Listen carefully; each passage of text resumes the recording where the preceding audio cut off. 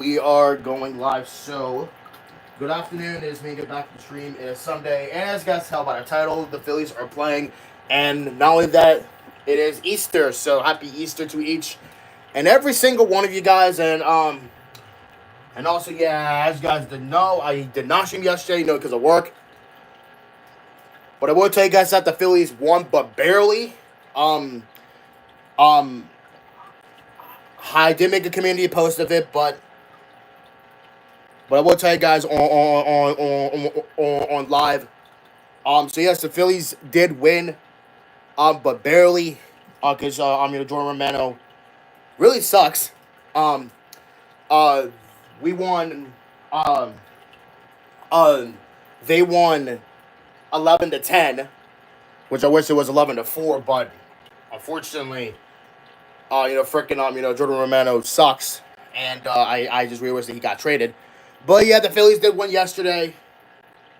And of course, they are playing right now, and they are currently leading, but the Marlins are threatening. As of right now, which have we scored 3 runs in the first inning. So yeah, so I actually am glad to stream again today because obviously uh, uh, uh, I think it was the best decision to not stream yesterday because I obviously I had work and it was a pain. I mean, like I can't speak. Like it was warm, and I really wish that I wore shorts, but I did. But but unfortunately, we can't wear shorts yet, which I'm really upset about. Um, but at least I mean, but at least I working for like 8.5 hours, like that was a pain. And I really don't want to do that again, but at some point I think I will. Like once it's summertime, and yeah, that really sucks. But yes, the Phillies won, but barely. But a win is a win, and they are gonna look for a sweep. Of course, and also I will also hope that y'all are having a fabulous Easter. For me, I am not going anywhere because obviously, my parents already left. Because because I think like after work yesterday, I really think I deserve like some chill time. Because you like literally like yesterday was a pain like in the ass. Because I obviously I worked for like 8.5 hours and like literally like it was warm and like not to mention like I drink like a lot of water and like the thing is like because like the thing is it's like if it's warm like that then like you have to wear shorts not like pants because listen I'm not the type of person that wears pants like when it's warm or hot like especially because like I said yesterday because like I said yesterday it was because like if you expect me to wear pants then it's not mistaken but unfortunately because because of course JP and freaking Dana they said that May 4th is the day that we wear shorts and I'm like I said to myself bro do I really have to wait until May 4th to wear shorts like like like like to me that's crazy like like that's just like beyond foul like why do you have to wait until May 4th to wear shorts and and that's the thing. Like, most of the time, like I don't work on Sundays, but like I don't understand why I don't work on Sundays. But whatever. But it is what it is. But yeah, I actually did have a good day yesterday. Work wise. But like I said, like it was a pain in the ass. Work for that long. Especially since that like it was warm. And yeah, I just had to drink like a lot of water and literally like it was a pain. I better hope that because that's nothing. At the point, like once it's like Because like at some point, like once it's really really warm, I mean hot, like what like once it's like summertime, like eventually, because like eventually we are gonna wear shorts. And may as well I may as well just bring my cooling fan with me too. Like one time because I should have bought that with me yesterday, but I was like no because I batteries were dead. And you know what? I think I might shop tomorrow to buy some batteries. Again because these. Well, that's my parents have batteries.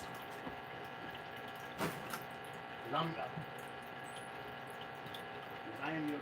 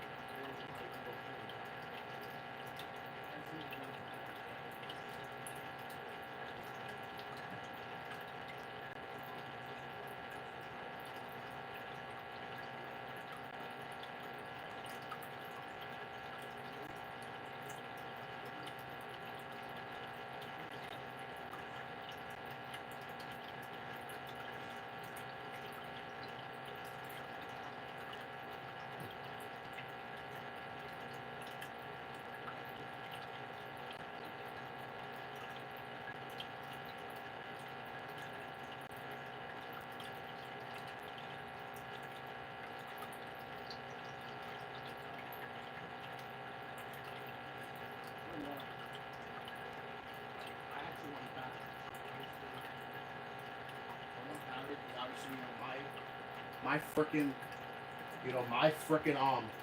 my freaking cooling fan is dead, and I'm not in the mood for it. All right, well, so I guess that's gonna be that then. But let's listen, to the Phillies, and also it isn't a Philly fanatic's birthday, of course. Here we go. Gillespie into his wind to the 2-2 pitch, and that one is a called at third strike. Good pitch. Nice pitch. On the outside corner at the knees, one gone. Let's pause for station identification here on the Phillies Radio Network. 94 WIP HD1 Philadelphia. WZXL Wild Home of the Phillies. 94 WIP. An Odyssey Sports Station. With Kevin Stocker, I'm Scott Fransky with you from Citizens Bank Park on this Sunday afternoon. 3-1. Phillies lead it. 3-1. Marchand takes the first pitch for a strike on the inside corner. It's freaking 3-1. One to count. Marchand 1 for 12 so far. Ah. 0-1. And that one is a little bit wide. Gillespie got this job out of spring training. Now, to be fair, there were a couple of injuries to some starting pitchers. I think Weathers went down, Cabrera. But he had a terrific spring. There's like so many. Swing and a fly ball into left field. It's shallow. Edwards going out, coming on Sanoa, and the left fielder will get there and make the catch. Yeah, I mean, he still had a little competition, and through that spring, he pitched 12 innings to a .75 ERA with 6 Ks. But it can be a little deceiving, right? Because, I don't think Gillespie, right. I think he was coming in 4th, 5th inning. Now, at the same time, he has the opportunity. Doesn't matter how you get that opening there, you get it. It just has not been, just hasn't been able to get enough outs, honestly. He's just not throwing enough strikes. There's Bryson Stott, who started the first with a bunt base hit. And the first pitch to him is up and away for ball one. Norby is 15 feet off the line, but even with the third base bag, right at the edge of the grass. Well, now there's a breeze. 1-0 the count. And the pitch. That's in there for a called strike. So, in your mind, how many times does Stott have to pull off a play like that for then it to suddenly jump off the page on a scouting report for the opposition? Let's say the next team you face. Oh, he will bunt. Once. Just one time. Once. There's a swing and a ground ball towards the middle. To his right, Lopez scoops up that skimmer. And he'll throw it to first to beat Stott. And that'll retire the Phillies. A 1-2-3 second inning for Gillespie. We'll go to the third. 3-1 Phillies lead. At least we're still leading, but ain't the damn point.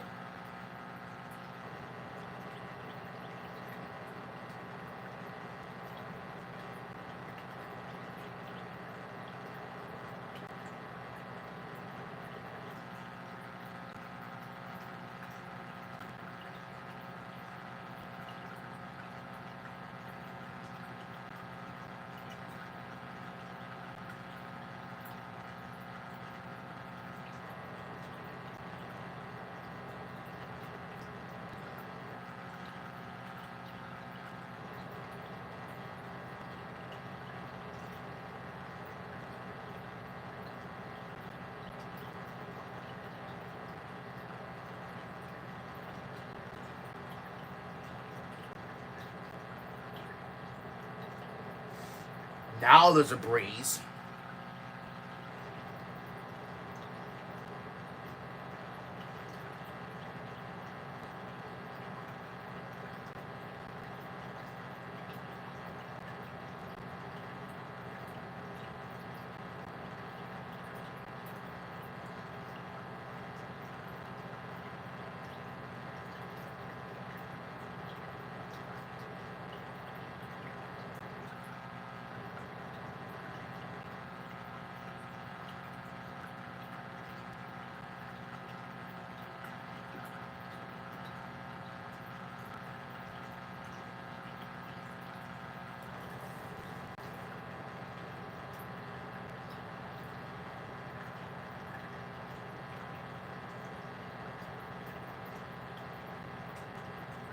What the hell?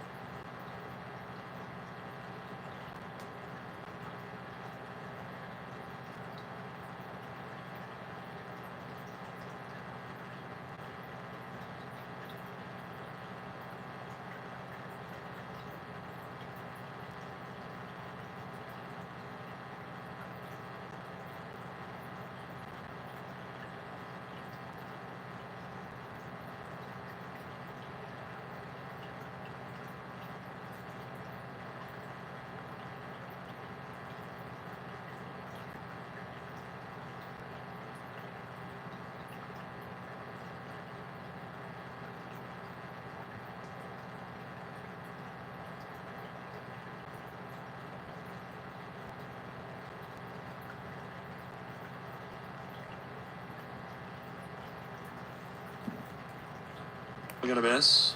If I could get Bryce and Schwarber to bunt, I win. Right.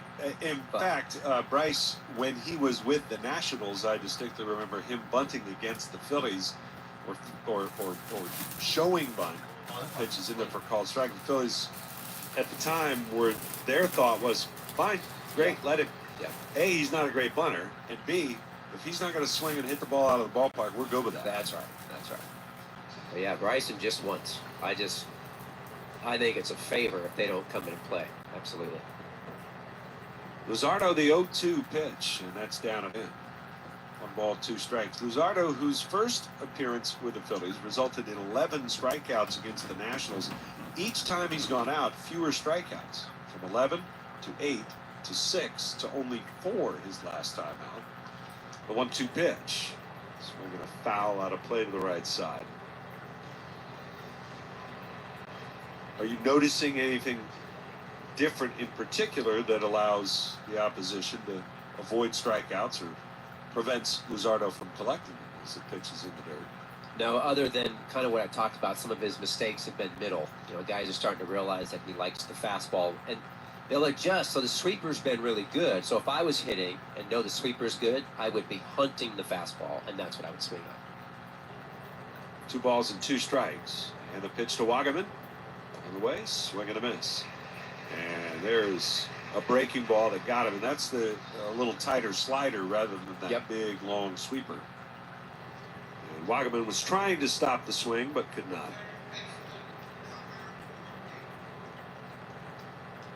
And that'll bring up the third baseman, Connor Norby. But I would imagine for a pitcher like Luzardo, who's used to the fastball, the slider, the changeup, here's a swing and a line drive towards center that'll fall for a base hit. Finding the proper way to work in the sweeper and to use it may take some time. It might, and that's JT. Today it's Marchand, right? So it's different on how they call the game, even though they're in the same meeting talking about the same things. I think they're just trusting the catcher. Luzardo's going to trust what he sees, but he still has to execute that pitch. Rosado Lopez, who grounded out to third his first time up. 3-1, Phillies lead it, and the pitch is in for a strike. I mean, he's going to against right-handed hitters. He sees a ton of them. Think of it like a backward letter C. So it goes fastballs down and away, across the bottom, inside to a righty, up and away. 0-1. Swing and a bouncing ball towards third. Backhand pick Bohm. Throws on the run to first. Harper digs it out. And Lopez again grounds out to Alec Bohm to end the inning. We're going to the bottom of the third now. Phillies lead it 3-1. Yay. That's it. Yay. Lava attack. Lava.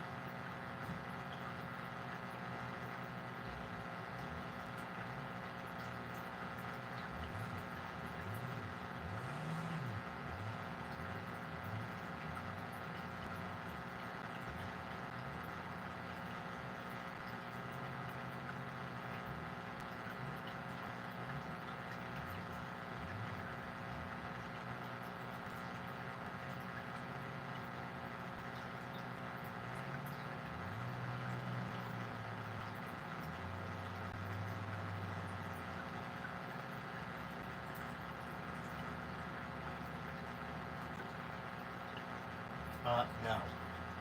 No.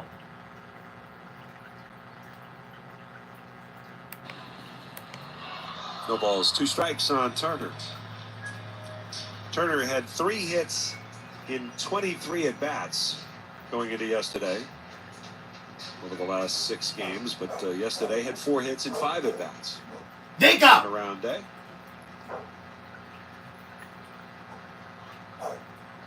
Down to the count here, 0-2. And the pitch.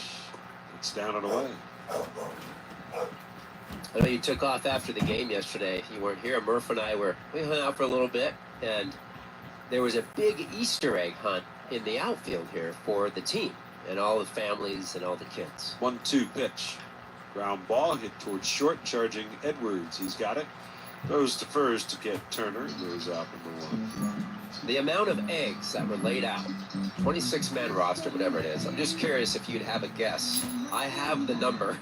Oh, you actually got the full number? Well, no, I just counted. But no, I have the number. If you had a guess of how many eggs were laid out. I don't know, 500 eggs. Murph? He's going to say 1,000. 2,000 eggs laid out. Here's Harper. He swings and fouls one out of play. Now, in today's economy, those are plastic eggs, right? Yeah. Well, of course, yeah. Plastic eggs, all covered. I mean, that's like, I don't know how many kids there are. Let's just say 40. I don't know. That's like 50 eggs a kid. 0-1. Swing and miss by Harper, who doubled home a couple of runs his first time up. Well, I'm sure a good time was had by all, except for the people that had to lay out 2,000 it took them a while. It took them a while. And the entire from right field line to left field line, from back of infield to warning track, covered in eggs. I don't know how I don't have a picture of that. The 0-2 swung on and poked towards Norby in the shortstop spot, but that is out number 2 as he makes the catch. Norby shifted up that way as the third baseman puts it away for the second out. Here comes Schwarber. Well, after 4 of the first 5 hitters had base hits on Gillespie, he's now retired 7 straight. And here's Schwarber. Phillies are up 3-1. And the pitch. And that's in there for a called strike. You know I can still hear you, right?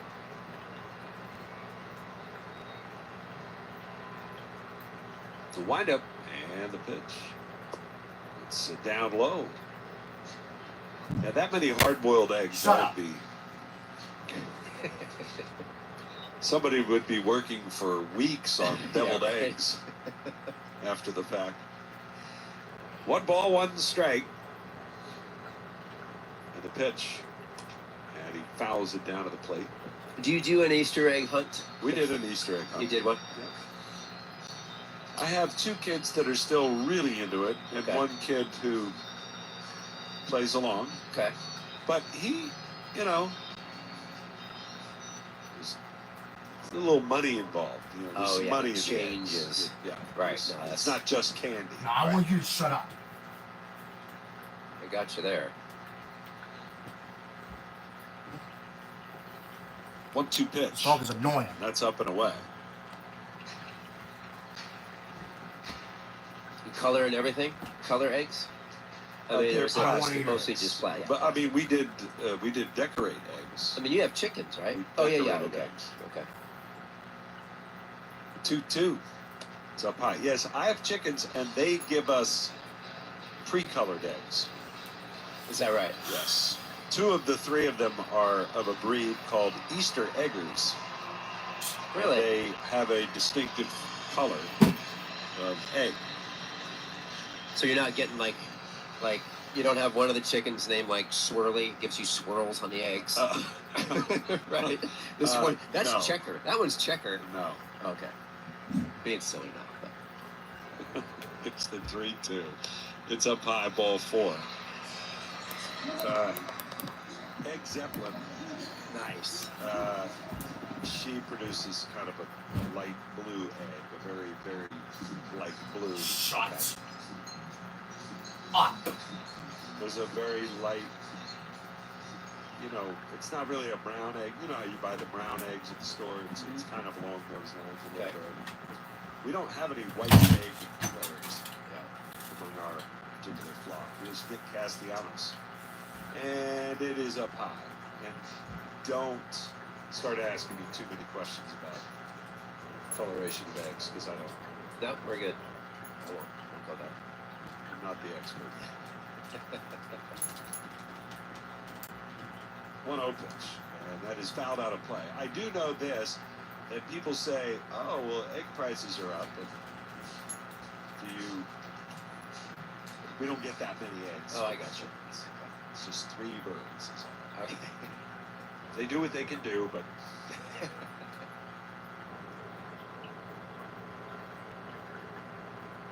Three to 1 here. And Castellanos, who drove in a run with a base hit to right, his first time up.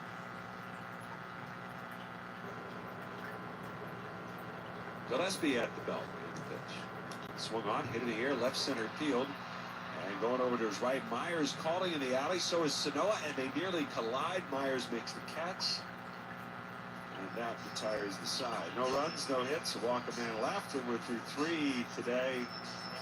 It's a 3-1 Phillies lead. This is Joel Chipton of GMS Law, proud partner of the Philadelphia Phillies. You'll be hearing more about GMS Law throughout tonight's game. It's the sound of summer at the Jersey Shore. Phillies baseball on 100.7 WZXL, sponsored by GMS Law. There have been so many great Phillies All-Star combinations over the years. Schmidt and Carlton, Ryan and Chase, Hamels and Lee. The list goes on. Here's another All-Star team, a Heart All-Star team. Deborah Heart and Lung Center in our alliance with the Cleveland Clinic's Heart, Vascular, and Thoracic Institute, the nation's top-ranked heart program. With it, Deborah has raised the bar on cardiac excellence and innovation. After all, when it's your heart, you don't take chances. DemandDeborah.org. Phillies fans can tell you, you might not notice the early warning signs of trouble, like the deep counts on every batter, or the called third strikes. Heart failure can sneak up on you too. The early warning signs can be subtle. Sudden weight gain, loss of appetite, persistent cough, and a bunch of others. It's a serious condition that needs expert care from an all-star team like Deborah Heart and Lung Center. So if something's just not right, ask the heart experts. DemandDeborah.org. Attention homeowners, Archer Exteriors is rolling out the Golden Ticket, your key to big savings on home upgrades. Get $250 off per window and door. Save 25% on roofing and siding. Quality savings, a home you'll love. Don't wait. This golden opportunity won't last forever. Call Archer Exteriors now at 800-994-2724 or visit archerexteriors.com to claim your golden ticket. Phillies baseball, Sports Radio 94 WIP. WZXL. Presented by Toyota. Check out Toyota.com to get your new 2025 RAV4 today. Toyota, let's go Phils. Dane Meyer is leading off for the Marlins. It's 3-1 here. Phillies leading it in the top of the fourth inning. Myers takes the ball from Rosardo. And the 1-0 on the way. A swing and a foul back. Middle fastball like we're talking about, right? Middle, and they're looking fastball, right? So they're just all over that pitch. 1 ball, 1 strike. And Rosardo kicks and deals the pitch. It's down and in. Back to what you were talking about, Rosardo, his fastball, and attacking these right-handed batters. You mentioned that backwards seam. Yeah. So if you can imagine a strike zone, you're looking at it from the pitcher's perspective. 2-1 pitch. Swing and a bouncer towards short. Turner picks it. First to first. He got it. Point away. Right. So you're looking at the hitter, right-handed, and if you were to take a piece of paper, draw a plate, and think of that plate from Luzardo's view. Draw a literal backward C from the bottom left corner of the plate. So down and away to a right hand. Down and away, across the bottom, inside, up and in, and then across the top, up and away. Anything else inside of that is trouble for him. Here's a ball hit by Stowers into shallow left, coming on Kepler. Not going to get there. That's going to drop in for a hit. Now you could say that's trouble for everybody, and I'm just referring to his fastball. Because his fastball with his movement, when you look at the heat charts, and this gets a little bit analytical, but those are the ones that are giving him trouble. And then the success rate from game to game, you look at that, and literally, because they do these color charts, if you take the color is like a backward C. It's really cool. Anyway. Here's Sanoa, and he takes down and in, ball 1. 1-0 to count.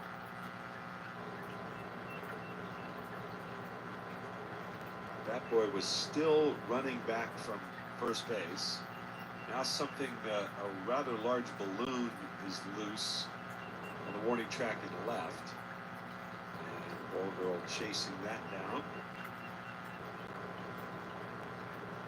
I mean, Luzardo threw that pitch. The bat boy was still crossing from the first base side to the third base side. It was the 1-0. And that's inside to Sanoa, and it's 2 balls and no strikes. Stowers now 2 for 2 as he's aboard here. 3-1 ball game. Phillies lead it. And the runner goes. The 2-0. That's taken for a strike. Throw by Marchand. He is out at second base. Rafael Marchand with just a tremendous throw. I mean, Stowers had a pretty good jump. He had a good jump. Marchand might have the strongest, maybe not the quickest release, but definitely one of the strongest arms I've ever seen. Nice job by Bryson to hang in there. The slide was so late, he actually took out the knees of Bryson Stott at second.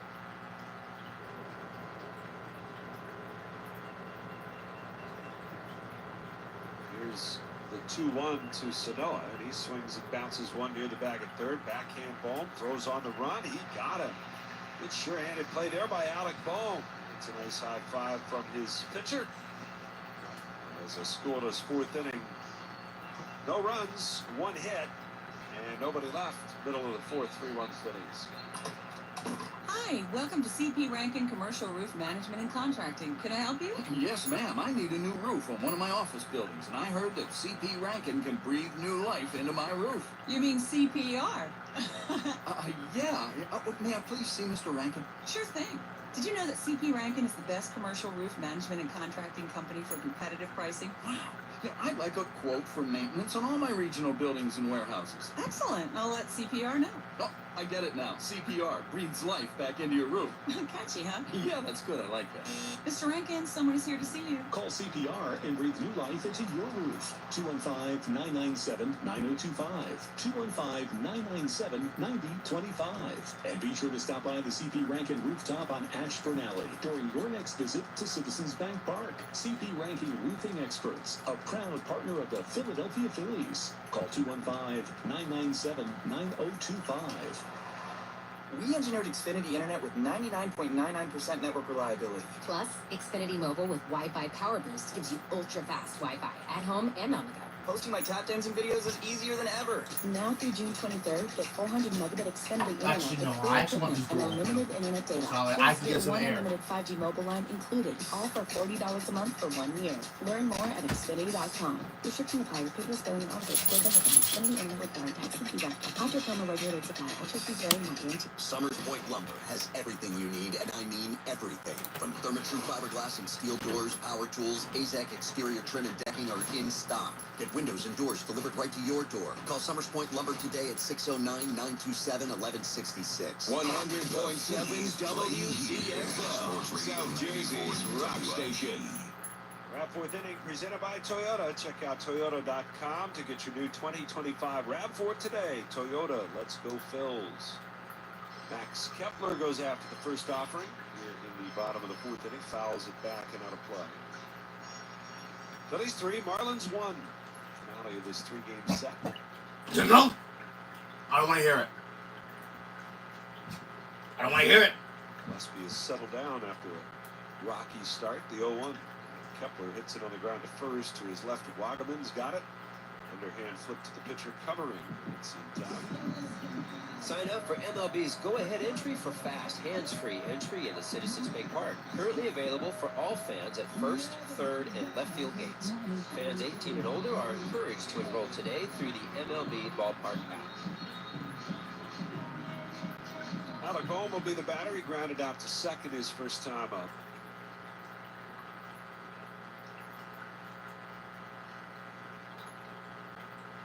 Gillespie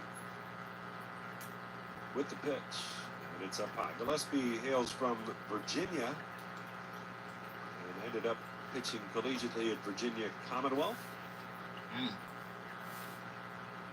Drafted by Baltimore in the 9th round in 2019. The next pitch is over for a strike.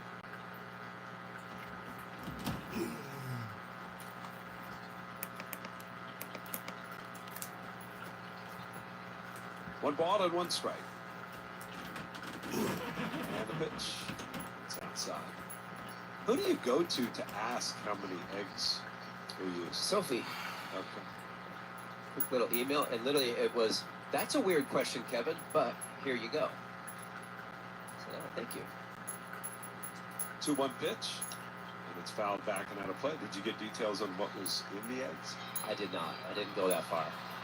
Nor did I ask about how many colors. I guess just anything pastel, right? Is that Easter, spring?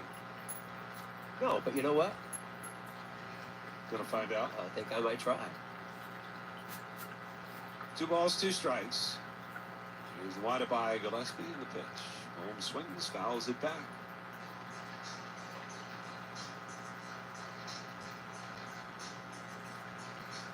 Phillies come into the day 13-8. 5th time in the last 30 years they've started 13-8 or better. Did so last year as well. The pitch, fastball that misses outside. And of course, going on the road, a pretty challenging road trip ahead for the Phillies. 3-2 pitch. Swung on, hit deep, left center field, up the alley. Sano going over, so is Myers. Neither will get it. It's going to land on the track, go to the base of the wall. It'll be a double for Alec Bohm. And don't look now, but he's got a 7-game hitting streak in progress. 4th double of the year for Alec.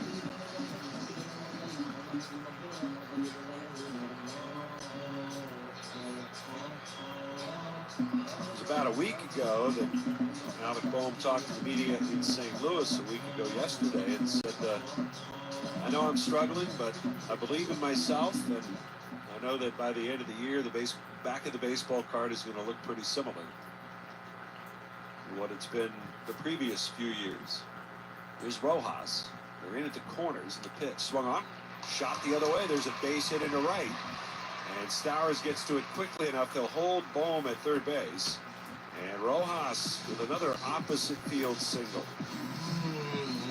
Bottom of the lineup, right? So yesterday, bottom of the lineup, 6 through 9 hitter, had 9 hits, right? So the production, of course, on a big offensive day came from everywhere, but these guys at the bottom are really on the barrel. It's fun to see. Again, more speed on the bases with Rojas. Rojas now with 7 hits in his last 15 at-bats. Even though one of them was, in fact, a terrible bunt, as you pointed out. A lot of chatter about that offline this morning, but that's a nuance to the official scoring rules of baseball. Because the pitcher on that bunt attempt did not actually throw errantly anywhere, didn't drop the ball, he just bluffed a throw. He feigned a throw to 2 different bases, but didn't actually act. It's sort of like a slow play for the fielder, and they rule that a hit. Even though the intent was clearly to sacrifice. Right. And they clearly should have gotten out. Right. That's the ticker for me. There's an out there. There's an out to be gotten in that play. Right. 100%. And basically it rewards the hitter with a base hit that they probably shouldn't get. Right. Here's Rafael Marchand in the pitch. Is swung on a miss. Ball got away from Brantley. Goes to the backstop. Here comes Boehm. He'll score. Rojas into second base. And Brantley shouting something in at the dugout. Maybe he's thinking that ball was foul tipped. And Blaze McCullough is going to come out and talk to Ron Culpa. Might have hit him, Scott. Might have hit Marchand? Yeah. Well, it did hit him, and then it becomes, did he swing? And that's going to be up to the third base umpire, Alex Tosi, whether he says he swung the bat. It definitely hit him. And I got to say, it definitely looks like he swung. But whether the third base umpire saw the same thing or not. Right. If it hit him and he didn't swing, he's going to first, and the bases are loaded. Either way, Boehm's... After consultation, the batter was hit by the pitch as he swung. It's a dead ball. The runner goes back to first and third. No challenge by Miami. So there you go. Alex Tosi ruled it a swing at third base. And Rob Thompson with a quick jog out to talk to Ron Culpa about this one. Here you go.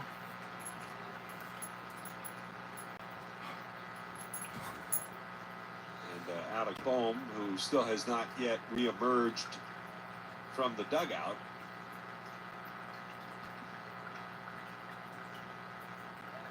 And Marchand was waiting to get in. They're going to start the clock. Now Boehm is finally coming out. Stott came off the on-deck circle and was like, hey, hold on. You need the third base runner.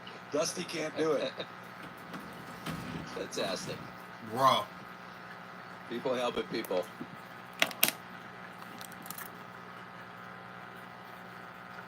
So they're on the corners. 0-1 the count. And Gillespie deals. And the pitch is pulled through the right side of base hit. Even if Just missed hitting Rojas. In to score is Boehm. Marchand gets another swing, and this time he'll get an RBI and a base hit out of it. And it's now 4-1 Phillies. Oh, Rojas was trying to go the first 2 pitches, didn't get a jump. And I got to tell you, it's kind of helpful because that opens up that hole there for Marchand. Rojas stopped at second on the play. Here's Stott.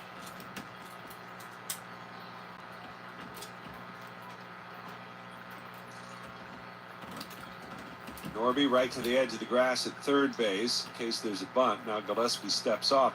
But back to the scoring thing. I mean, there's 100 years of hitters who probably would like to have a few extra hits added back to their ledger for just such a play. Right. That they didn't award for years, the pitch. And that's down and in. And so while the rule may be the rule, we all happen to think it's a dumb rule. Right. Right. I'm with you. Yeah. But they didn't ask our opinion when they instituted it, so they're not going to change it based on our wants and desires. The 1-0 is in there for a called strike.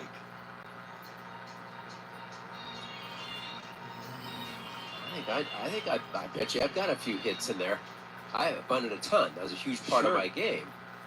I mean, I might get that career average up over 260 or whatever. You never know. Here's the 1-1.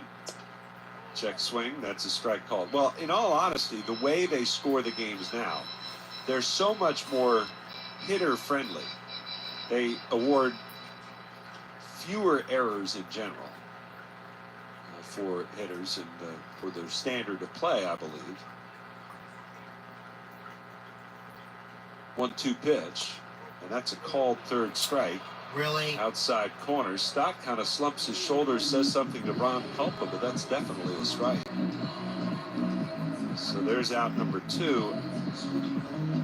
Imagine, if you will, and I don't know what the list would look like, Stock, but there's got to be somebody out there who's finished their career at 2,997 hits or something, right? Just a few hits shy of 3,000 or something.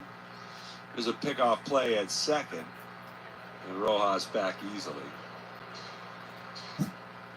They'd like to have the same score in place. Yeah. So now you got me thinking about other stats like that are involved in that, because it also involves the pitcher. Sure. Right? Turner 1 for 2 today. Rojas dancing around off second. 2 outs. Here's the pitch. And it's a breaking ball, and it's in for a strike.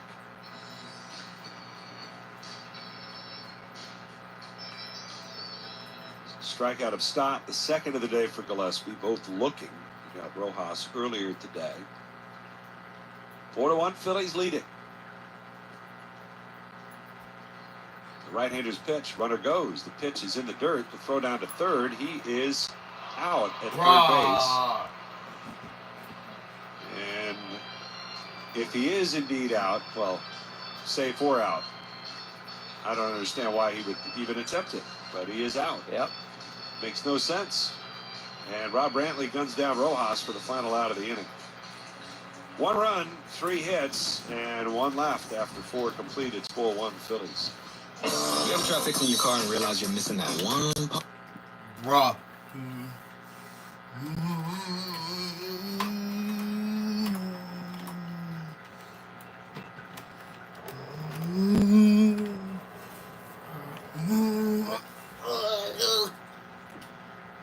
What's this?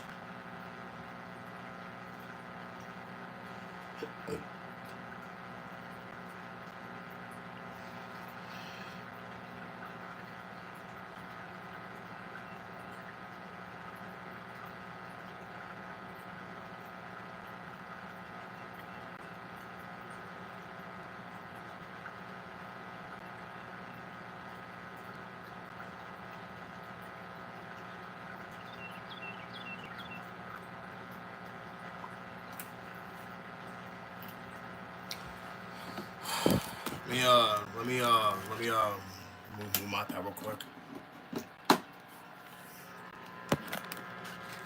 Yeah, move it up real quick. Cause I need to charge my phone again.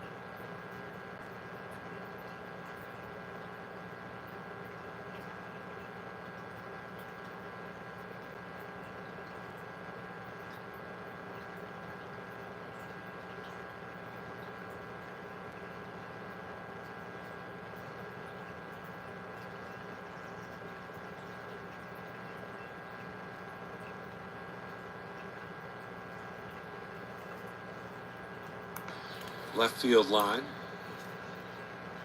4-1, Phillies lead it in the top of the 5th inning.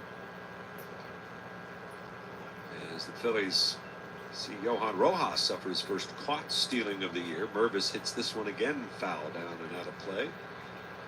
Yeah, that can't happen right there, especially with Trey up. The only time with 2 outs that I think you would ever steal, that we ever did, was if you did have a trail runner, first and second, okay.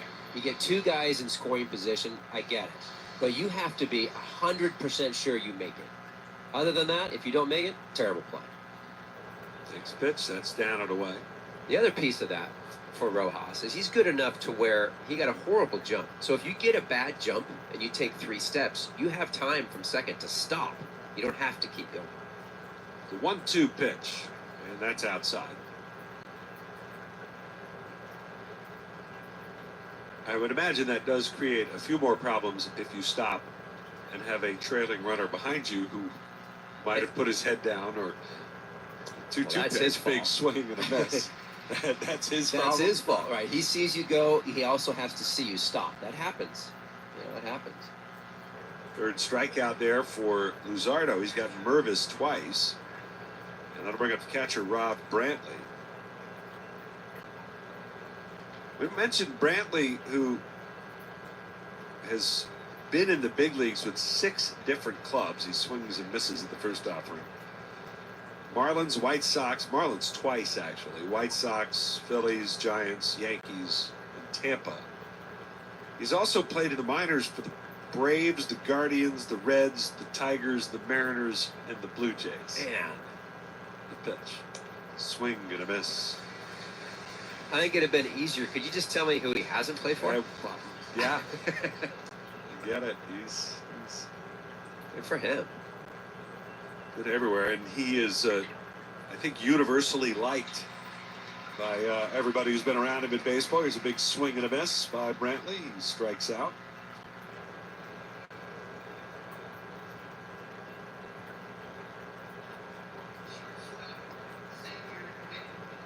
That'll bring up the shortstop, Xavier Edwards.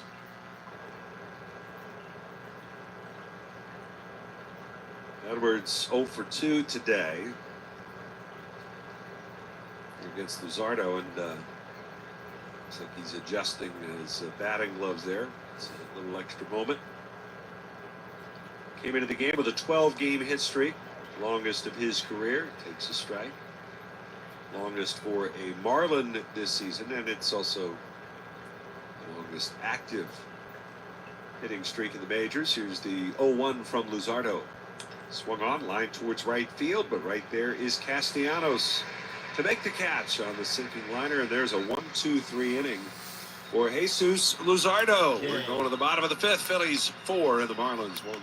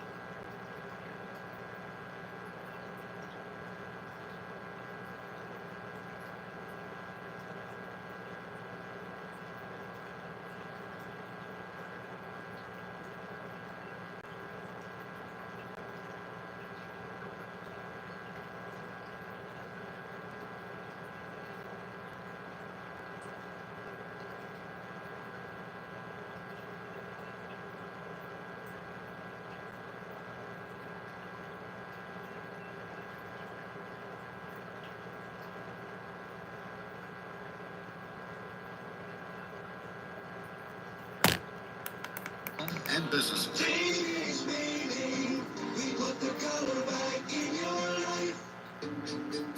Hi, it's Sean with East Coast Roofing, Siding, and Windows. If your home is in need of roofing, siding, windows, or doors this season, give us a call at 609-646-1444. Visit us on the web at eastcoastroofing.com. And remember, if you'll call, we'll show up. South Jersey's rock station, 100.7 WZXL.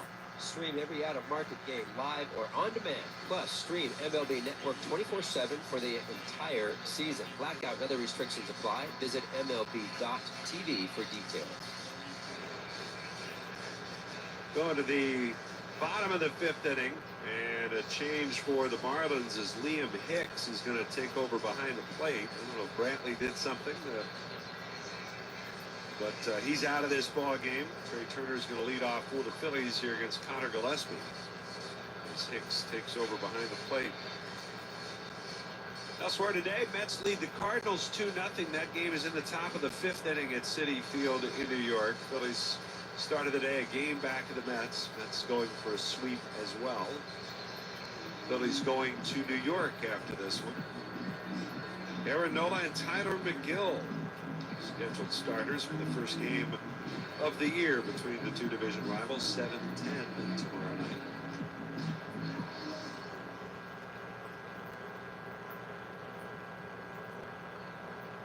Four to 1 here. Phillies lead it. And Turner, who was at the plate when Rojas was caught stealing, resumes the plate again to start the fifth. And the pitch is a little bit high for ball one.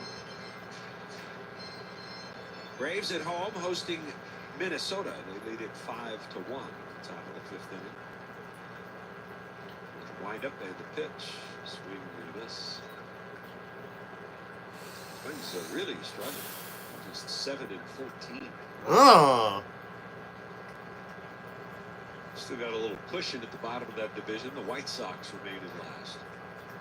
It's the 1-1. And a swing and a foul at the plate.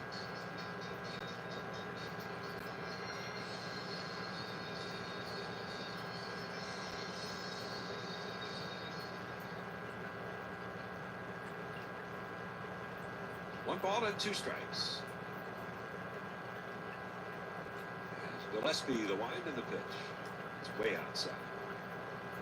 Out of Town Scores is always brought to you by Oliver Heating, Cooling, Plumbing, and Electrical. People are our priority.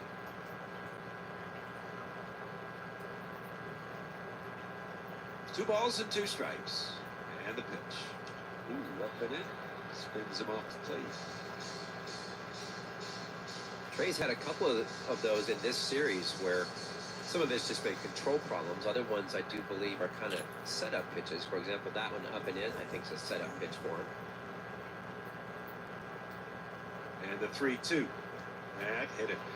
Wow. Turner is not happy. Slams the bat down, gave a little glare out to Gillespie.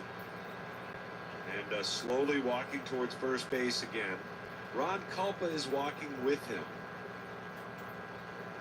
And Turner headed to first. He got hit hard in the wrist pad this week when the Giants were in town. So much for a setup pitch, right? That got him on the back elbow, the right elbow, or somewhere near the elbow, definitely on the right arm. I think he was trying to throw a cutter away, and that's how bad that pitch was, up and in. I know Trey's upset. I think he's upset, more frustrated, not so much with the intent, or certainly not trying to hit him. I'm sure the book is to come in on Trey, but I like the fact that he throws the bat down. Let him know a little bit. Why not? What's wrong with that? Here's Harper. Harper, a two-run double in the first inning to start the scoring today. And Gillespie deals, and Harper takes high. That one goes to the backstop. Sailed over the mitt of Liam Hicks, and that'll be a wild pitch. Turner easily down to second base.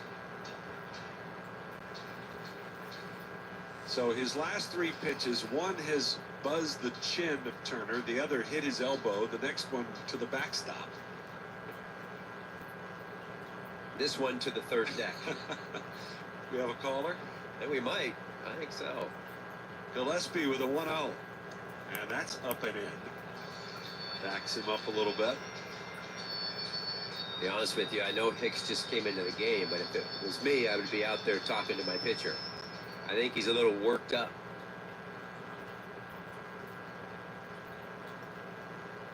2 balls, no strikes to Harper. Look back at second, the pitch. And that's fouled away, third base side.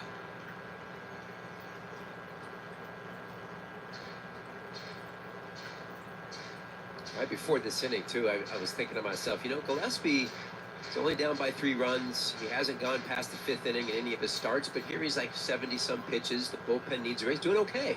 And then, and now? His 2-1.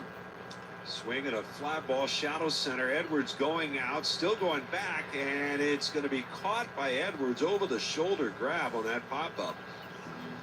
As Myers didn't appear to be able to get there, so Edwards had to make the play, and he did. 1 away.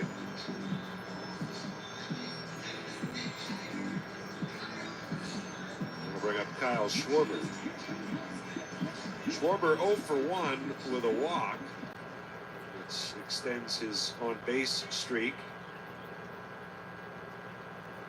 4-1, Phillies lead it. And the pitch. It's a little bit high. He's reached base safely, and now each of the team's first 22 games. First time a Philly has done that since Bryce Harper in the 2020 season.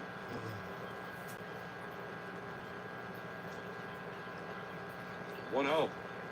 That one's in for a strike. He's also now reached base safely in 28 straight games, dating back to last year.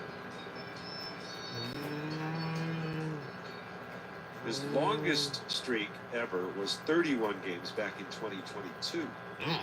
So getting close to that. After his walk in the 3rd today, the pitch. It's down low. Left-hander gets up quickly now in the Marlins bullpen. They were seeing the same things you were. Those All of a sudden, wild pitches. Up over 80 pitches now is Connor Gillespie.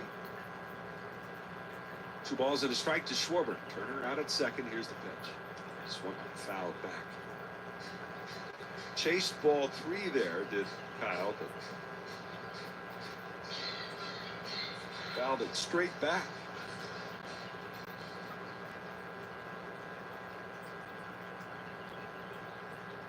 Two balls and 2 strikes.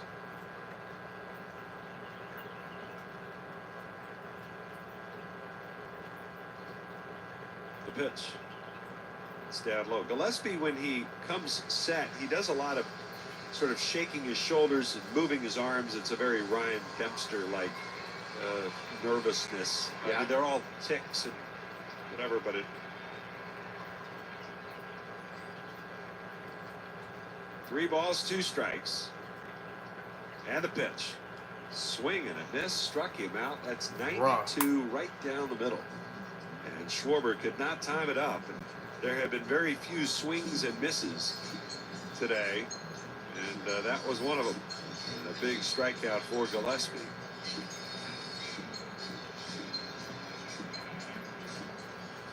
And that brings up Nick Castellanos. 4-1, Phillies lead. Here in the home half of the 5th inning. Nick is 1 for 2, had a base hit to score a run back in the 1st. Gillespie checks Turner at second, the pitch. Swing and a miss.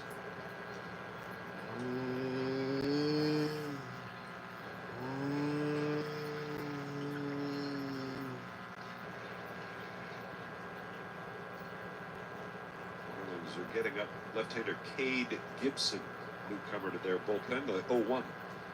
And a check swing on that breaking ball down low. 1 ball, 1 strike.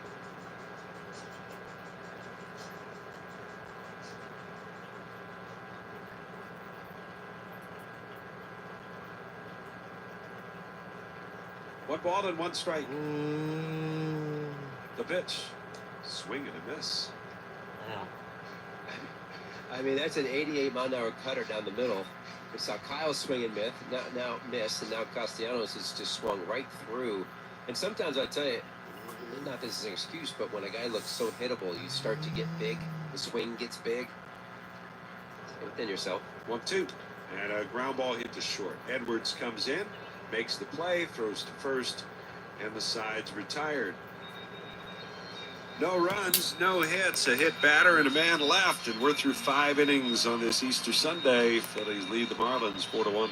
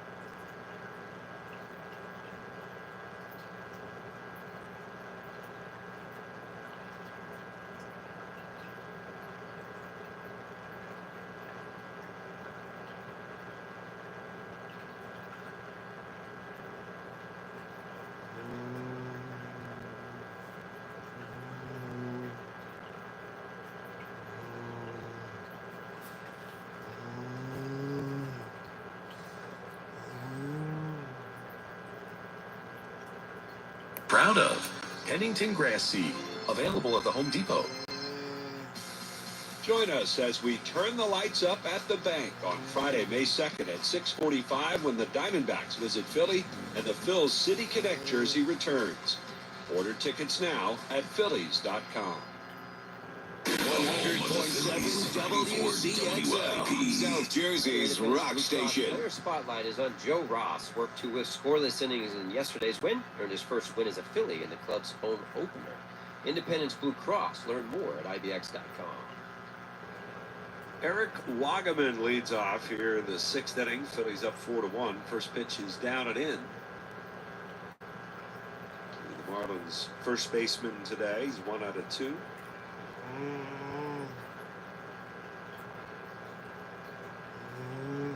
Windup and the 1-0. It's in there for a called strike. A performance in between innings by Funkanometry. Is that what they're called? Yeah. I'm confused. Like, put the fries in the bag. Like, what's that supposed to mean? Swing of the high fly ball, left center field.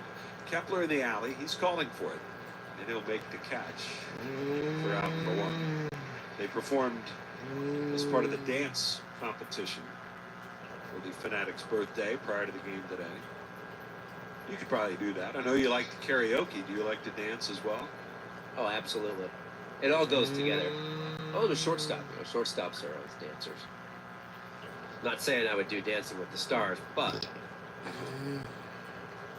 First pitch to Connor Norby, missing. 1-0 to count. I could not do what those 2 young gentlemen are doing, though. Pretty impressive out of Vancouver. Here's the windup in the 1-0. And a swing and a miss. I wonder how Max Kepler feels about their dance moves. He's from a dance family.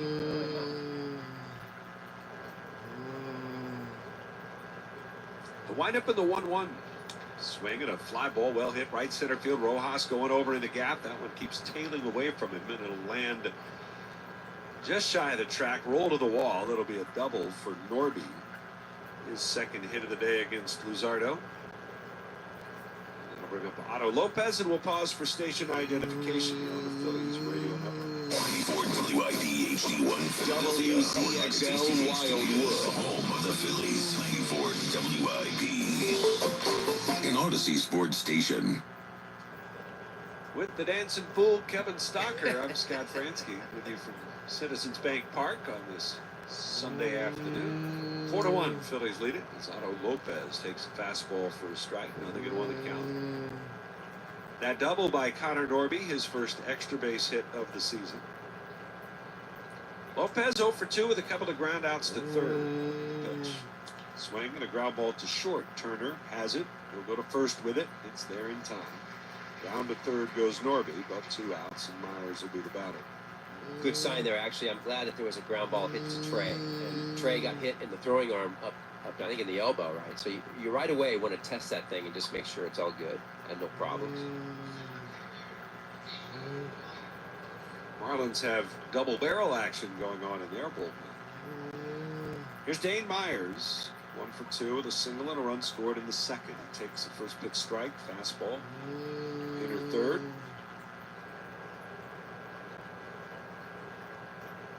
0-1 the count. The pitch, swing and a miss.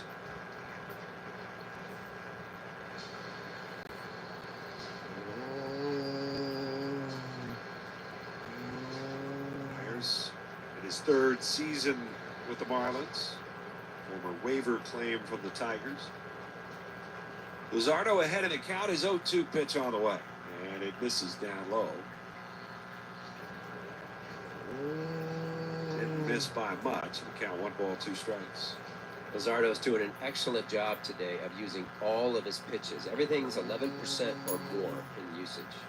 Here's the 1-2. And that one's a little low.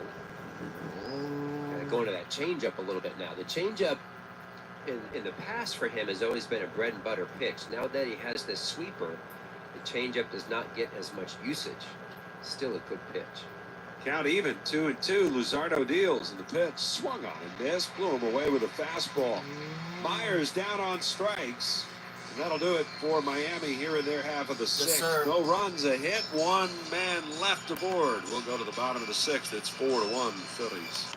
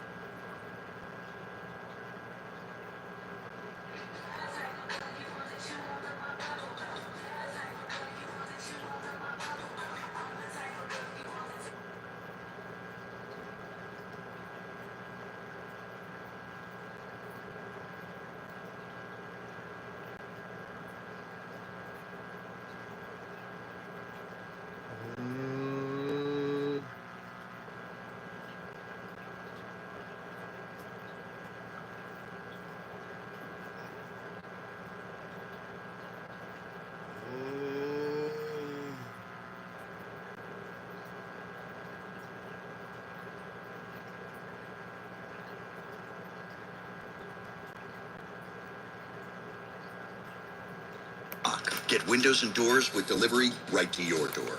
Call Summers Point Lumber today at 609-927-1166. Do you dream of evenings spent on the summer sun, serving up delicious food and unforgettable experiences? Yuri's Boathouse and Beach Creek restaurants are hiring for the summer. Yuri's is looking for enthusiastic servers, bartenders, cooks, assistant managers, and more to join our team. Visit Yuri's this spring on Rio Grande Avenue in the Wildwood Yacht Basin. Applications are open now, or apply online at uris.net. That's uris.net. Phillies baseball, Sports Radio 94 WIP. Chick-fil-A, a nugget of the game, April 20th, 1989. Third baseman Mike Schmidt's first inning double in Pittsburgh off of Mike Dunn breaks Richie Ashburn's club record for career hits, 2,217. New pitcher for the Marlins, second day and a second debut here is today. It's Cade Gibson, a left-hander. His first pitch to Max Kepler is grounded over to third. 1 pitch, 1 out. Hey, the big leagues are easy, Cade Gibson. I was Welcome to the show. I'm not 100% sure what he has, but now I really don't know. Kepler saw 1 pitch, nor does anybody else. Cade Gibson just called up before the game today. He had been pitching for AAA Jacksonville. 1-1 record, a 4.50 ERA. And here's Alec Bohm with a pitch to Bohm. His fastball, that's in for a strike. 95 on that heater from the left-hander, who is a Louisiana native, 27 years of age, from Ruston, Louisiana. The 0-1. And that one is a little bit high. 1 ball, 1 strike.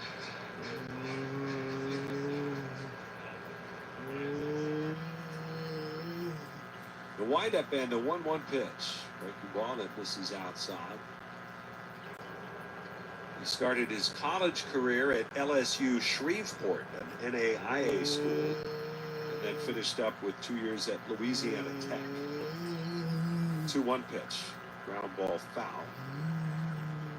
He was a 10th round pick of Miami in 2022. It's one of those things where the numbers don't tell you what the scouts are looking for. He had an ERA in his college career over 6. Yeah, no doubt. Next pitch, breaking ball, misses up and away. He got just in the top 10 rounds. That 10th round is the slotted money. After that, it's not. So, good for him. Nico? Count is full on Bohm. Here's the payoff. And he swings and fouls it on the ground down the third base line. Last year appeared at 2 levels, Double-A and High A in the Marlins system. Kind of off and on, did some starting, did some relieving, and was working out of the bullpen this year at Triple-A. 3-2 pitch. Swinging a ground ball, sharply hit to short. Edwards has it, and he'll fire it to first, and Bohm retired. So he's 1 for 3 today.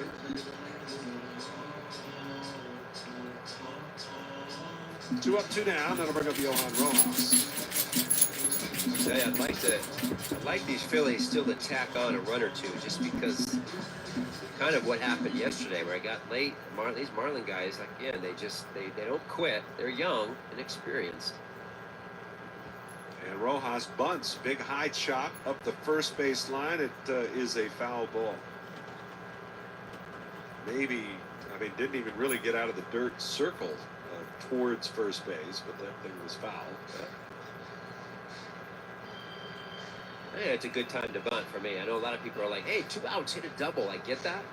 But for him, with his speed against this team, a little bunt like that, base hit, can turn into a double with 1 pitch. Steal.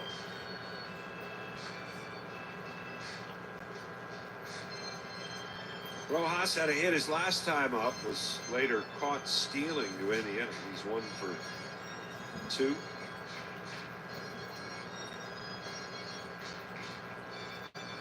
Phillies put Brandon Marsh on the injured list today. And with Rojas swinging the bat the way he is, Rob Thompson kind of saying before the game today that probably just tend to run him out there, Rojas, that is, regardless if it's a lefty or a righty on the 0-1. That's a strike call. Cal Stevenson is now back with the big league club. He was here last year and also throughout spring training. The 0-2 pitch, a breaking ball that just missed outside, and Cade Gibson striding off the mound. Easy. He had his first big league strikeout. Ron Culpus says, I'll let you know. The 1-2, and that's got it. As that one right at the knees, and Rojas caught looking. And Cade Gibson with a 1-2-3 major league debut here on this Sunday in South Philly. We'll go to the 7th. It's 4-1. Come on, can we get runs, please?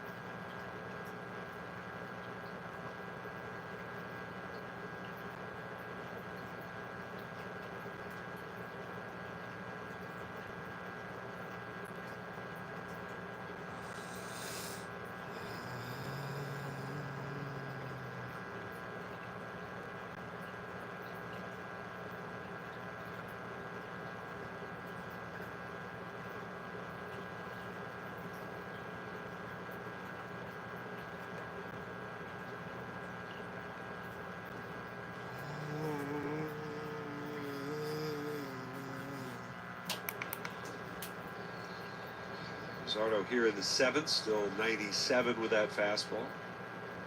Only his 70th pitch coming up. The pitch. Damn. He's down and away.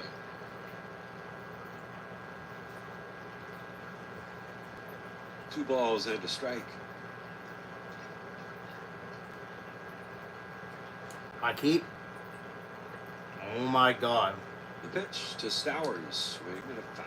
Tapped up the back behind the plate. Still 2-2. This is where I think Jesus Luzardo is so fortunate to have guys like Zach Wheeler and Aaron Nola, even Christopher Sanchez, and the fact that here he is in the 7th. It would be easy to be happy with this. 2-2. Swing and a miss. Struck him out. And I think those veteran guys are so in tune with going deep in a game, 7 innings, 8 innings, as opposed to, and even in my time, I played with some pitchers that were happy with 5, time to fly, right? Luzardo, no, I think those guys are going to teach him. Let's see how far you can go. Here comes Sanoa, and the pitch is fouled out of play. And again, he's in inning number 7, but 72 pitches. There's no reason he couldn't go.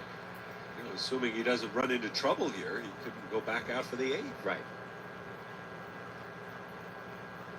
The 0-1, and that one is a little bit low. 1 ball and 1 strike. Home, even with the third base bag. Harper well off the line at first. Outfield shallow. And the pitch is a strike called. Sanoa is 0 for 1. Got credit for a sacrifice fly to drive in the only run of the game for Miami back in the 2nd inning. Here's the 1-2 from Luzardo, and he bounces that one.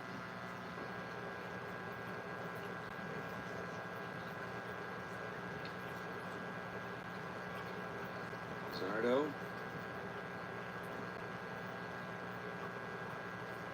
Back up on the hill and ready with a 2-2.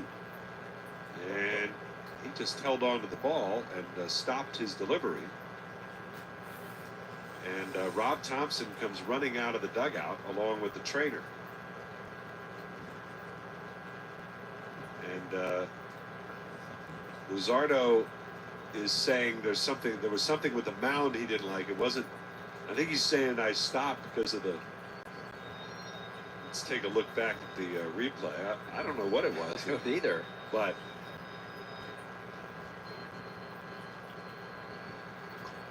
Rob Thompson was out pretty darn quick. Don't blame him. And that, I mean, the other thing is I don't know where the pitch timer was. I mean, is it possible that he saw?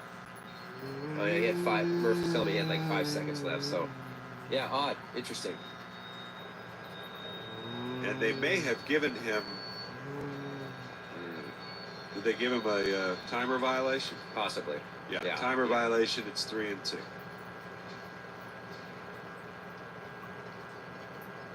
The windup in the 3-2 pitch. Swinging a ground ball through the left side. There's a base hit. Raw. And Sanoa is aboard. A 1-out single. What do you want? Matt Mervis.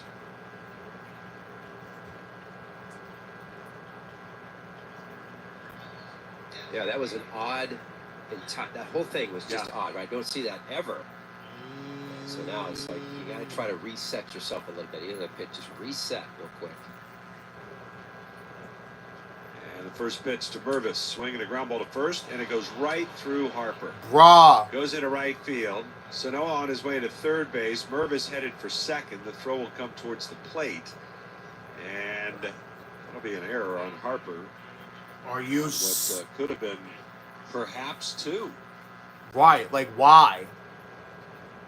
And Liam Hicks, Brantley's spot, will come to the plate. And now it gets on you fast over there. You're holding. And now the tire runs on the plate. They gave it a hit. Gave it a hit. Yeah. What? Why? That's a play that Bryce knows he should have made. He just literally need to backhand it. And even now, as I'm looking down there, I see him mimicking what he wanted to do. Just didn't get the backhand over. Here's the pitch to Hicks. He swings and pops it in the air to center. It's not real deep. Over in left center, Rojas comes in, makes the catch, fires to the plate. No advance by the runners. Well done. Not even deep enough. So Mervis gets a double out of that, huh? I'm not writing it in my book. Again, go find those guys at 2,995 hits.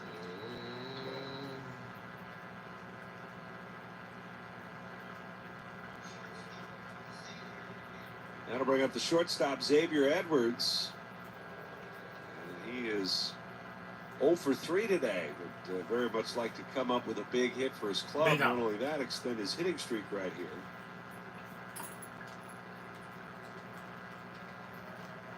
And the first pitch from Luzardo. Breaking ball, strike called on the outside corner.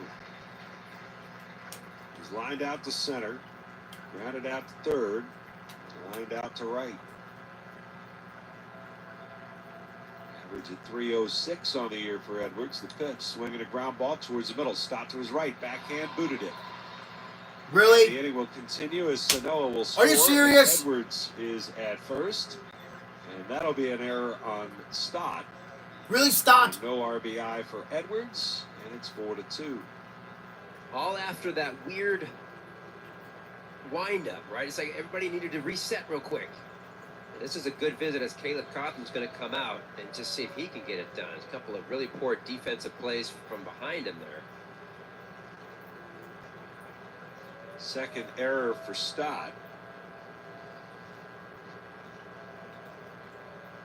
Yeah, and that's a big one to me, too, because now, of course, it's a 2-run lead, but with Edwards up there, he is not a power guy. You know he's going to hit something on the ground line drive.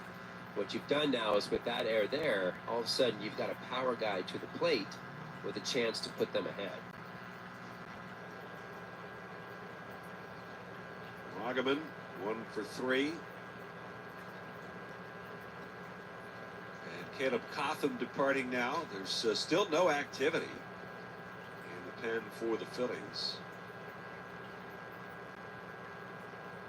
Luzardo kicks and deals, and the first pitch is down low. It looked he went off speed. First pitch. 1-0 the count.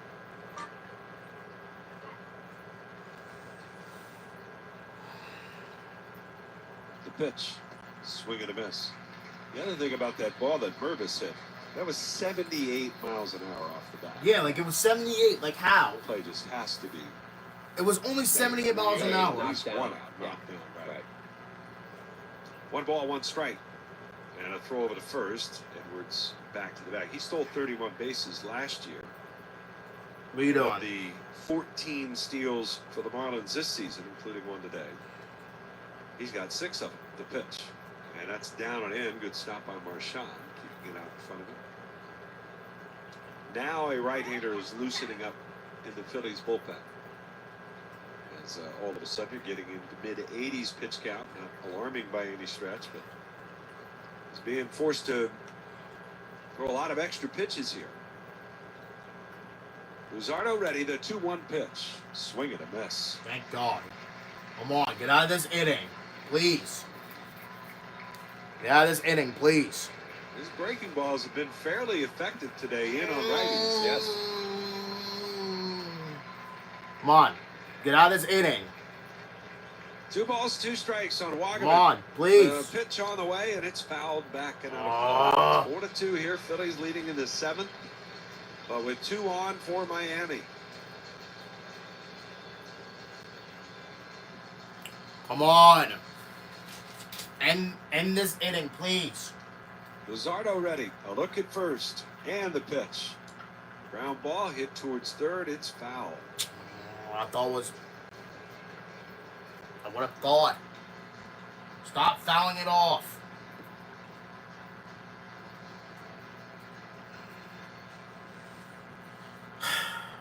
Come on. 2-2.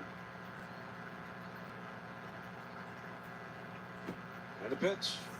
Swing and a miss. He got him. Thank God. And Luzardo comes back with a strikeout, his 7th of the game. Only an error. And the Phillies hold on to the lead. 1 unearned run in the inning. One couple unearned. of hits, an error, and 2 men left aboard. And we're going to the bottom of the 7th. Stretch time on this Sunday in South Philly. Phillies lead it 4-2. Jesus Christ. Like, it's like we're not barely trying.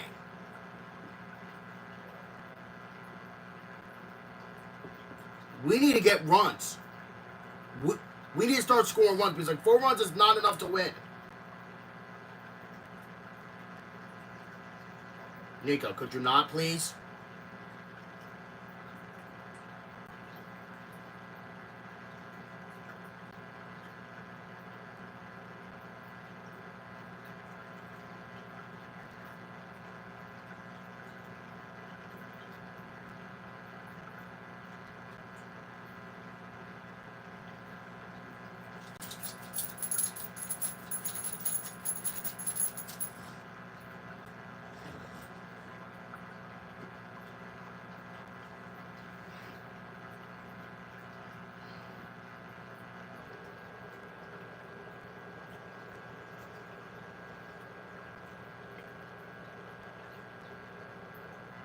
Stop.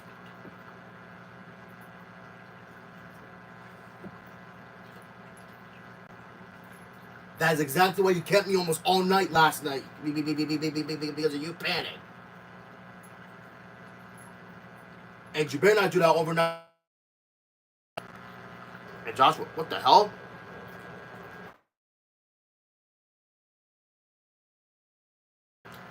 Yes.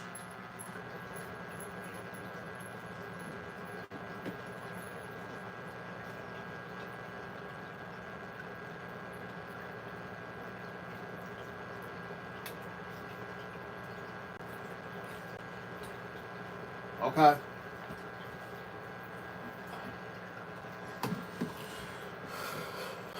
Monday, May 12th and Tuesday, May 13th, both at 6:45 p.m. and Wednesday, May 14th at 1:05 p.m. You can grab your tickets today at Phillies.com. Phillies catching a bus up to New York after this one. Start a 3-game set with the Mets tomorrow. First meeting of the year between the two division rivals. 7-10. First pitch, Aaron Nola against Tyler McGill, who's off to a very good start. A 140 earned run average. 2-2 record for McGill. The rest of the pitching matchups for the week in New York. Christopher Sanchez against Griffin Canning, right-hander. That'll be Tuesday. Also a 7-10 start. And then on Wednesday, a 1:10 afternoon affair. Zach Wheeler against David Peterson. And then the Phillies will finally reach their first off day in a while. 16 straight without an off day. That'll be Thursday in Chicago. And then the Cubs over the weekend. So pretty tough trip for the Phils. Yeah, I just feel like you just have a heavy day of shopping on that off day in Chicago, don't you? Yes, it will be a heavy day of shopping for things that I failed to put in my bag today. Oh, no. Right. Really? No, I'm sure. I don't know what that... I won't know until tomorrow in New York when I open the suitcase what I've come unprepared with. Yes, exactly. Something won't be in there that I'll need. As Rafael Marchand takes down an inning. Either that or a lot of time at Stan's Donuts in Chicago. Oh, that's possible. Pitches into Marchand for a strike. 1 ball, 1 strike. 4-2 ball game. Cade Gibson back out for his second inning of work. Here's the 1-1. Marchand takes a strike. He got an RBI single his last time up. He's 1 for 2.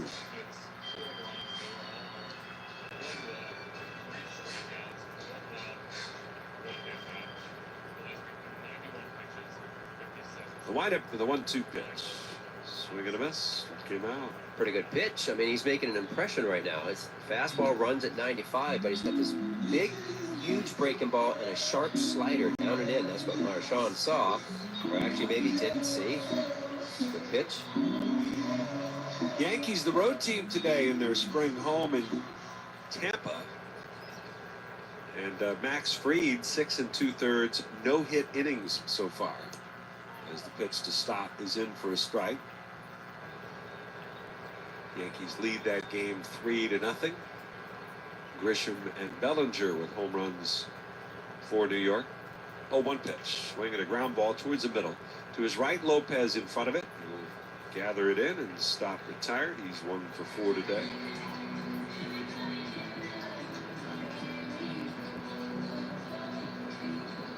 So Ryan Kirkering out there warming up.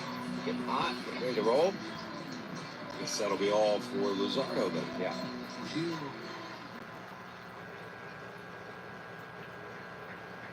Here's Turner. And the pitch to Trey is breaking ball. That is a little bit high for ball one. Trey Turner's been on base twice today. Single. He's hit by a pitch, stole a base, scored a run. Pitch fouled down the third base line.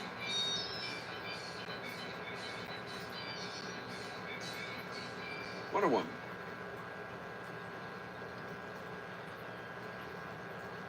The pitch. And that's a strike called over the outside corner. Phillies, another crowd of more than 45,000 today. Man. 45,079. Way to go, Philly fans. Awesome. 1-2. And it's fouled off. And today in particular, you've made the Fanatic feel really good. He would all come out for his birthday.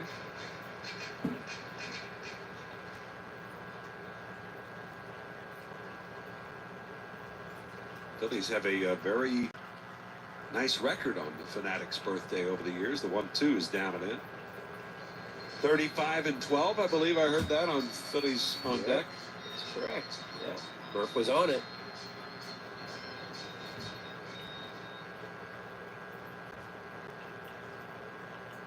Count even 2-2. And the pitch. Swung on, fouled out of play. First base side. Marlins have out-hit the Phillies today, 8-7. Now, that's what the scorekeeper says. The 2-2, and that's a check swing. Pitch was down and in.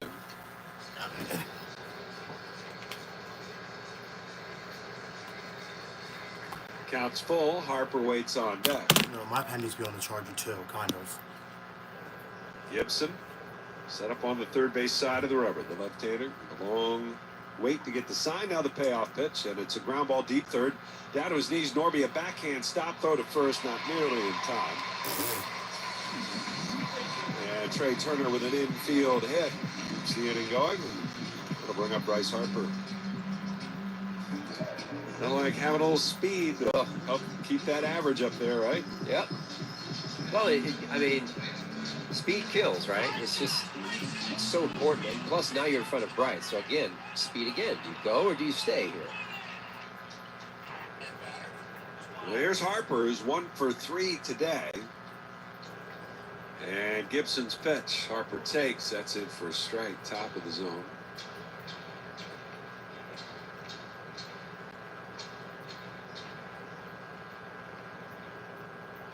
Harper with a 2 runs batted in the first inning. Gave the Phillies a 2-0 lead. The pitch. Swing and a miss. He's up to 14 runs batted in. Tied with Castellanos, second on the club. He's up to 5 home runs. With a good week here on the homestand. He's down to the count here. Gibson looks at first, and he's going to throw over that way. And Turner easily just lays back down onto the bag.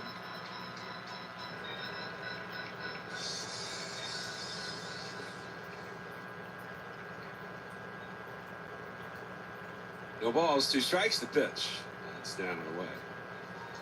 1-2. Wind continues to blow straight in from left, center, and center. Flag's just pointing right in at us. Gibson ready. Looks at first again. And the 1-2. Again, a breaking ball way outside and in the dirt.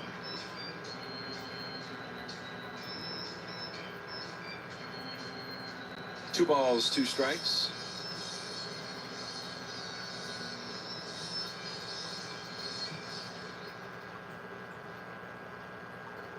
Shade Harper up the middle on the infield. Play him the opposite way in the outfield. Gibson is going to throw over to first again. And Turner back easily. I don't think the Marlins have watched enough games of Turner at first and Harper at the plate. How often he doesn't run, right? Like 2-2 here, I would just have him wait till 3-2, and then you're running on the pitch. Gibson comes set. He kicks the pitch. And it's a breaking ball way up and in. And you're right, Turner was anchored there. And that's likely his own choice, right? Turner's. Yeah, I think he's got a green light, but I think he has a good understanding of kind of when Bryce likes him to go and not go. 3-2, runner goes. The pitch grounded towards the middle, and Otto Lopez is there with it. And he'll throw out Harper, and that will do it for the Phillies. No runs, an infield hit, the man left. And we're headed to the 8th on this Easter Sunday. Phillies lead the Marlins 4-2.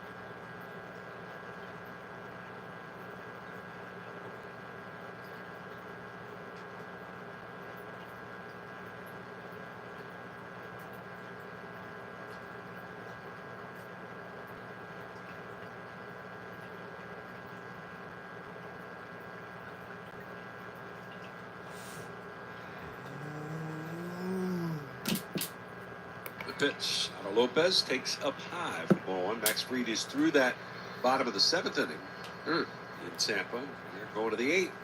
His no-hitter in progress for the Yankees. 1 ball, no strikes. The pitch. Foul's been in around the letters. Lopez nearly walked into that one.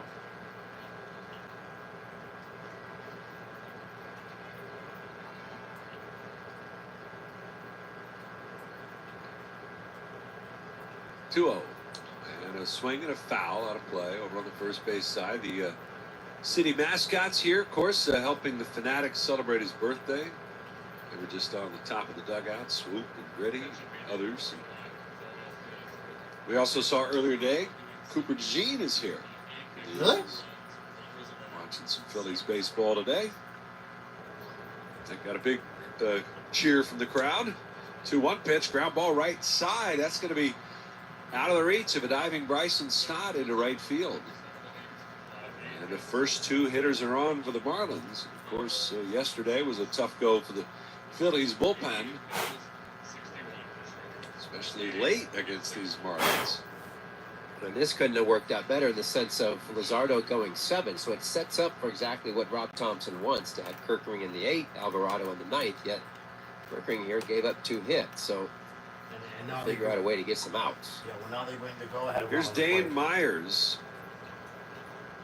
As Myers takes the first pitch for a called strike. Come on. I do have some left-handed bats on the bench, but they stick here with Myers. I also have Jesus Sanchez possibility. Power threat off the bench, the 0-1. And that's a called strike. And I guess if you were going to use him, seemingly now would be the time to use him, you'd think. Because I would doubt you'd wait till the ninth to face Alvarado. Very likely. So I must be a little bit too far. Kirkering gets ahead of Myers at 0-2. The stretch, here's the pitch. Fastball. A little bit high and wide.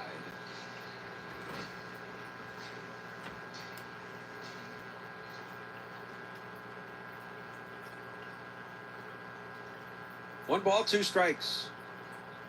The pitch to Myers swung on, fouled out of play. Cardinals have rallied to tie up the Mets. That game is 3-3 in the bottom of the seventh in New York.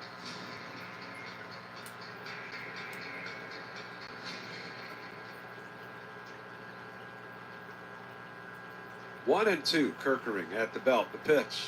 Breaking ball, it's popped up. Back of first. Harper going out, fighting the sun now into foul ground. He's under it, and he'll make the catch. Nicely done. There's out number one. Yeah, sun all of a sudden has peaked out. You talked about the clouds earlier a little bit. Now they're not there. So, and Bryson, of course, playing way over up the middle. This was going to be Harp's ball all the way, and it was a fight to the end. Going to bring up the right fielder, Kyle Stowers. Stowers 2 for 3 today against Luzardo. Left-handed bat with some pop. And the pitch to him. He swings and misses. Big cut. No contact. And it's 0-1.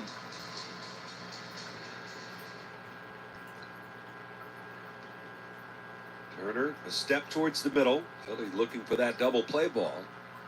As Kirkering deals in the pitch. That's a strike called at the knees. And Stowers didn't like that. 98 on that one. They threw up 100 miles an hour a couple of times for Kirkering the other day. Not so sure that was accurate. We'll go with it. 100 mile an hour cutter. Right.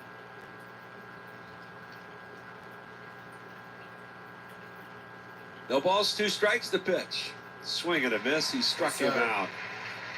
And he makes quick work of Kyle Stowers. Good high fastball just above the zone. Really hard to lay off of when he throws that hard. Good sequence of pitches there. Going to bring up Xavier Sanoa. Sanoa, 1 for 2, drove in a run in the second, scored a run in the seventh. And the pitch to him is a breaking ball that misses inside. And it's 1 ball and no strikes. Matt Strahm has begun to get loose for the Phillies out in their bullpen.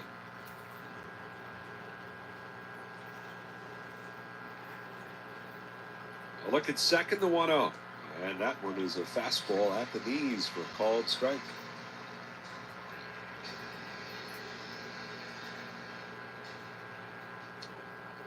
One ball, one strike.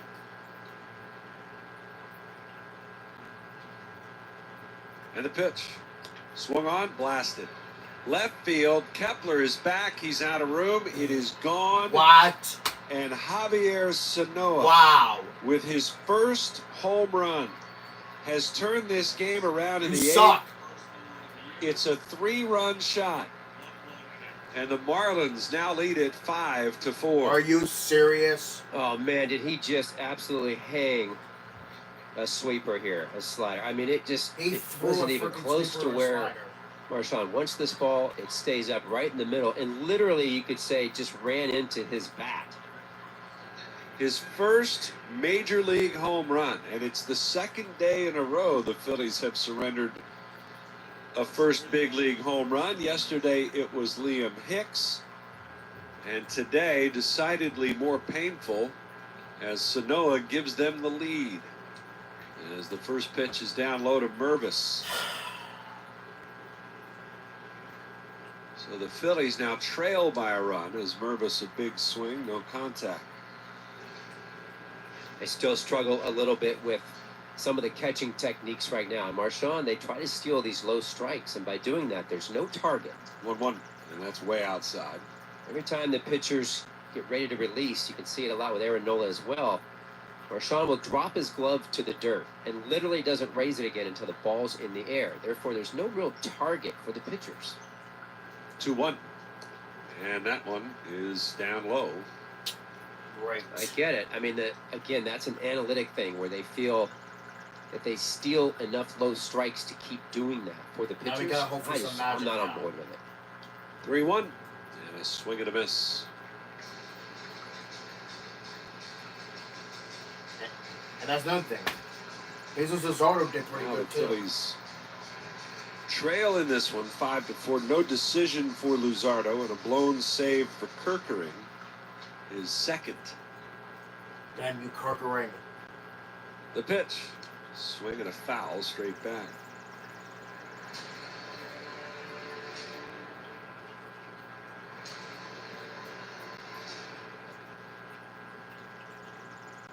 Sanoa, who had 20 homers over 4 minor league seasons, here with his first big league shot. And the pitch is up and away. It's ball 4. Kerkering, Great. kind of unwinding here, is now up over 20 pitches, and Hicks is due up. And interesting that they had Strom loose, and they tell Strom to sit down, and they're now getting Tanner Banks up. Strom, who pitched yesterday, and if they use him today, likely wouldn't be available tomorrow, but he already heated up, so you wonder. Did he get hot? I mean, like, was he full? I mean, he was going. I don't know how hot he was. But he'd been pitching out there for a bit. And then, well, it started with a single by Norby on the first pitch. Lopez then singled to right.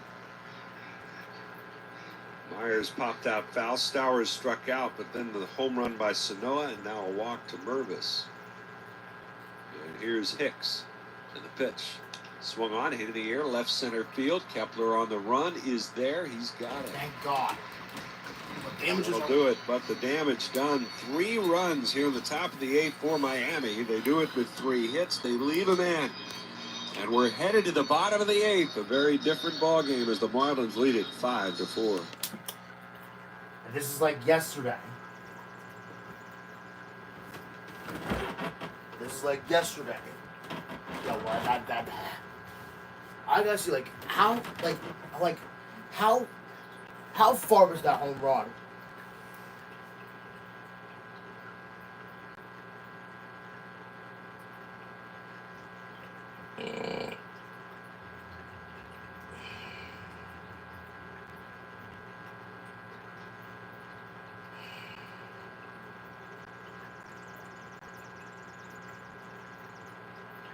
He threw a sweeper.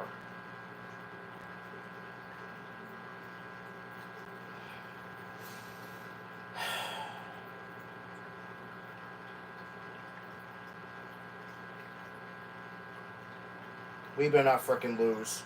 We better not. Especially on the Philly Fanatic's birthday. Oh, it's still the bottom of the 7th?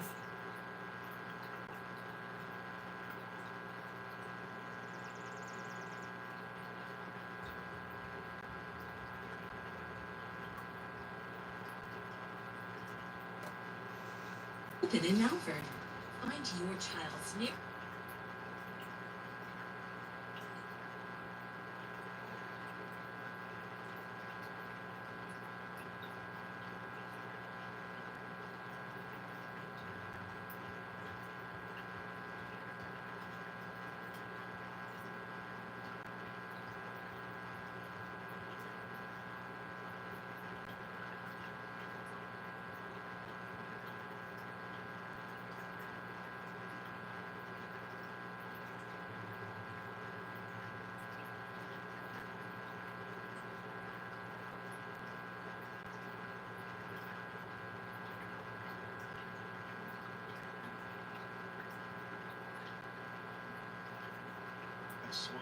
here, center field straight away. Myers drifting back. He's under it. He'll make the catch. Raw. And there's one away. Cade Gibson stands in line to be the winner. Marlins hold throughout. And that'll be it for Gibson. They wanted him to face the one more lefty in Schwarber. Gibson gave them a really good effort today. He allowed one base hit, an infield hit by Trey Turner. And thanks to the home run by Sanoa, this man from Louisiana has a chance at a major league victory here in his big league debut. Pitching change, timeout, brought to you by Pennington Grass Seed. No, well, we better win this game.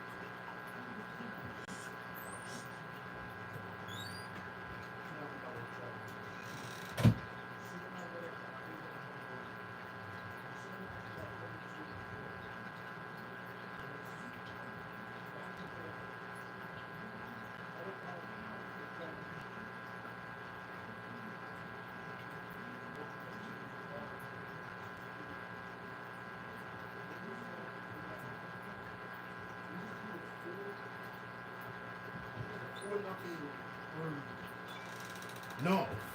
No, I think we blew like a freaking like a 4-1 lead. Two pitch inside.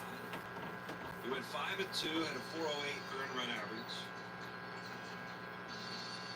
So far this year, it's at 1.08 in his 8 appearances. 2 balls, 2 strikes. And the pitch. Way outside. So it was a ball. He did call it a ball. The scoreboard's different. Ron Culpa, the scoreboard, the score bug on TV all called it a strike, but it was ball 4. Ron Culpa indeed did not call it. Okay. And Castellanos has himself a leadoff walk. Yeah, that first pitch was called a ball. Here's Kepler. He's the go-ahead run. And Bender's first pitch to him. He takes. And that's outside for ball.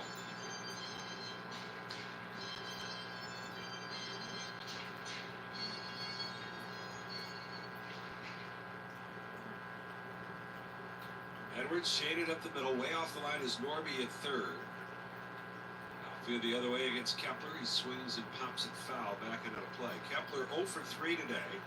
Slide to center, grounded out to first, and grounded out to third.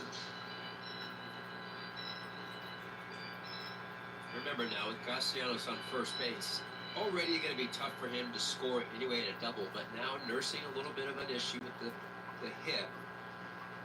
Nice if he just hits it out. I like the idea. Right? Ball, 1 strike. Bender is ready. He kicks the pitch. Hit it. Really? And I mean, way in on it. Kind of in that breaking ball. Kepler somewhere on the leg. He's kind of limping a little bit, but starting to make his move up towards first base.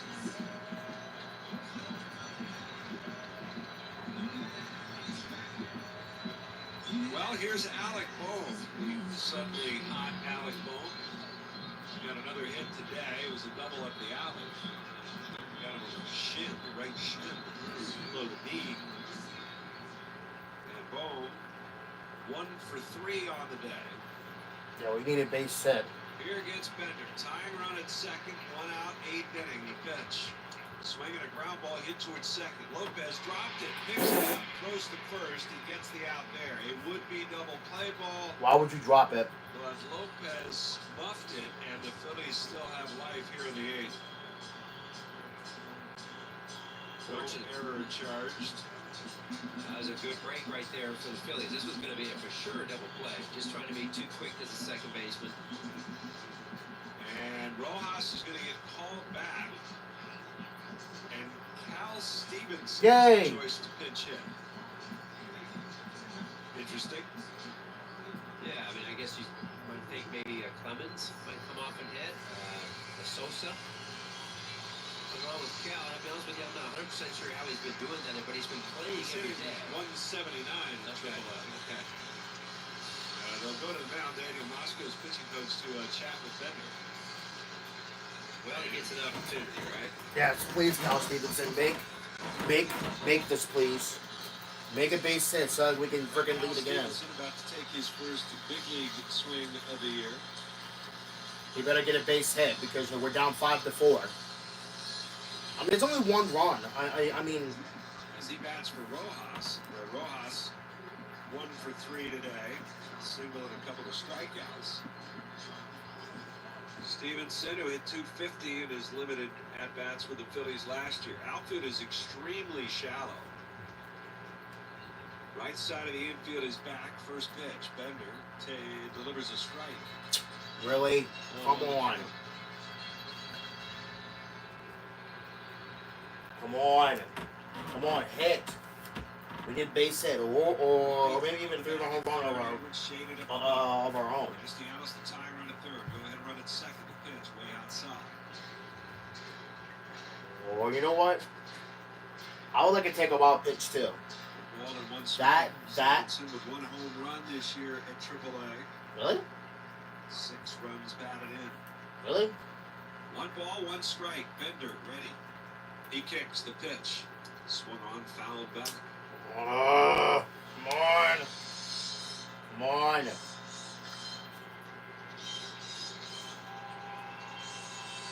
Stevenson down the count. Come on, hit. 1 and 2 is Bender.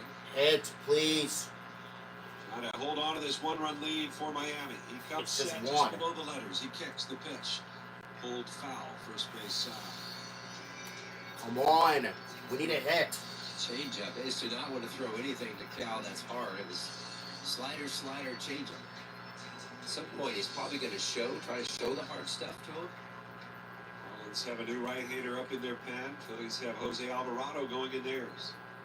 Bender is ready. He kicks the 1-2 again. He missed down and in. Fastball, but missing badly with that sinker. Count even 2-2. Should he extend this inning, Marchand is the on-deck batter. 2 balls, 2 strikes. The kick, here's the pitch. Swinging a ground ball towards the middle. Lopez to his right, scoops, bobbles, throws. It's late. The game is tied. We will. Cal Stevens Robinson legs it out. He's tied us up 5-5 Yes. here in the bottom of the 8th. Thank you. Well, we saw this exact same play, I think, in last night's game with Stott and Turner, where it's just a no man's land up the middle. Tough play for Lopez.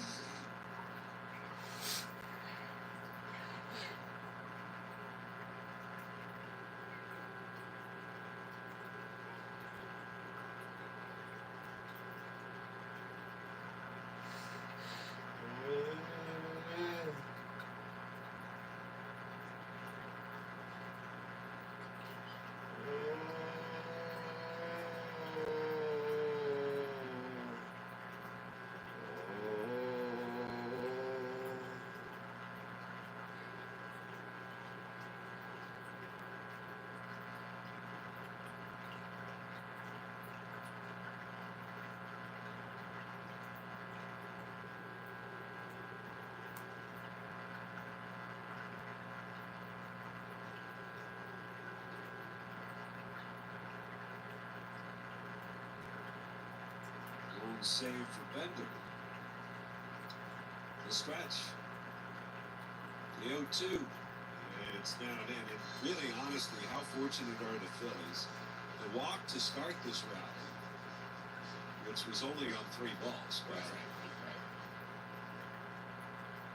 Hit batsman. 2 misplays in the field. Textbook. Here's the 1-2 pitch. Ground ball, foul at the first base line. I mean, what normally would happen in baseball is you have all that kind of nonsense that happens, and then somebody hits a 3-run jimmy jam. Right, just that.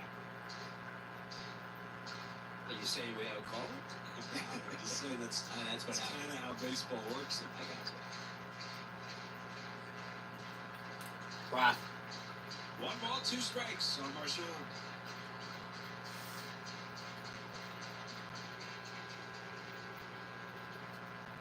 Bender's ready again. And the pitch. On and away.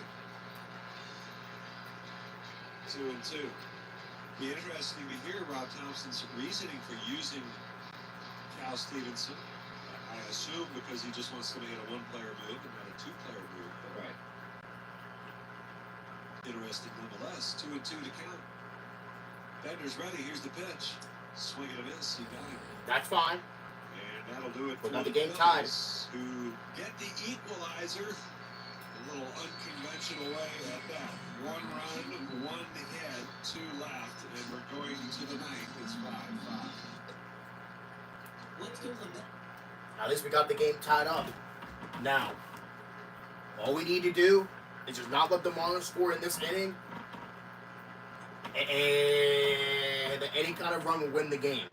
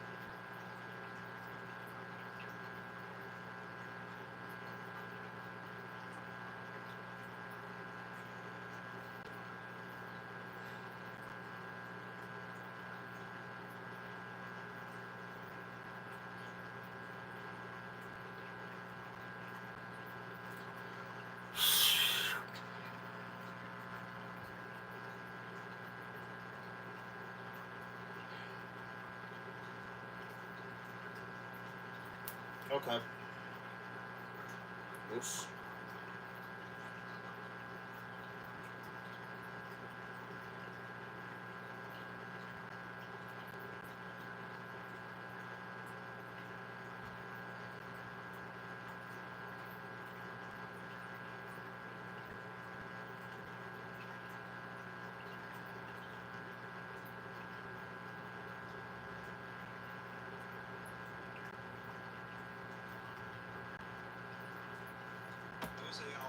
It's a strike call to the inside corner. Edwards, Yes. who ran up to bunt, takes a long look in, and a very demonstrative one at that, over the inside corner of the plate. Ron Culpa comes out from behind the plate. And I think none too happy with that action there by Edwards, who's the 0-1. And that's a called strike 2. Yes. Umpires for you. They can say whatever they want behind their mask. No one really knows. But they're talking. Colorado hit 100 with that single. Cal Stevenson remains in the game in center field, of course. Okay. Credited with a base hit. And he'll certainly take it, although I think that should probably be an error. Very likely. Pitch on the way. That's a call. Yes, sir. Inside corner. Edwards again standing, staring down at the inside corner of the plate. And he's out number 1. And Edwards unable to extend his hitting streak today. He's hoping for extra innings and he'll get that chance. No extra innings, please. Here's Wagaman, who's 1 for 4. And Alvarado with a pitch. Swinging a ground ball to first. Harper dives, he's got it, gets up, flips to Alvarado, covered. Well done. And there's out number 2. Well done. Play. Well done. Very nice play. Well, neither team has put on a real defensive show here. Okay. The Phillies in their half of the 9th inning will have exactly what the Marlins have, and that is the top 3 in the order due up. Stott, Turner, Harper. Connor Norby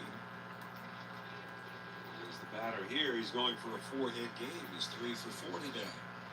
No 4-hit game, please. 5-5, 9th inning. And the pitch. Swung on, fouled away to the right side. Don't want the Marlins to take the lead again.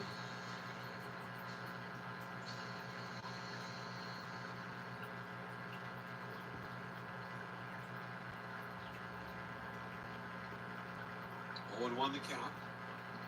The pitch. It's down and in. Not real sharp shadows, but there are some shadows starting to creep out. Again, we've had those high clouds and the sun kind of in and out a little bit. 1 ball and 1 strike. Here's the pitch. It's up and in. And just barely over the top of the plate as we speak. But the longer this were to continue, I would imagine they might come into play a little bit. 2 balls and a strike. Here's the pitch. Swing and a high fly ball, right center field. Stevenson going back to the track, nearing the wall. He's got room to make the catch. Woo! Woo!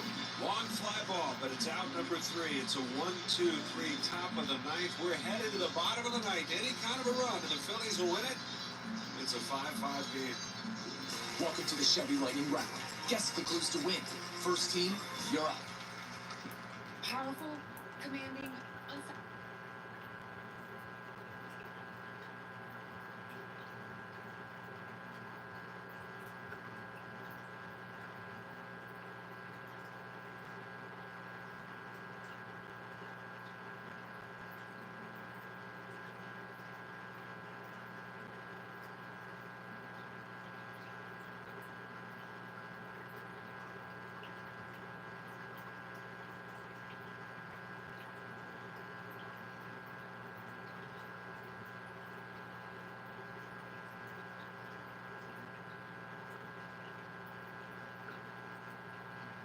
Thank God. Anytime everyone win the game.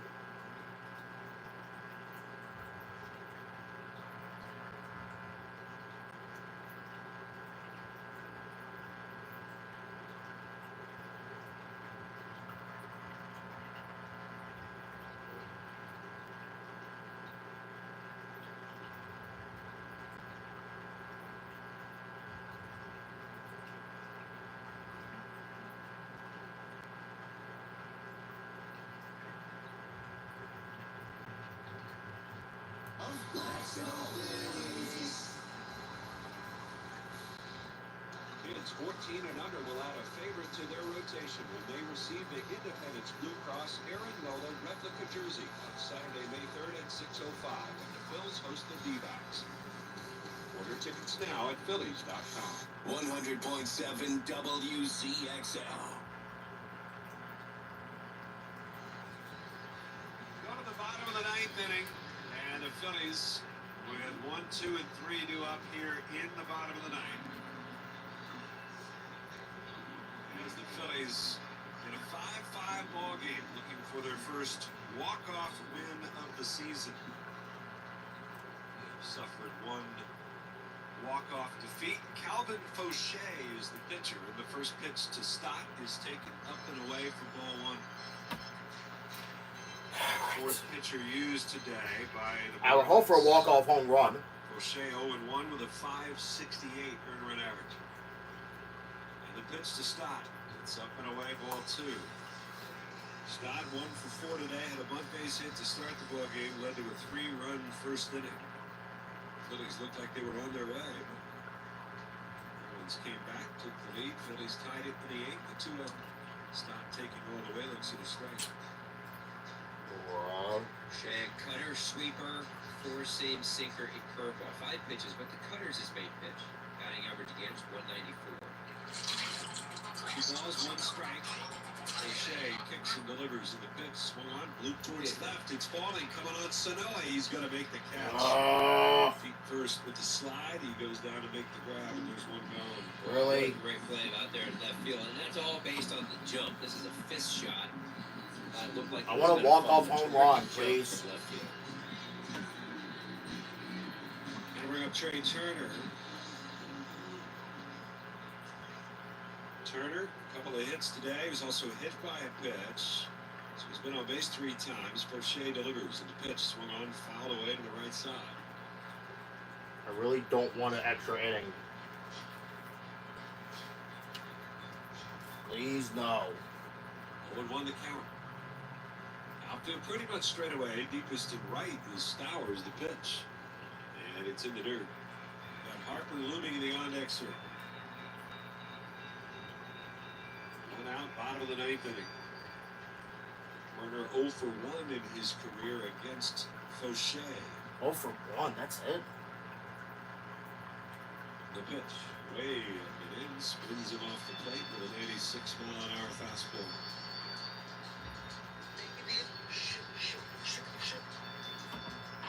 The 9-year-old right-hander, Calvin Fauché. He's ready, and he's 2-1 to Turner. It's taken down low, and it's 3-1. Matt Strahm back up, throwing in the pen for the Phillies. He would pitch the 10th if we get that far. 5-5, bottom of the 9th. Fauché with a pitch. Turner takes low and away. That's ball 4. The winning run is on. Yes. Now Harper, please set a 2-1. By Trey again. That's where I like the speed at the top of the lineup here. I know Stott didn't get on, but Turner did get on there. Now he scores on a double. It almost seems too perfect for the Fanatics' #1 BFF, Bryce Harper, to deliver a birthday gift right here. The first pitch, swing and a miss. He was thinking about it. And it's 0-1. I ain't put happy birthday, so happy 1 Easter. for 4 today. 5-5 last of the 9th. Turner leads at first. Fauché comes set. Here's the pitch. And it's down low. He lays off. I would love for a... Harper 1 for 1 against him with a double. I would love for a stolen base and a base hit. Right, batting gloves both hands for Harper. Holds the hands Well, I prefer a up walk-off high. The home run. infielders left side, they're shaded up the middle. 1 ball, 1 strike, the pitch. Swing and a miss. Raw. Bottom really dropping out of that breaking ball. Come on. Walk off. Harper finds himself down at the count. Please. 1 ball and 2 strikes. Turner leading off first. O'Shea, the pitch. And it's in the dirt. That's a big breaking ball that Harp's in. He only uses that against left-handed batters. He hasn't faced a lot of lefties, but it's his Lord. least used pitch on everything. He's just decided here, though, he doesn't want to give Bryce anything up in the zone, so he's going to throw this curveball. 4 straight to start the at-bat. 2-2 the count. Fauché ready again. Long set. Here's the pitch. And that misses up and away. And another breaking ball. And the count has gone full. Do you start Turner? Oh, I wouldn't start him, no. A line drive double play, you're out of the inning. Yeah. 3-2. Yeah, like that would not, that, no. O'Shea wants to go through the signs again. He's going to step off. Come on, walk-off home run, please. Or, well, I mean, like, stolen base or a base hit. Pitch count system on the right side of the Black Marlins cap. 3 balls, 2 strikes. Turner waiting at first. Here's the payoff pitch. Swung on, ground ball the other way. Backhand, Norby dropped it. Throws to first. It's late. Wow. Harper is aboard at first base. Dropped again. Congratulations. You dropped the... That an infield hit for Harper. I always thought it was yeah, like, that should have been an error. Well, the defense from both sides just has been an issue today. A nice job by Bryce here. Smells a hit. I mean, he's totally smelling this out off. That should have been an error, honestly, though. Beats that out. Well done. Now, Kyle Schwarber. And good job of hitting there. I mean, it's 3-2. It's another curveball. It's probably ball 4, but it's so close. He just sends it the other way and puts the ball in play. Now the winning run in scoring position. And here's Schwarber trying to deliver a walk-off hit. Fauché ready. Here's the pitch. Check swing, strike called. The outfielders are extremely shallow here with Schwarber. I wouldn't be too surprised if Schwarber hits a freaking walk-off homer. I wouldn't be too surprised. Good speed at second.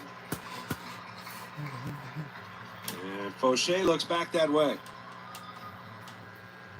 Now the pitch. And it's down low in the dirt. And Kyle Run wins the game. This is the first time that Kyle has seen Calvin Fauché. Really? For real? Or maybe because he's young. And he's trying to win the ball game here in the bottom of the 9th. I heard that, though. The pitch. Check swing. Pitch was low. No swing. Count moves into Schwarber's favor at 2 balls and a strike. No swing. Castellanos on deck if we get that far. Marlins hoping to turn 2 on the infield. Please, no. No turn 2. 45,000 on their feet. 2-1. Yeah. Here's the pitch. Swinging a pop-up into right field. Backing out Lopez. He's under it and calling. And the second baseman makes the play. And that is out number 2. And so it'll be up to Nick Castellanos. Oh, yeah, I remember last year. Here in the bottom of the 9th inning. I remember Nick Castellanos. No. And Nick Castellanos was Johnny on the spot last year, no doubt about it. Yeah, Between the regular season and the playoffs, he had 5 walk-off hits. I would imagine if he does it See again. if he can come up with one right here and send everybody home happy. Yes, please. Watch. Well, I actually am already home, And so. Fauché steps off, looks the runner back. Well, I'm already home, so. The outfield's still going to stay in that shallow position with Nick up there. Well, I'm already home, so. And now Liam Hicks steps out from behind the plate. The catcher is going out to talk to Fauché. I'm a little surprised they're that shallow, aren't you? I am with both, but with 2 outs for sure. Obviously, you want to throw Trey out on a base hit, but you can't make it easy with Castellanos' power. So I think it'd be better for him to play a little bit deeper. I don't know. To me, I think they're really shallow. That works well for Nick. The other thing with 2 outs, Trey is going to be off of the crack of the bat. There's no hesitation. He's going to get a big secondary. With 1 out, there's a little bit of read in that, right? If you're the runner on second base, so you don't get as good of a jump. Castellanos. He was the man last Castellanos year. waiting to start the at-bat. Fauché is ready. Here's the pitch, and it's in the dirt. Backhand pick by Hicks, and it's 1 ball and no strikes. Or last year, he was the man, but this year, It's going to be batting again. Castellanos, an RBI single in the first. He would walk in the 8th, which started the tying rally. And now he's trying to deliver the winning hit. An inning later, Fauché looks back at second, and his 1-0 pitch, breaking ball, lifted to right, and Stowers backing up, and he's going to make the catch. Wow. And he had to go back to get that one, but he does so, and the Phillies unable to score in their half of the ninth. No runs, a hit, 2 left, and we're playing extras on Easter. After 9, it's 5-5. That sucks. Honestly, we could have walked it off, and y'all two just didn't. Why is it? Hi.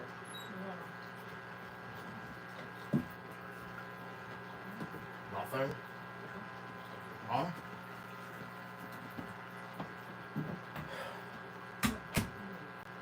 Next time you go downstairs, Okay.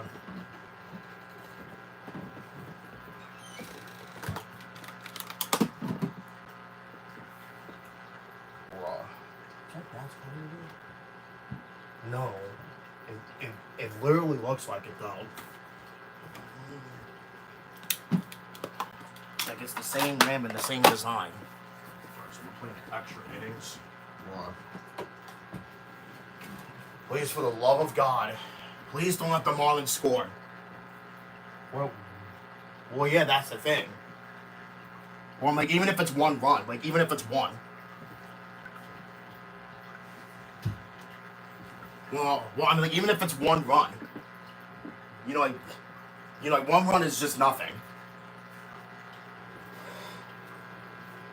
But it just only depends on how. It just only depends on how this 10th inning goes wise. So I'm just hoping that we can get at least somewhat.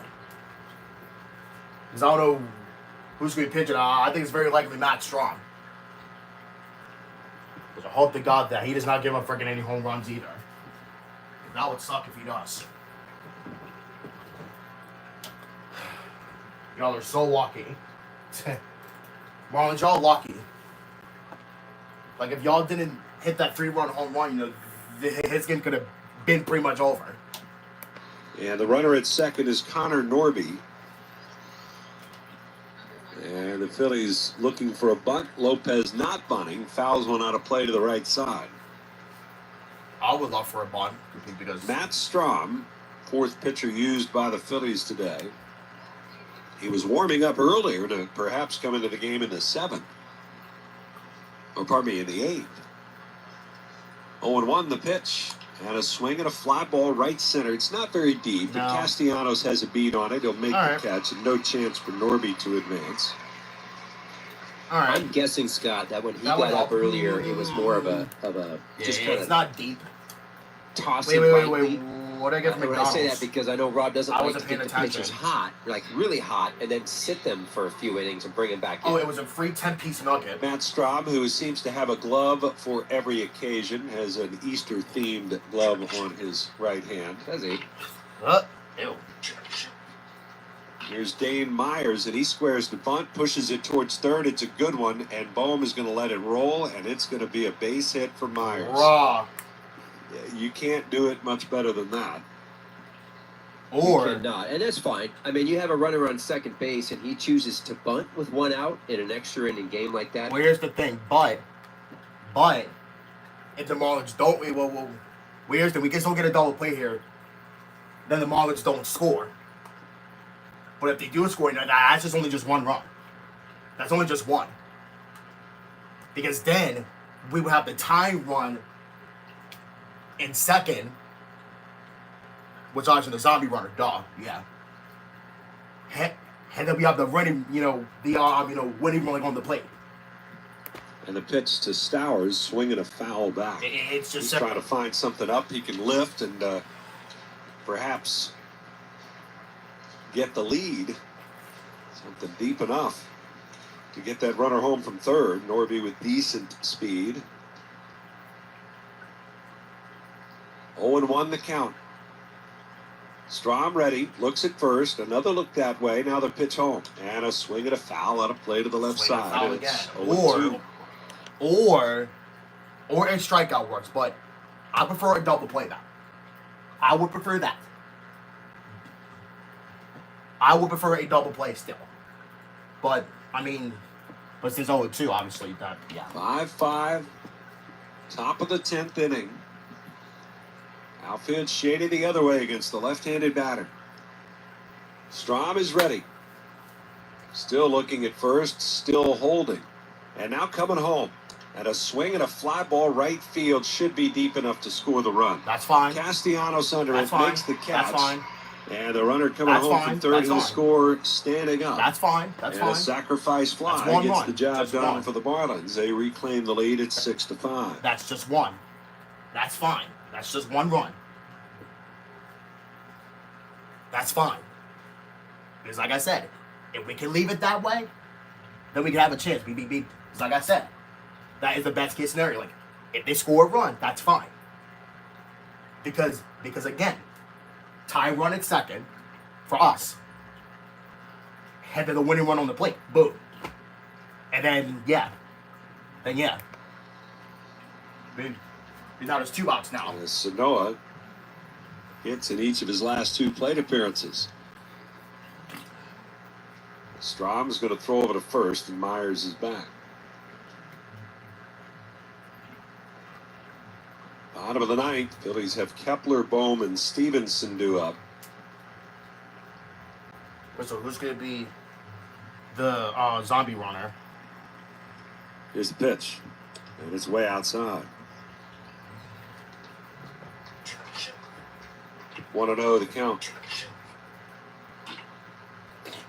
Big crowd. Not everybody stuck around to the bitter end here. Even if we are at the bitter end.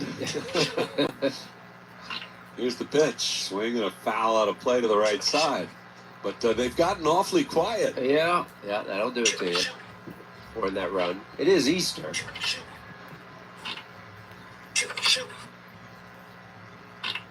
People had to go and get dinner on, I guess. Yes. 1-1, Strom ready. Here's the pitch. And that's up and in. Come on. Matt Strom, 1-0 record, a .96 earned run average on the season. Damn. 2 balls, 1 strike. Here's the pitch. And a swing and a foul back to the backstop. And it's 2-2 now on Javier Sanoa. The home run he hit in the 8th inning, the first of his major league career. Yeah, well, he better not hit another one because that would be tough for us to score. He's going to remember that one for sure. Yeah, he better not hit another one. 2-2 the count. Is that for 150 over there? And the pitch. Breaking ball popped up. This will go into the seats. Yeah, well, he better not hit another one. Because that'll make it tougher. Little slider that he's trying to get down and in, kind of left in the middle of the plate. That's one of the things until his velocity comes back at that 95 or so, the slider becomes a pitch that guys can foul off. 2-2. And it's hit in the air down the right side. Foul ground again, but it is into the seats. That was a good example there on the outer half. Little 82-mile-an-hour slider that he's trying to get him way out on his front foot. But they're not geared up for the 95, so as a hitter, you stay alive.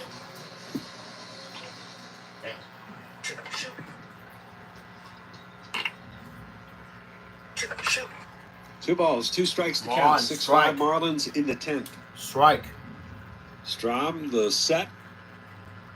Long hold. Now the pitch. Runner's going. The pitch is taken. The throw to second goes over everybody's head into center. Really? As Marchand uncorked that one and out of the reach of Stott. And it'll be a stolen base for Myers. And now a 2-out base hit could tack on another run. Oh my God. Like, why? I wish that was a 3rd strike. Don't let this inning continue. We don't want the Marlins getting more runs. You've got the left-handed hitting Mervis waiting on deck, but a dangerous hitter. for sure. Right. 3-2 on the way. Swinging a ground ball up the middle. That is a base hit into center field. Bro. And around third is Myers. He's going to come home and score. Bro. And it's the Javier Sanoa show today. That's his 5th run batted in. And he has given the Marlins a 7-5 lead. You suck. Boy, that was a pretty good at-bat by him. I remember he fouled off a couple of tough sliders that were top. I wish he would have threw a strike. Now it's a 2-run game. But now we get the time run, like, if the score holds. If this score holds,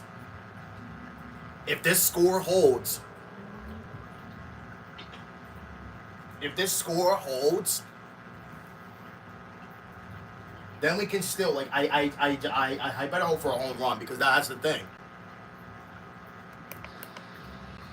0-1 the count. Y'all And lucky. the pitch. And it's a little pop-up near the mound, and Matt Strom makes the basket catch in his Easter basket glove. 2 runs. And that will do it for the Fish, but they get 2 runs in the inning, and they do it with 2 hits. Man left, we're going to the bottom of the 10th. Phillies need a rally down 7-5. Yeah, well, we better need one. Because I hope that we can get a 2-run home run. Oh, well, actually, you know what? I would prefer this. A walk, which bring the winning run, then a home run. Oh, actually, no. No.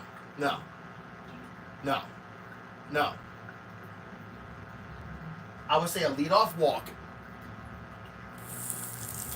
and then steal second and third. Then a base hit would tie the game. You know, like maybe like a double, maybe-ish. And then another base hit would win the game. But I just have that feeling that's not going to work.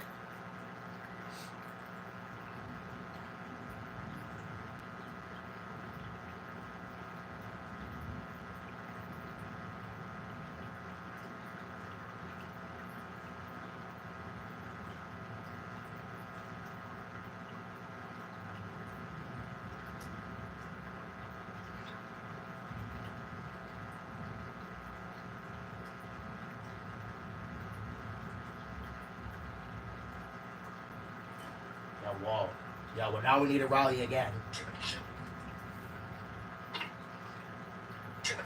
If we don't get a rally, then I blame Ryan Kirkland, because he should have not, he should have not threw that damn sweeper. Today's Rock Station. Well, we go to the bottom of the 10th inning, and the Marlins will send Jesus Tinoco to the mound to try to get the save. He better not on get Easter Sunday. He better not get a save. As the Marlins have a 7-5 lead. Phillies will send Nick Castellanos out to second. He's the zombie runner to start this bottom of the 10th inning, and Max Kepler will come up. Now he's the time. Tinoco against Kepler, 7-5 Miami, and the first pitch is way outside for ball 1. Slider, sinker, changeup, 4-seamer. Likes the slider and the sinker. 1-0 the count. Tinoco with a pitch. Kepler swings and popped it up. This is on the infield right side. Wow. Lopez calls everybody off, makes the catch. That sucks. Back and right of the mound, and Kepler is the first out. Come on, man. And that'll bring up Alec Bold.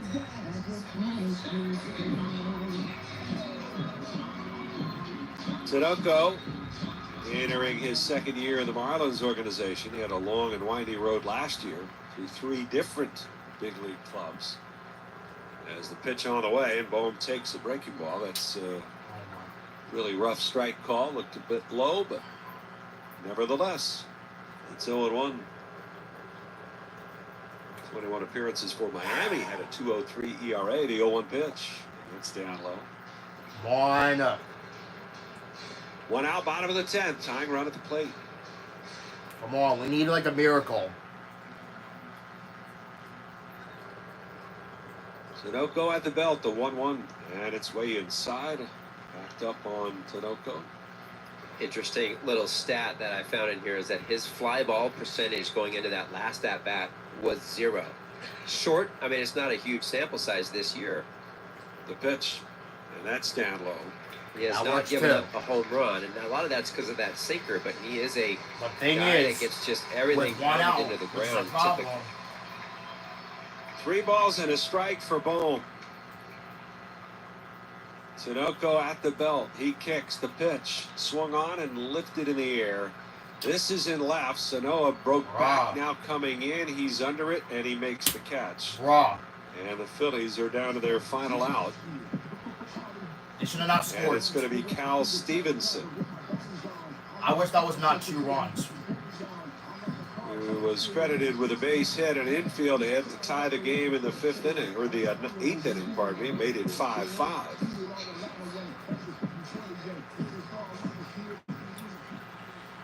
The last hope here for the Phils. Can we get a base hit, and please? The pitch. And that is outside for ball 1. Should he extend the game, Marchand is the on-deck batter. But they still have Clemens, Sosa, and Realmuto available off the bench.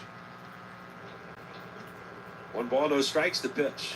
Stevenson takes. That's a strike. Great. Called. Frickin' strike. 1-1 the count. I mean, at least we won the series, though. Yeah. The pitch. And that's taken for a call. Another strike. Right over the outside corner. And now we're down to our final now strike. The Phillies down to their final strike. 1 ball and 2 strikes. Tinoco ready at the belt to pitch. Swing at a bouncer towards second. Charging Lopez. He gloves, throws, and he got him. And the side's retired. The Phillies fall to the Marlins here in 10 innings as Miami comes back to beat the Phillies. They score 1 in the 7th, 3 in the 8th, 2 more in the 10th against the Phillies bullpen. And the Phillies fail to complete the sweep over Miami.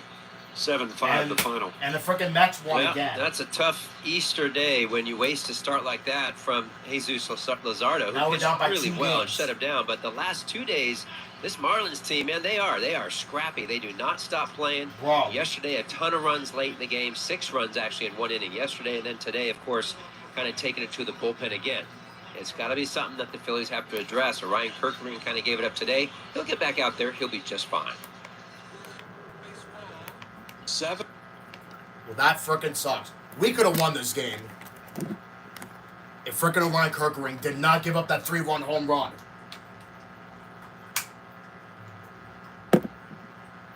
I blame this on frickin' Ryan Kirkland. He sucks.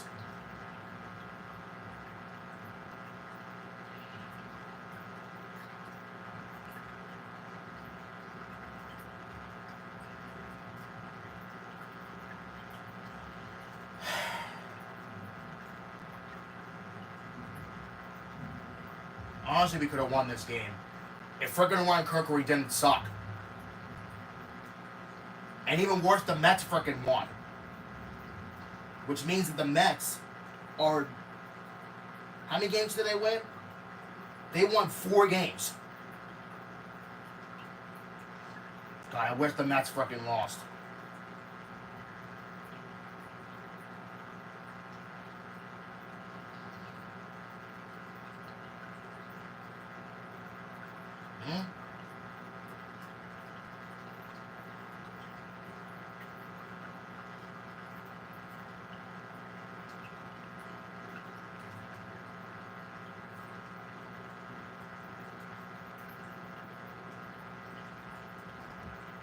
Yeah, like that was a wasted start.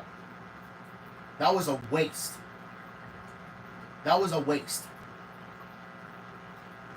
And how did Matt Strom get the loss? Shouldn't it be freaking Ryan Kirkering because he allowed a 3-run home run. Guess I'm gonna forget about this game then. And we lost by freaking Ryan. No, not Ryan Kirkland. We lost on freaking the Philly Fanatics' birthday. Well, I mean, we could have won. We could have won this game if freaking Ryan Kirkland would not allow a 3-run home run.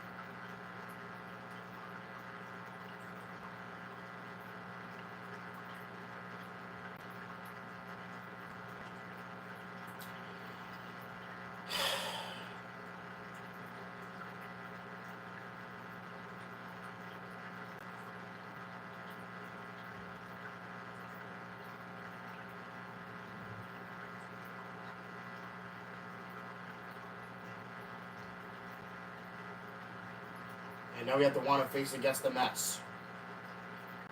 And which means this could change the whole thing.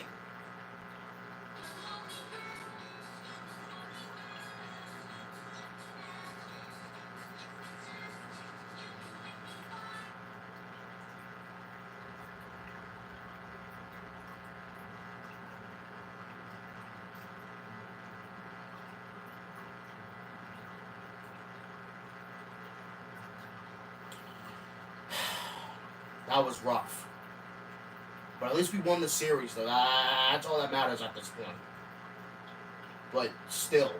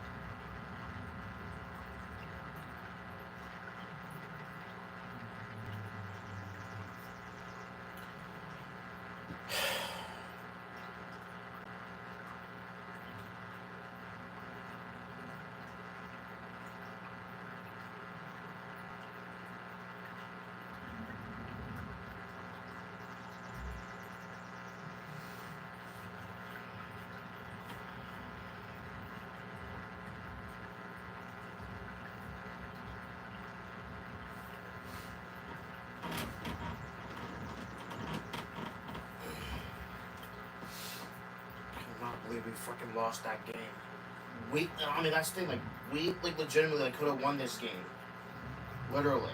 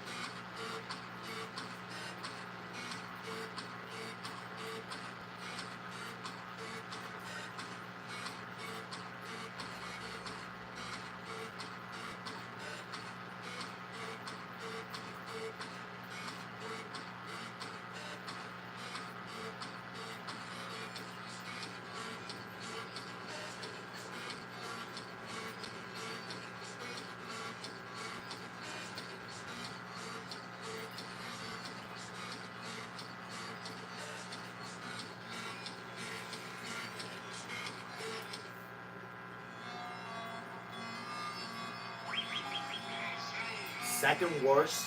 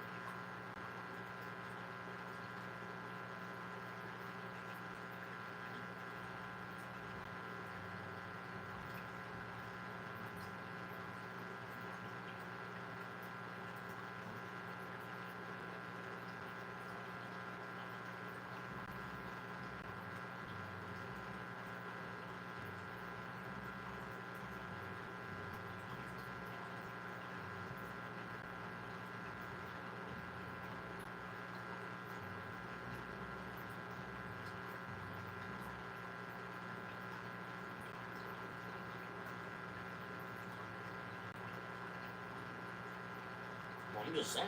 What the hell? Well, I'm gonna do Top Cat again. Top Cat. Oh wait. Oh no, it's Sunday. Yeah, it's Easter. Never mind. God damn it. I forgot it was Easter. Crap. So guys, there's no Top Cat then. Oh, alright then. Alrighty then. Oh, that's what's passed. Oh no, I think they're not doing it at all. No.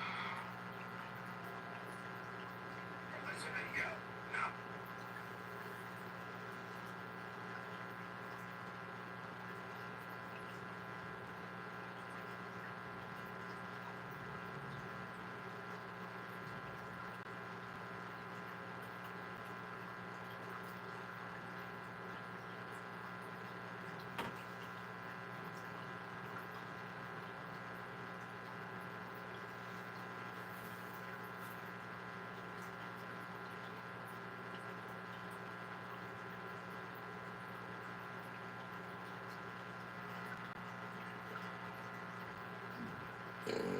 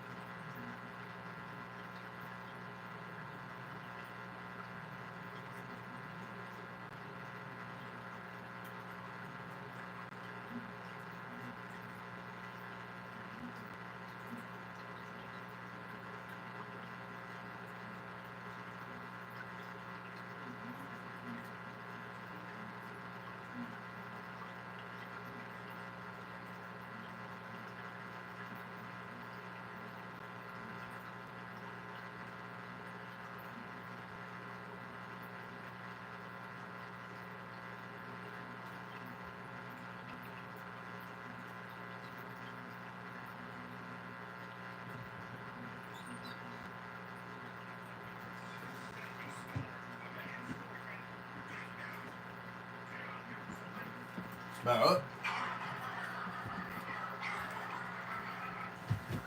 and smack.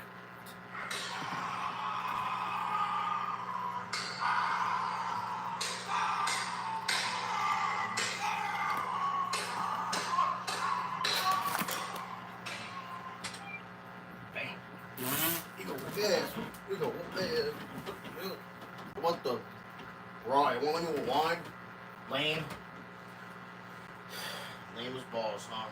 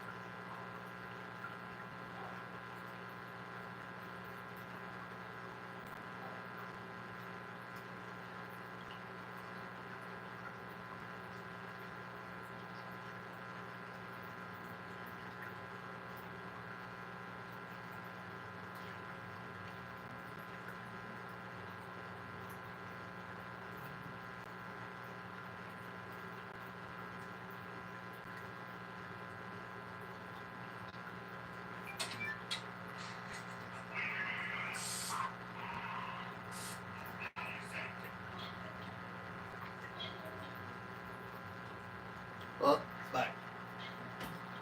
Back. It's back. It's back. Back. It's back.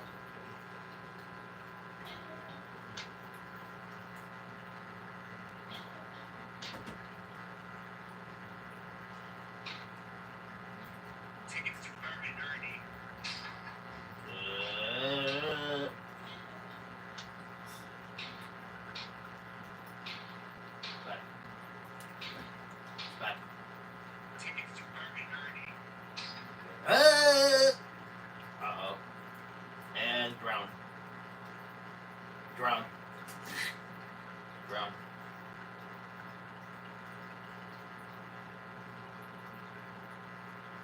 Ground. Ground. Ground.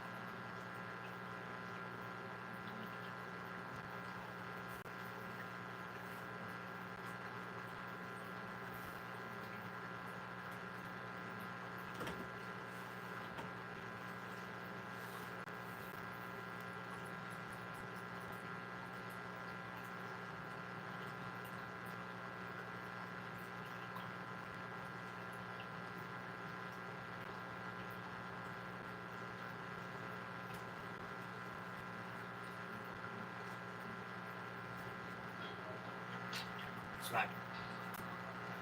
Smack. Smack. Smack. Smack. Smack.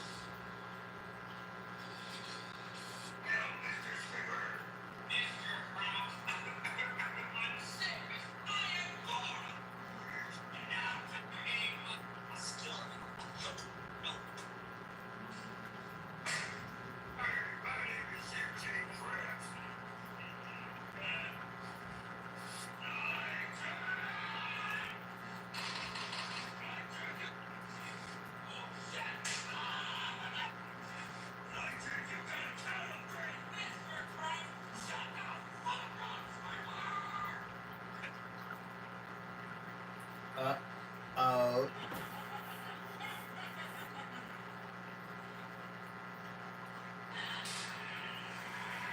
Get up. Uh-oh. What? Go hot. Go hot.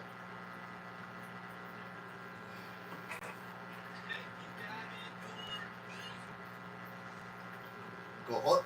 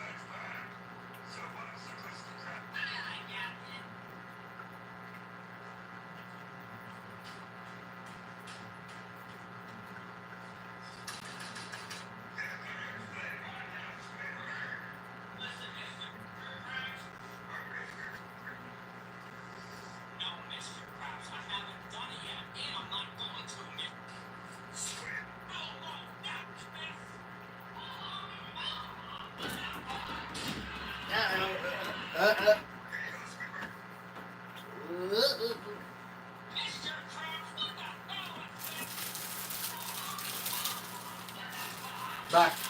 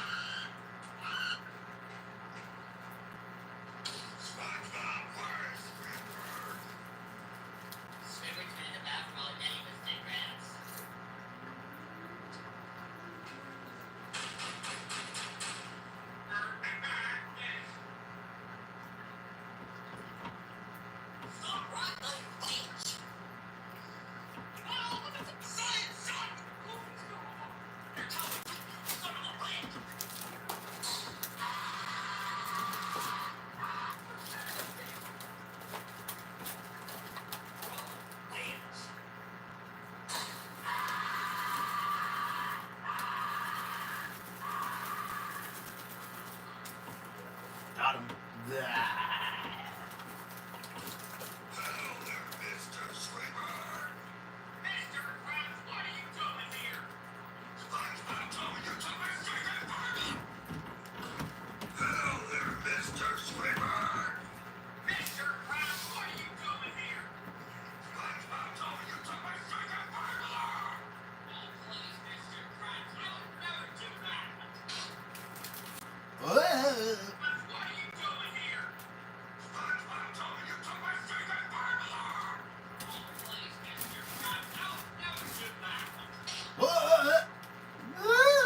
What?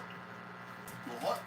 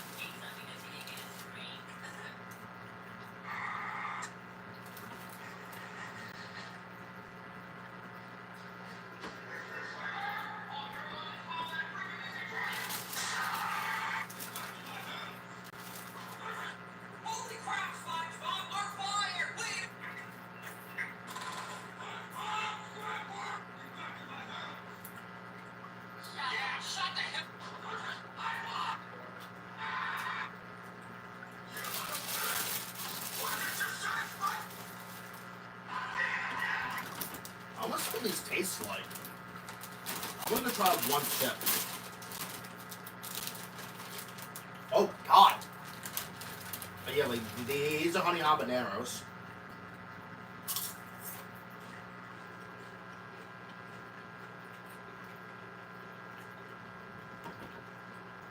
Well, they're good. But it's a little bit spicy, just a little bit. Just a little bit spicy.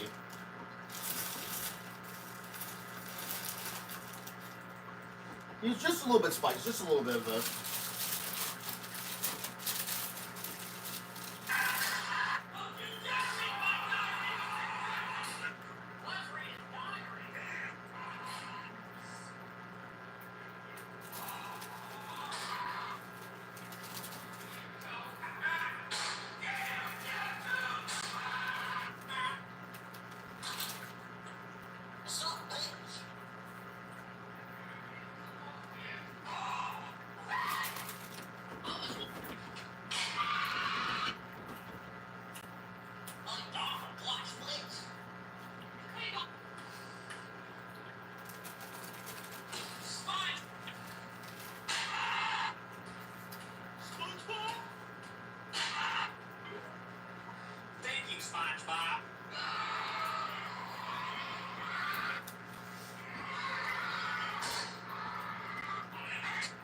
Matt.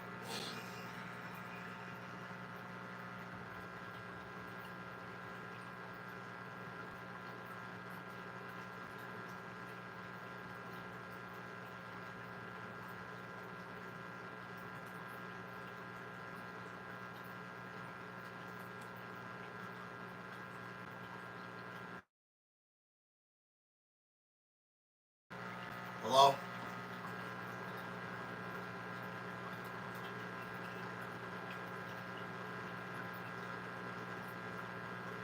Okay.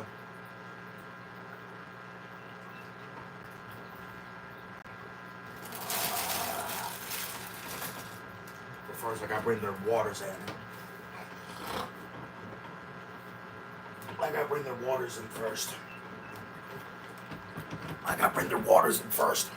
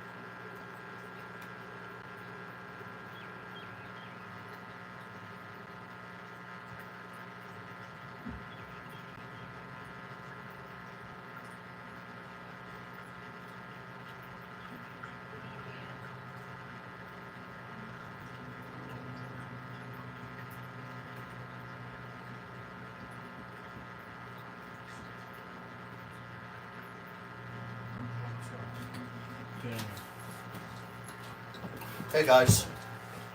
I don't know why this is not closing all the way properly. Ah! Go. Alright.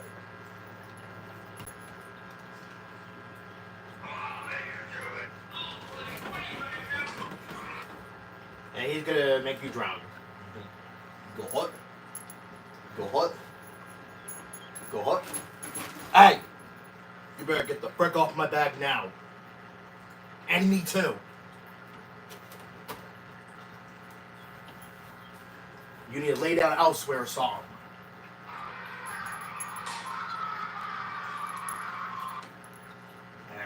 Okay, well now the temperature's actually decreasing down.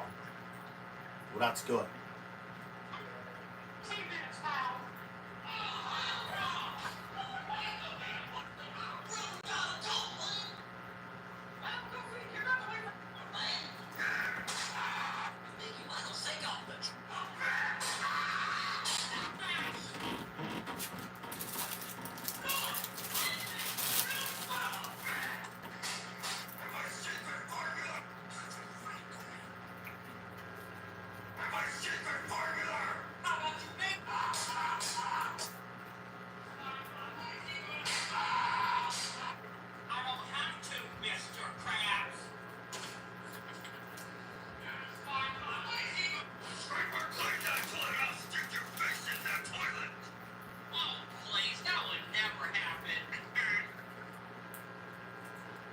Yes, it will. Yep.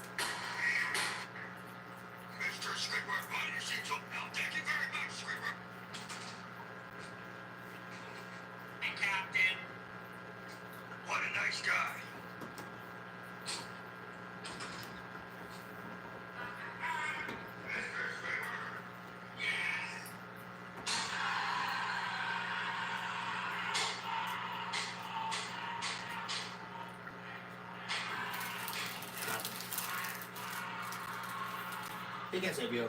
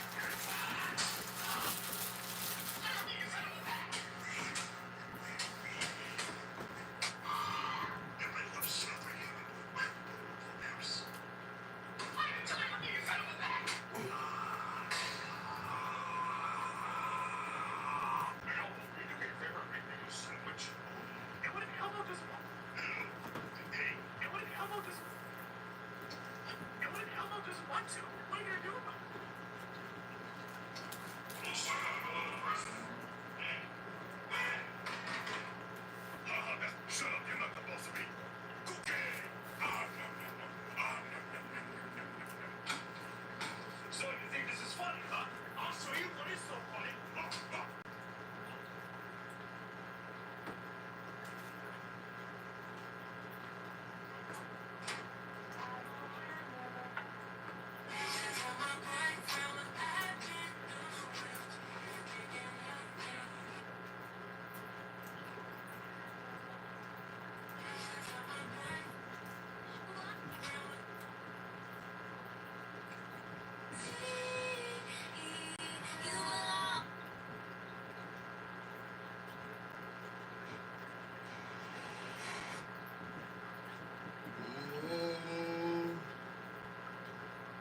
What the?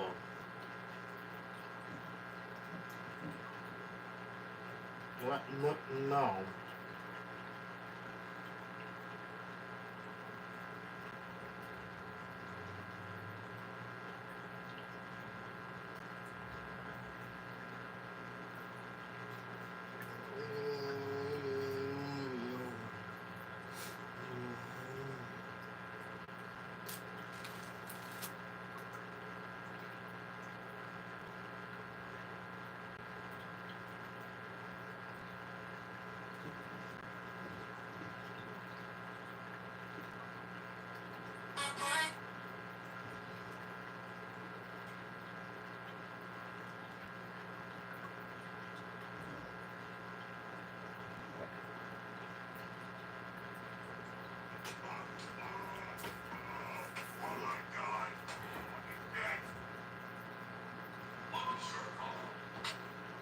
Right.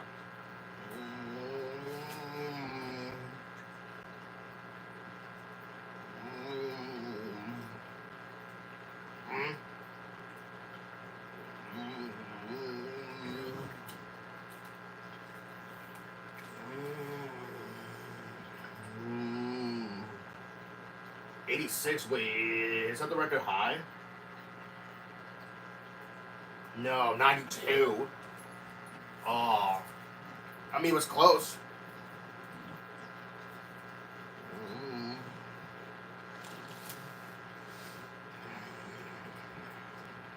Hmm?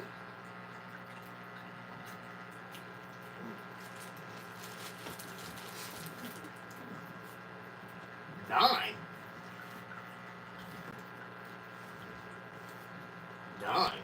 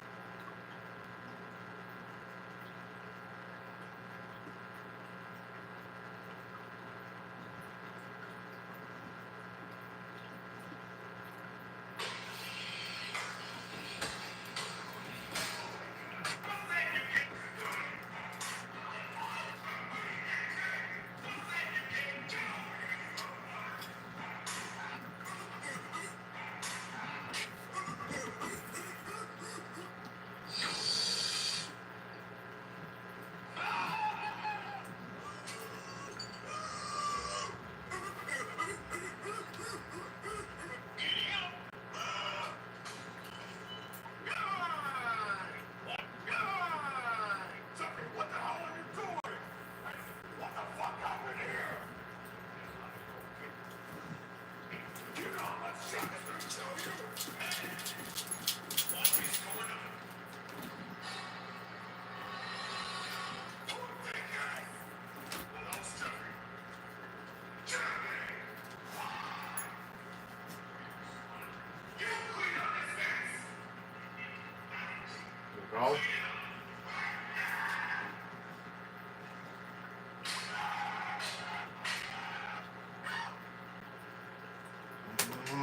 We go. We go.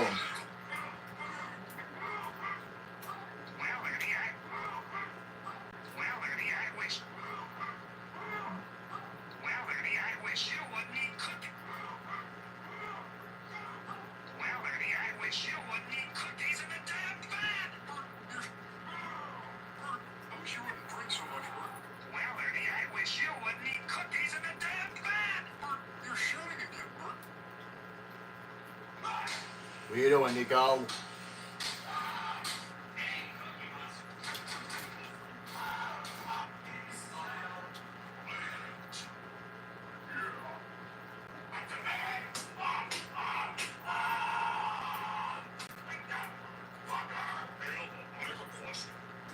What's your question, Grover? Can I fuck Zoe in the pussy? No.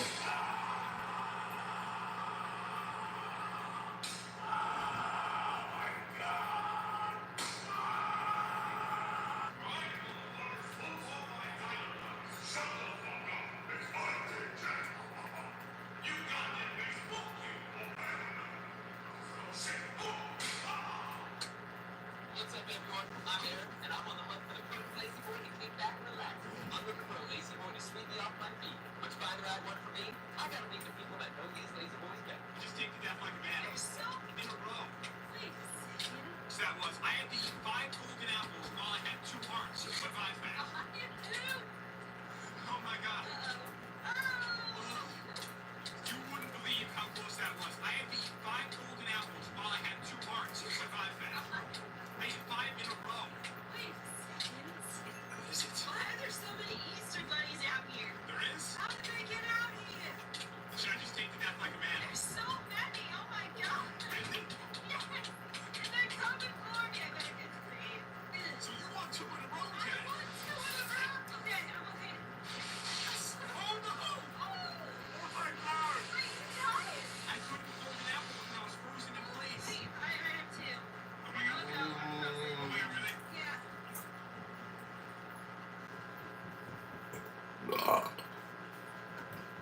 Either the lose a 4th today, and we just have the coolest weapons ever. They're so sick. Alright, so the World Brother's gonna be smart, so there's something to want with my brother. I wanna kiss my alien bastard during the swim of red. You're probably gonna kill all your wolves, by the way. No! Here we go. These like ever. How many are we fighting? A lot. Okay. Or these shouldn't be that bad in comparison. Or maybe they will. Not really.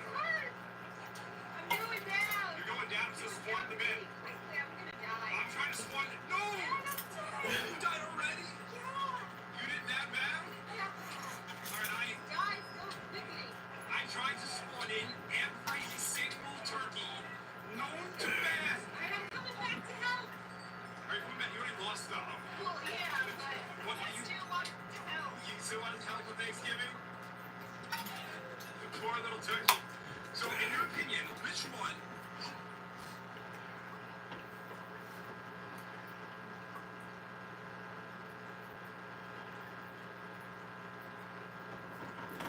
Ugh. God.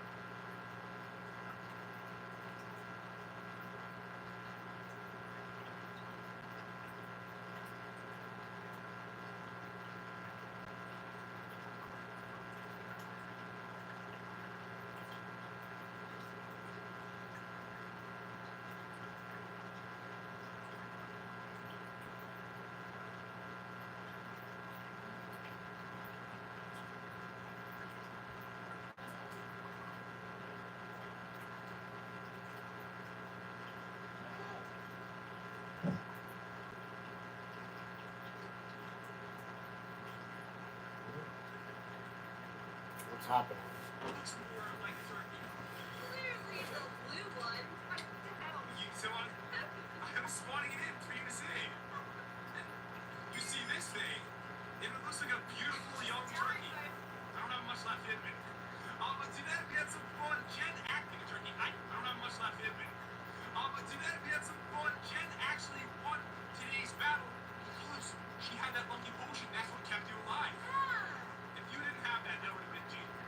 I'm gonna die. I'm trying to swan it. No! You died already? No! I got him! He's dead. He's a turkey. Die, turkey! I'm gonna hit this, and he's gonna come. Got him! Oh my God! Oh shit! Come here, Mabel. I'm coming back to help. Right, you already lost them. Hopefully. Because I'm running out of steam here. I don't have oilers. Thank you.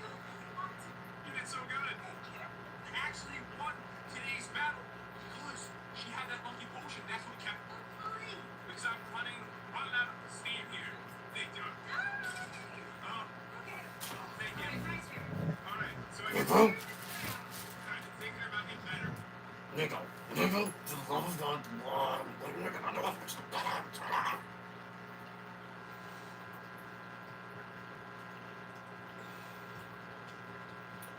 Oh my God. Excuse me.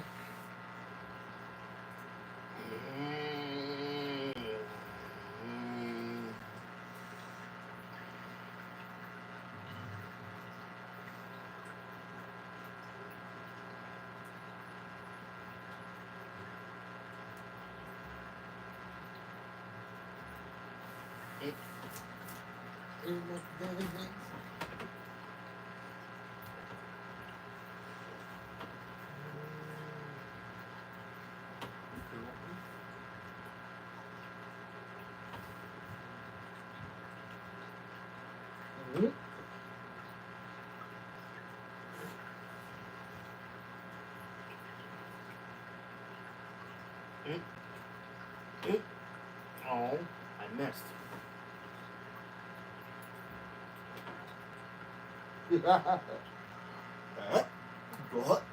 Good. I missed again.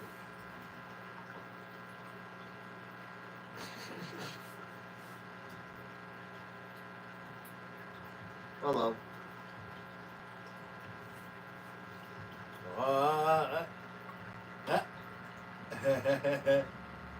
Bro, look at her face, bro.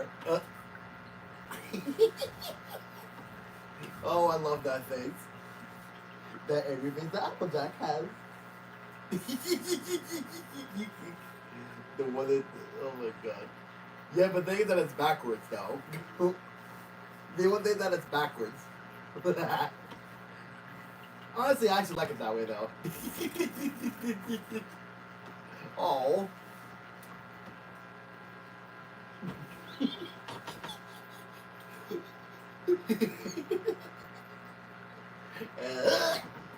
Oh.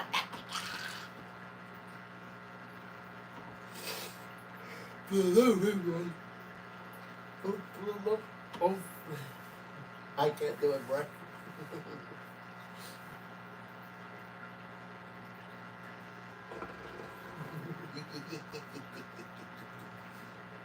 What?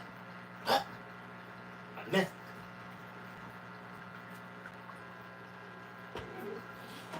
For love of I missed again.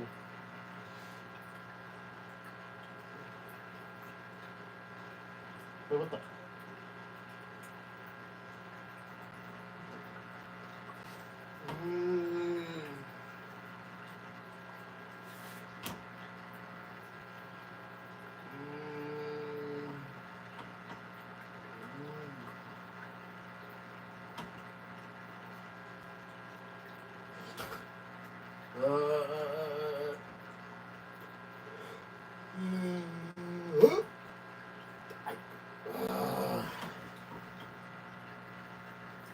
I love Breaking Bad. I love Breaking Bad. Oh.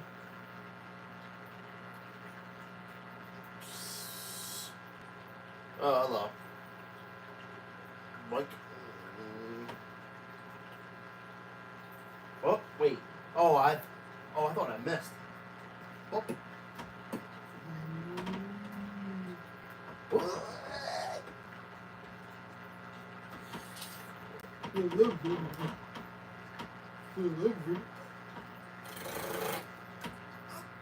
I missed again.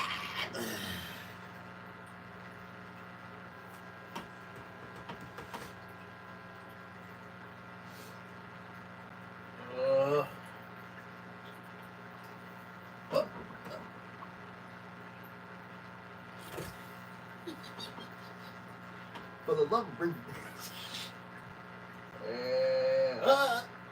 Oh, I messed again. For the love of Raven Dash. Oh, for the love of Raven Dash. I missed again. Really? Really? Uh-oh. Oh, I thought it was a big fart. I thought it was a big fart, but it didn't do it. It didn't do it. Oh, boy.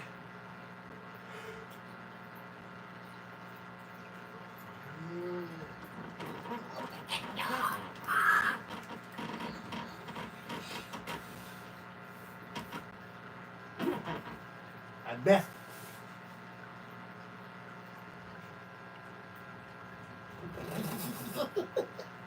For the love of River Dash.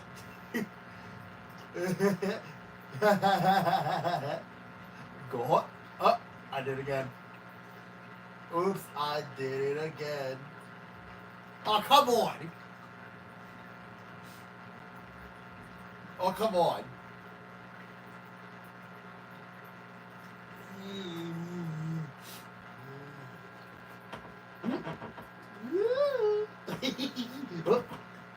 I want to get. I just love the face. And I missed. I did. There's the face again. There's the face again.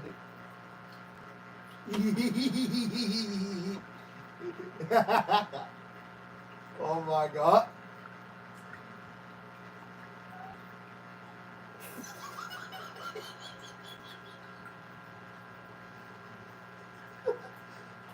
How I wheezed. How I wheezed. I wheezed.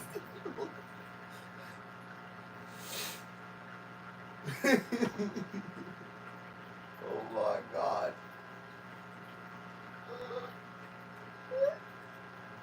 I did it again.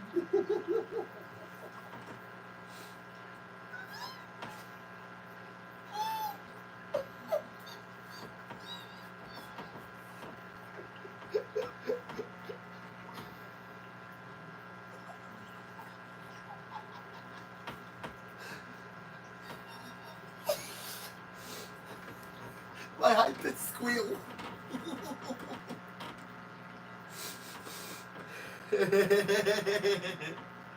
My high-pitched squeal.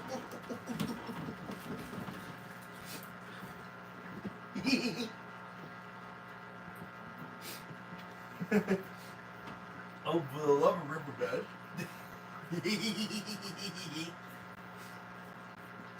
Ouch.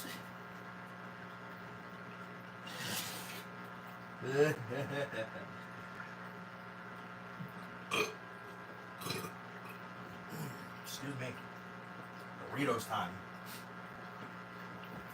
Oh, guys, I'm still here. I'm just chilling right now. Let's go ahead and do whatever. Oh, more goldfish. Yay. What else just one? Lovely. Mmm. Mmm.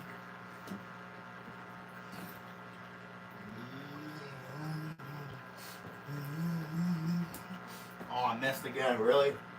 Really?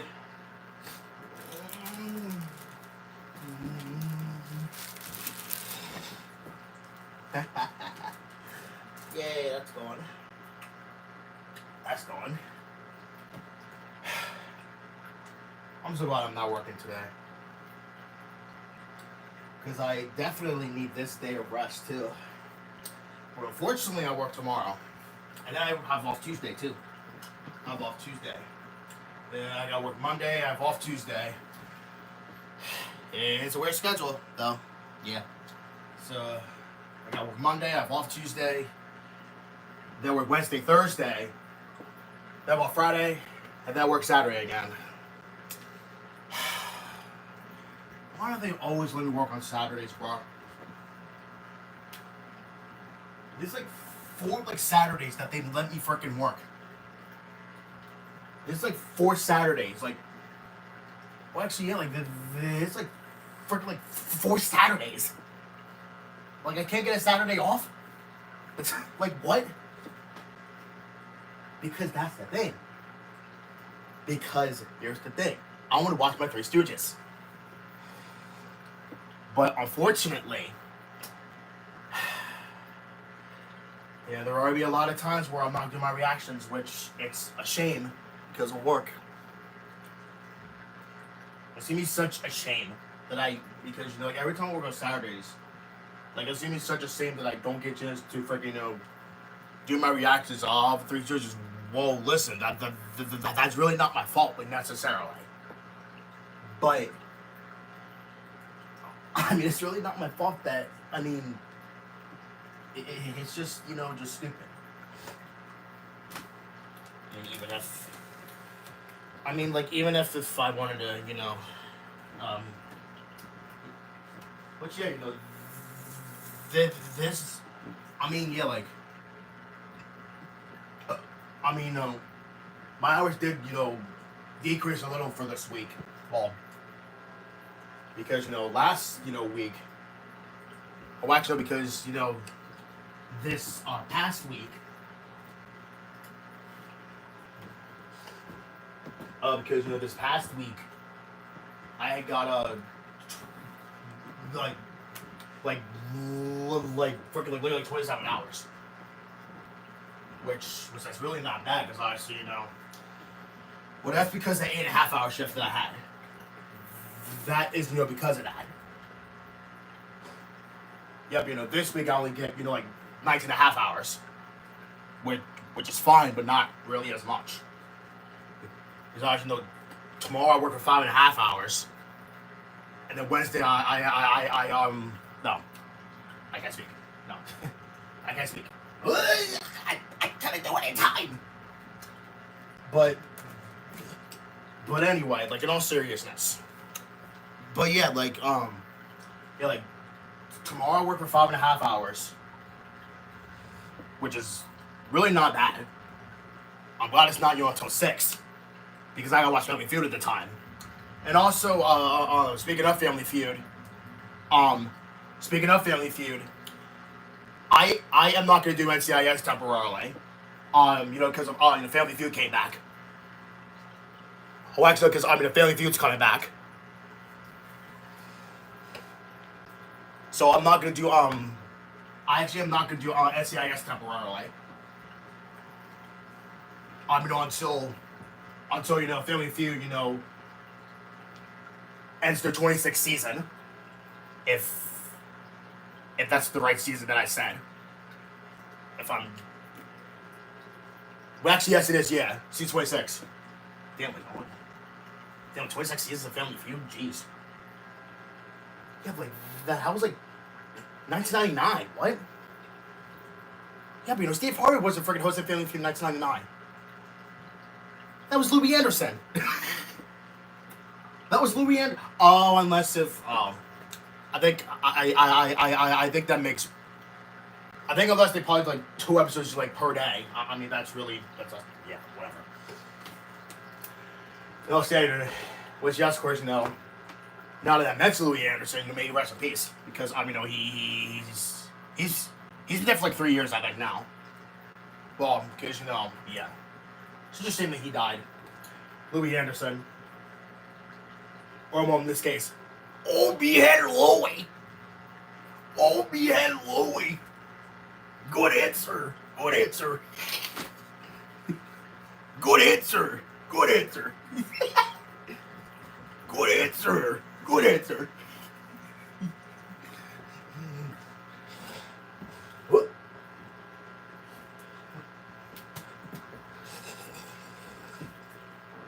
All right, but all seriousness though.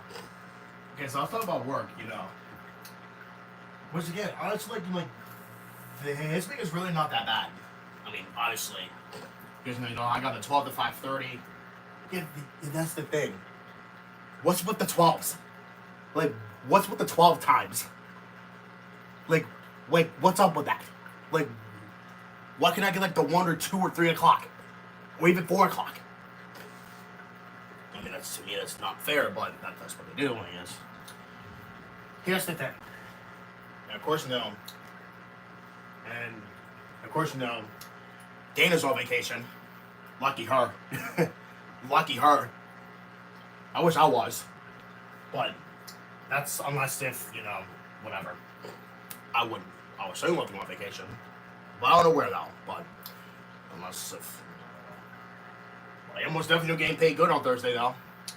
Well, yeah, because you know that's for last week. That's for all last week. Because honestly, you know, listen, that Thursday, this Thursday, that freaking money, bro. I'm telling you, I'm about to look on Thursday. You're gonna see me because I here's the thing, I actually multiplied 17 times 27.25. That's like what, like $406 plus tax. Which I've no idea how much it is, but you know. But listen, but still, that is gonna be like pretty much like a little over $400, which was I'm getting paid from last week. That's the thing.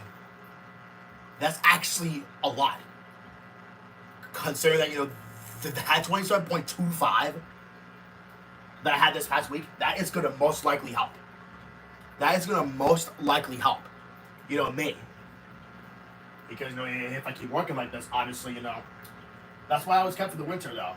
Because otherwise, I would have been effed. Well, because you know, I'm glad I didn't do college. Because obviously, you know, I can't do another year. I can't. I can't do another year. Unfortunately. I really can't do another year of college, unfortunately. I can't, because that's going to be hard. I really do not want to do college. Because you know, the thing, you know, I'm not that well experienced.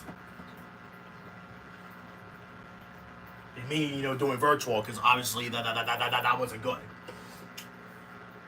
And, yeah. But, I mean, but, you know, like if I'm going to be honest, working is probably better than college. Because, like, when you work, like, you get paid, you know, almost every week. But when you go to college, like, you barely get paid. Because, like, that's the thing. Like, you have to pay, like, a lot of money for it. Because if I'm wrong, like, I'm pretty sure that you have to pay, like, because I'm pretty sure that you pay like $1,000 freaking dollars. Like I just don't know. I'm guessing now. But like literally, like you, it's like if it's not for college, you have to pay for it. You have to pay for it, and that's what like really sucks. Because like you have to pay for college. Like you have the nerve to pay for college. Like really, But yeah, like no seriousness though. For me, screw college. Because listen, I would much rather work than go to college. You know, listen, working is the thing. Listen, you know, working is better. I mean, get more money. You know, listen, you know that's the thing because you know. When you go to work, you get paid more money. I mean, not really wrong necessarily, but Nico. Because you know what? Like, if I look back, like, at my times for work, this week, because, again, it's so amazing because, I have off today, Tuesday, and Friday. So it's like 3 days, and then, that means I have to work for, like, the 4 days. Better than, having, listen, better than having 3 days off this week than 2. Yeah, not like in a row necessarily, not like in a row, but I wish, but not right at this very moment. Because, I'm just happy, because, I'm off today, which is Easter. It's Tuesday and Friday. Because, again, Wednesday and Thursday are not bad shifts. Because for me, on Wednesday, I work from freaking, like, 12:30 to 4:30. That's not bad. And then on Thursday, I think it's 11 to 5. I think. Let me look. Let me look at my notes real quick. No, 12 to 5. 12 to 5. Like another, like, noon, that's the thing. Like, what is with the 12 times? Because tomorrow is 12 to 4:30. Not 4:30. 5. Mixed up. No. Tomorrow is 12 to 5:30. Wednesday is 12:30 to 4:30.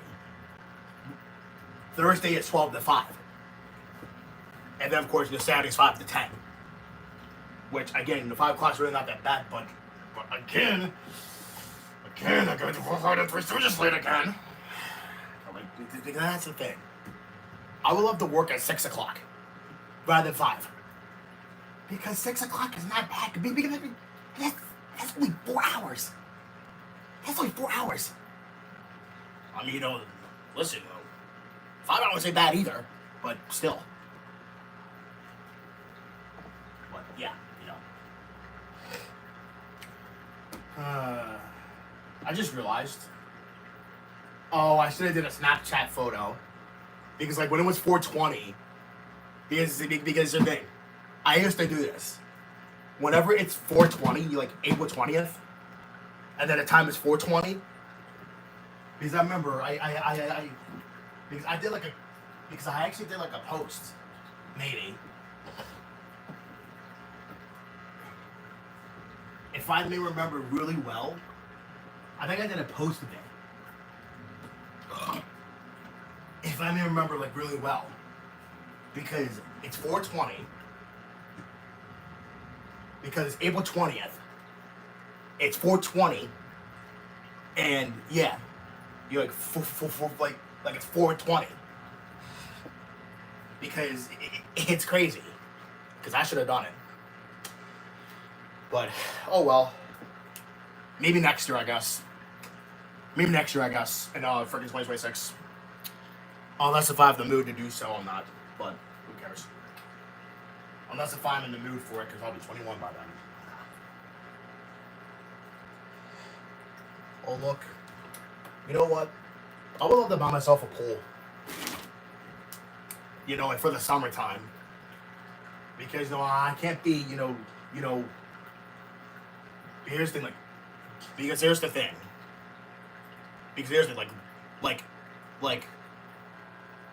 Because last summer, like, in my opinion, was lame.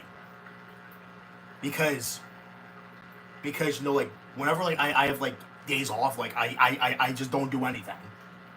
Because, listen, I would much rather go to the pool and just have fun, like, in the pool.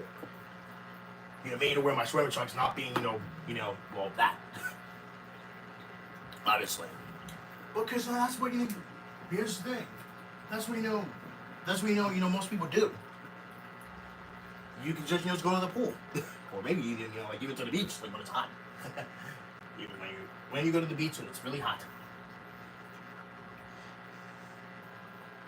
Is that a Ford F-150?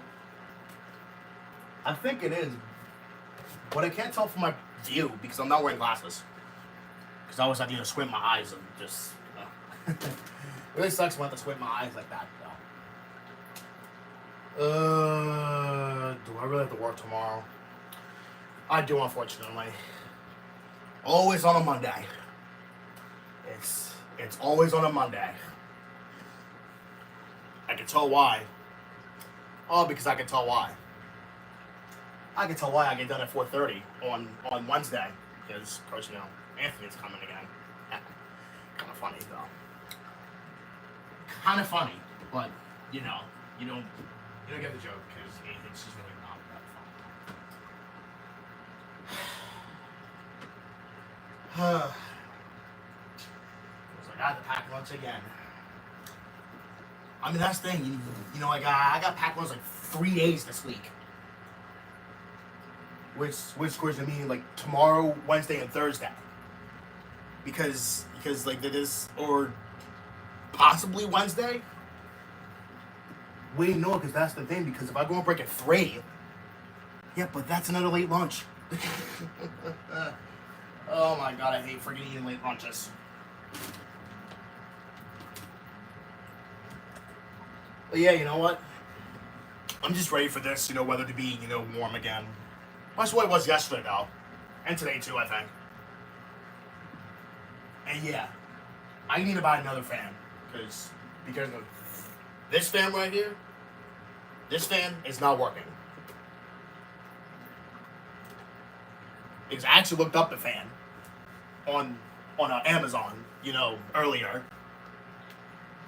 And I saw this fan that looked like what Jawan has, and I was like, oh, should I get that fan? Because obviously, that fan looks much better than the one that I have right now. But I should have not got rid of my old fan. But I did. My old fan that I had, in this room, and then it's gone. I mean, it's not thrown away, but it's still usable. This fan barely works. This fan barely works. And I'm not gonna waste more money on a fan at Acme because now Acme bought fans again. Well, obviously because it's almost the time for summertime, of course. It's almost that time. Well, it's not really the time, but it's almost that time to be the summertime. But for me, summertime is gonna be quite boring again because I just have that feeling that my time, because I just have that gutsy feeling that summertime, for me, working wise, that is gonna be a freaking disaster. Because I also have a feeling that my times are gonna get switched. Which, unfortunately, that is what is going to happen. Meaning that I'd have to go back to working early in the freaking morning again. Which I really don't want. Because, again, working early in the morning is just boring. I mean, look. Working, early in the morning, it's just, terrible. But, I mean, because that's the thing. Because, for me, because that's the thing. I actually have dealt with this twice. Well, actually, 3 times now. Because that's the thing. It actually happened when I first worked. And then it happened again in 2023. And then it happened again last year, too. You know what I mean? Freaking, working, early in the morning. And, I remember, this happened to me twice. This happened to me twice. I had to work at 8 o'clock in the morning in the first 2 days of I had to work early in the morning twice on the first 2 days of July. I'm not kidding. The first 2 days of July, I have to work, I had to work at 8 o'clock in the morning. And let's be honest here, I didn't like that. Because it's too early. Just 9 o'clock. But, 8 o'clock is different wise. But still, I don't like working early in the morning at all. I don't like working like early in the morning at all. Because like, especially when you get to see, because like especially when you get to see, most people leave, like the night crew people leave. Because they, stay, for the night because that's what the one why it's called, the overnight. The one why it's called the overnight crew. And me, I would personally do not want that. Because you have to work at 10 o'clock at night. And then that's the thing. If I had to switch to being the night crew and me getting done at 6:30 in the morning, who the hell is gonna pick me up at 6:30 in the morning? Probably nobody. You work from 10 to 6:30 in the morning, which I get, that's the night shift, but just stupid. Because 11, 12, 1, 2, 3, 4, 5, 6 is because to me, listen, I cannot stay out for that long. Especially because that. I would most definitely, listen, I would most definitely do not want to freaking be up that long. Because listen, I'll be out. Because you know what? Screw the night shift. We can also.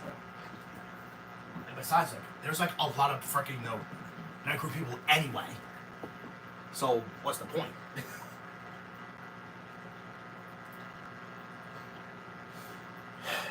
I would much rather do carts than because being inside. Well, honestly, I lie. But eventually, it's gonna get hot again.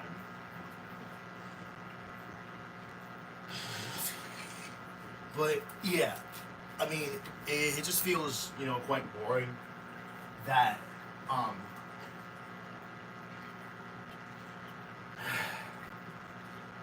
never mind. I'm just ready, for. I mean, honestly, I just hope that tomorrow's not gonna be a bad day. I just hope not. I hope it doesn't rain either. I hope it doesn't. I hope it doesn't rain either. Because it'd be boring if it does. But I believe tomorrow the high is 60 something, I think.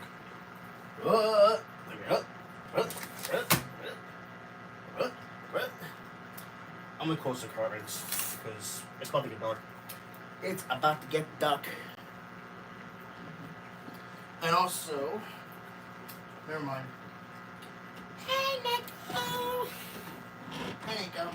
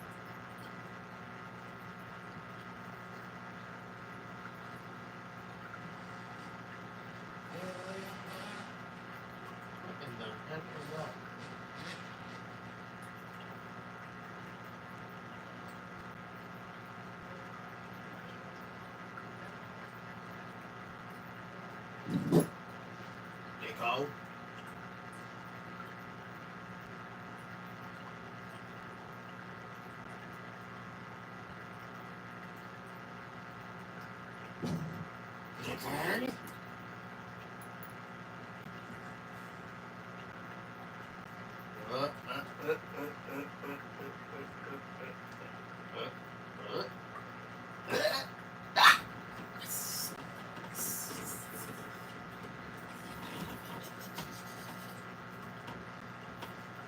Oh, I missed.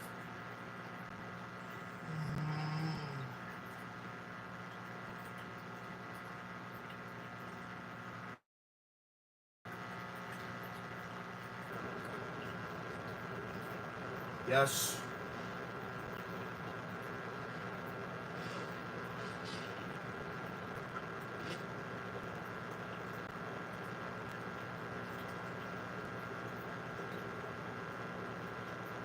All right.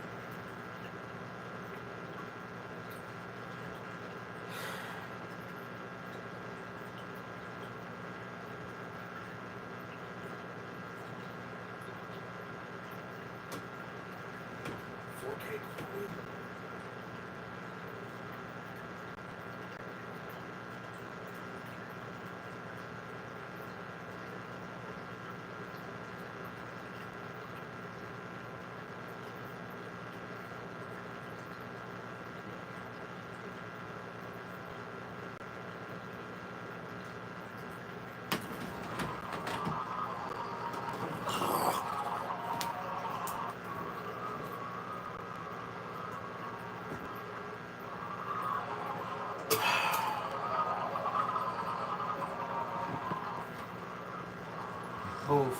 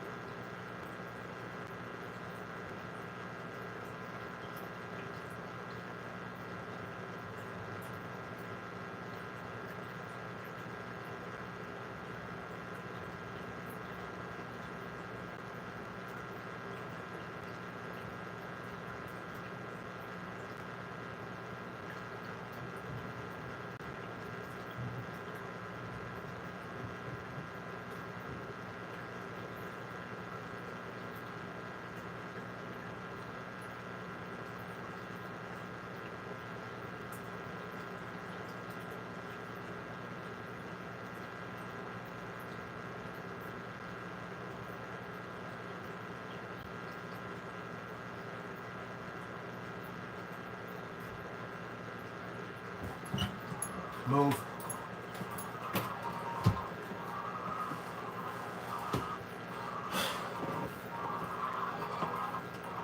Oh, move. God. It's hot again. Move. Hold on.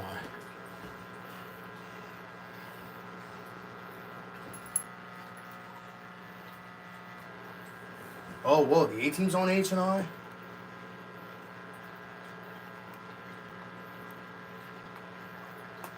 Don't tell me the Sixers are airing today. Please, no. Oh, thank God. Oh, thank God. So it looks like I'm going to have to deal with a few videos, I guess. Oh, thank God.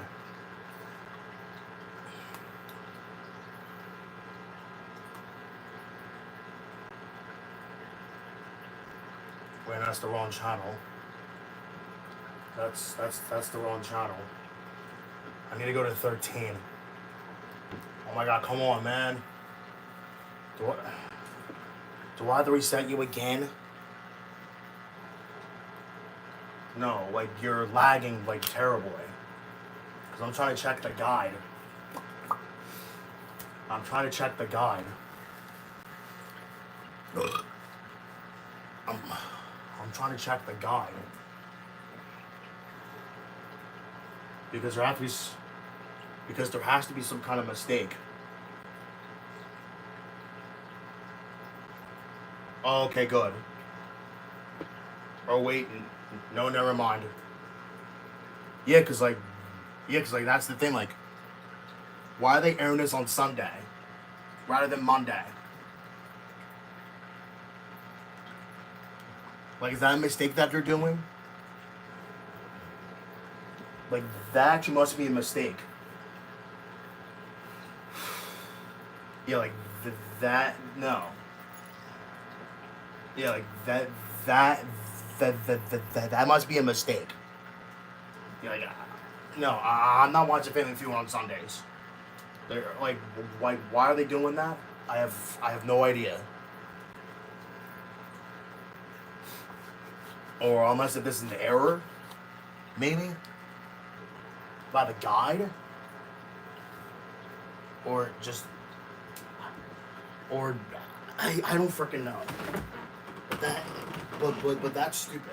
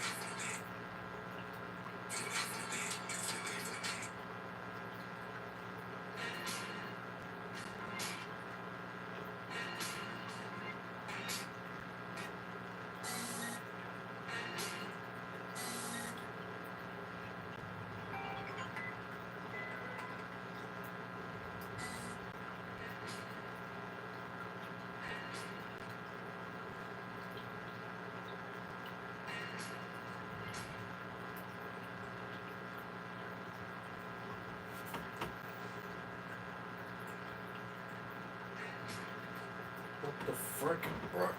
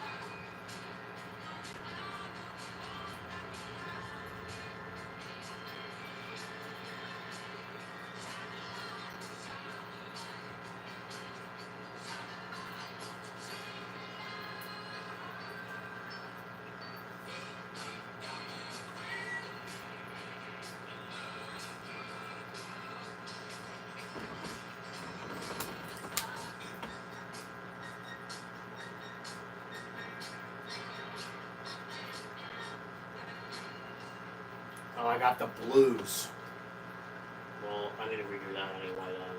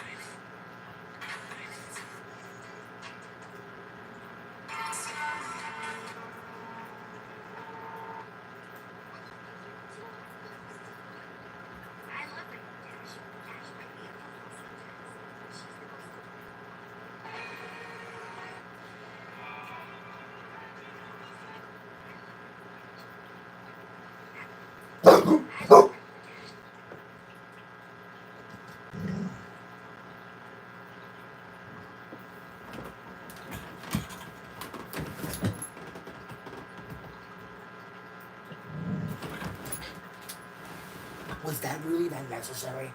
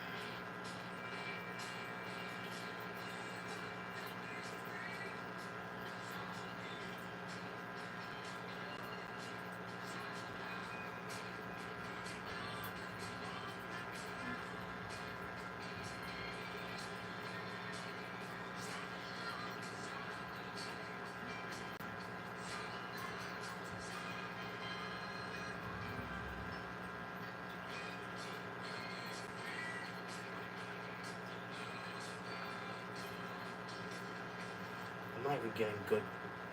I only got 1 out of 5. Or 4.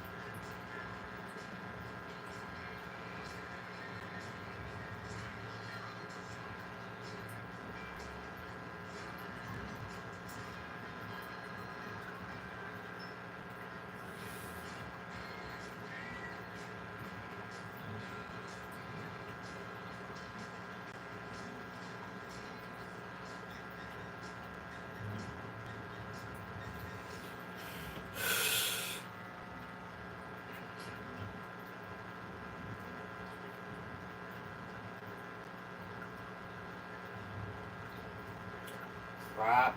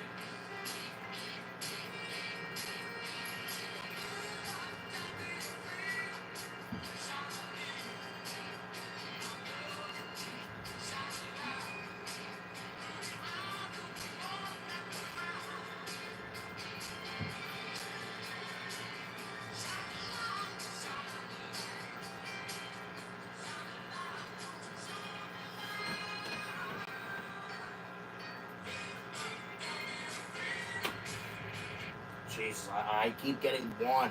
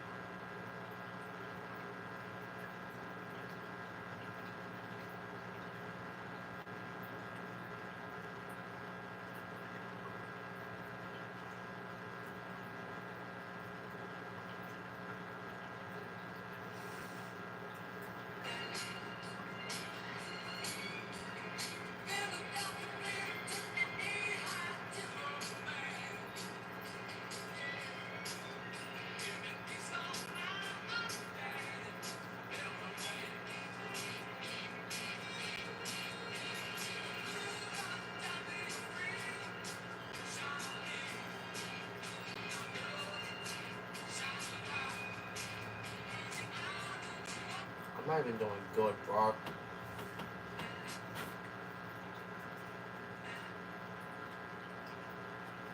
There we go, that's better.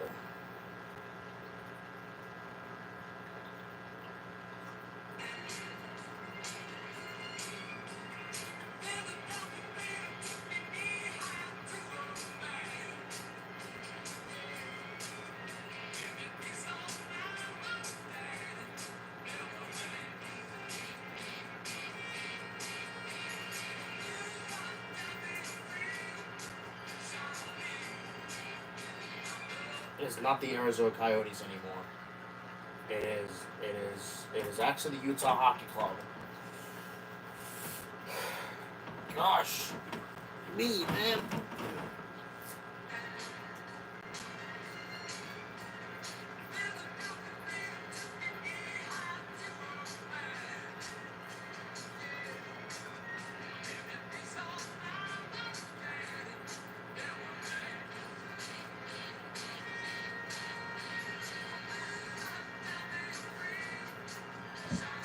I don't even. This is really hard.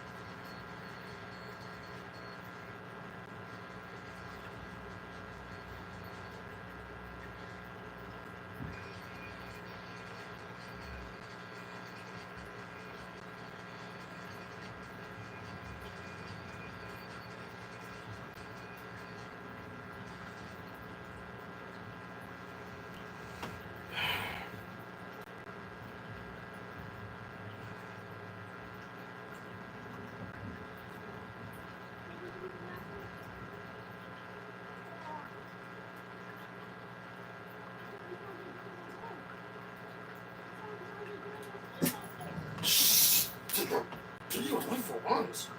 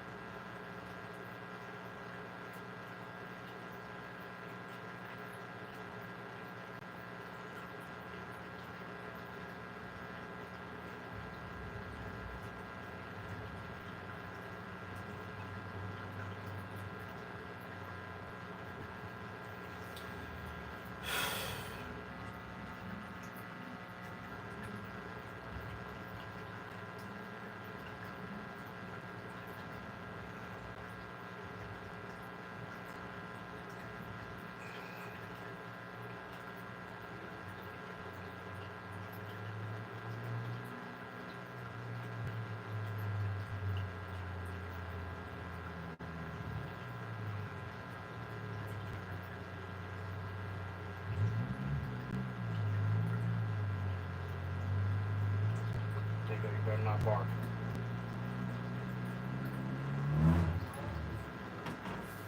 Don't you dare. Don't you even think about it.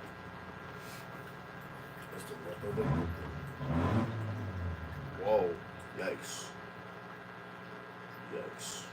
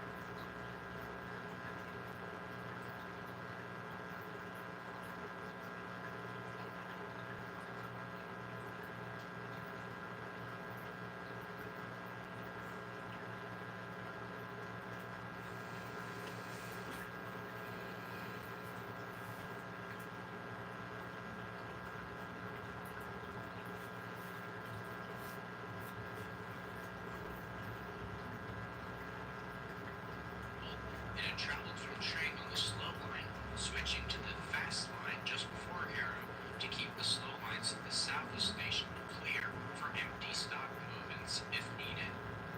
Meanwhile, the 8:15 p.m. Perth to Euston Night Express was making its way toward Harrow, with 11 coaches carrying approximately 85 passengers, all by British Rail Coronation Class 462, number 46242, known as the City of Glasgow, running 1 hour, 20 minutes late, also due to the fog. Another train was coming the opposite way. It was the 8 a.m. express from Euston to Liverpool and Manchester, carrying 15 coaches with 200 people on board, and 2 steam engines were pulling it. British Rail number 45637, which was a Jubilee Class 460 named Windward Islands, and British Rail number 46202, a Princess Royal Class 462, called the Princess Anne. At 8:19 a.m., just as the guard of the local was walking back to his brake van after checking the doors of the last 2 carriages. Oh, good grief.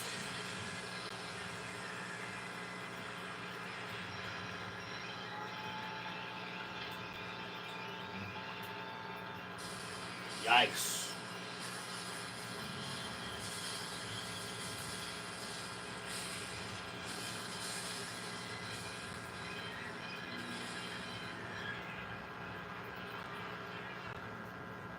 The Perth Express crashed into the rear of the local at a speed of 80 to 100 kilometers an hour. That's 50 to 60 miles per hour.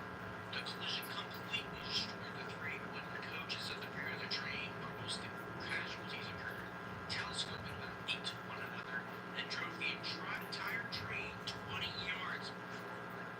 The leading 2 vans and 3 coaches of the Perth train then piled up behind and above the locomotive. Wreckage also blocked the adjacent down fast line, which was where the Liverpool Express was coming in. The leading locomotive of the Liverpool train struck the derailed locomotive of the Perth train and derailed, doing almost 60 miles an hour. Both engines of the Liverpool train then plowed across the platform before landing on their side on the adjacent DC electric main line, causing it to short circuit. The yellow line had its current quickly switched off by the signalman, thus preventing any further collisions with it. The leading 7 coaches, plus a kitchen car from the Liverpool train, were carried forward by the momentum, overriding the existing wreckage and piling up on top of it. Several of these coaches struck the underside of the station footprints, tearing away at a steel girder. Rescuers soon arrive at 8:22 a.m. and find a scene of chaos. 3 trains have all smashed into each other and have piled up into a huge pile of wreckage, people, and bodies. The fire brigade, ambulance, and police services were being assisted by doctors and a medical unit from the United States Air Force, which were based 5 miles away at a Royal Air Force base called West Royston. Help was extended from the Salvation Army, Women's Voluntary Service, and local residents who were nearby when the crash occurred. The first loaded ambulance left at 8:27 a.m., and by 12:15 p.m., most of the injured were already in hospital.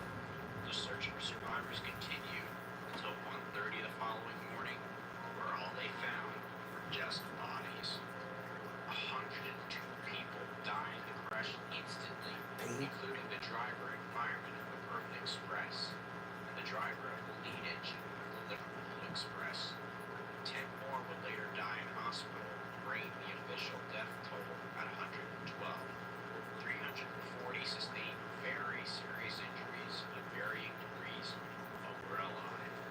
The public demanded answers as to why the trains crashed. The Ministry of Transport did an investigation to find out what had happened.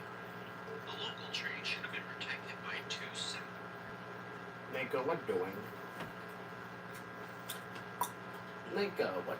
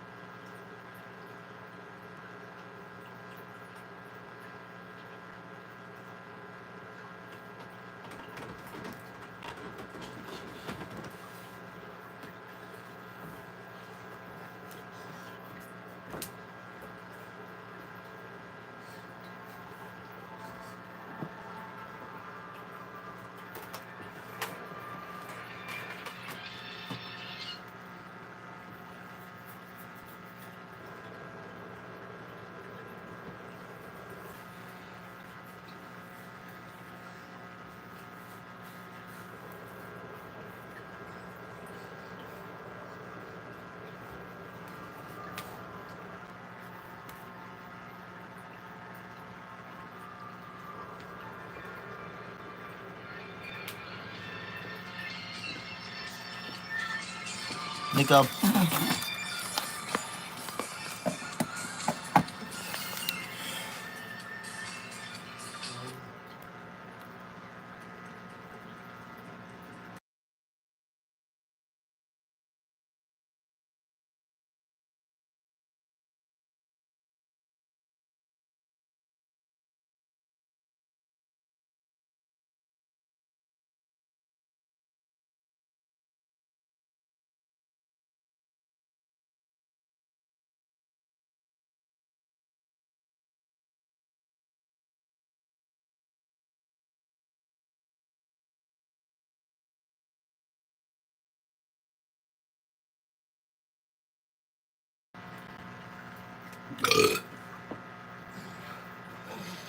Move, Nico.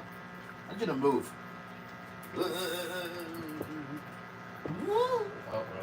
Oh, no, not that.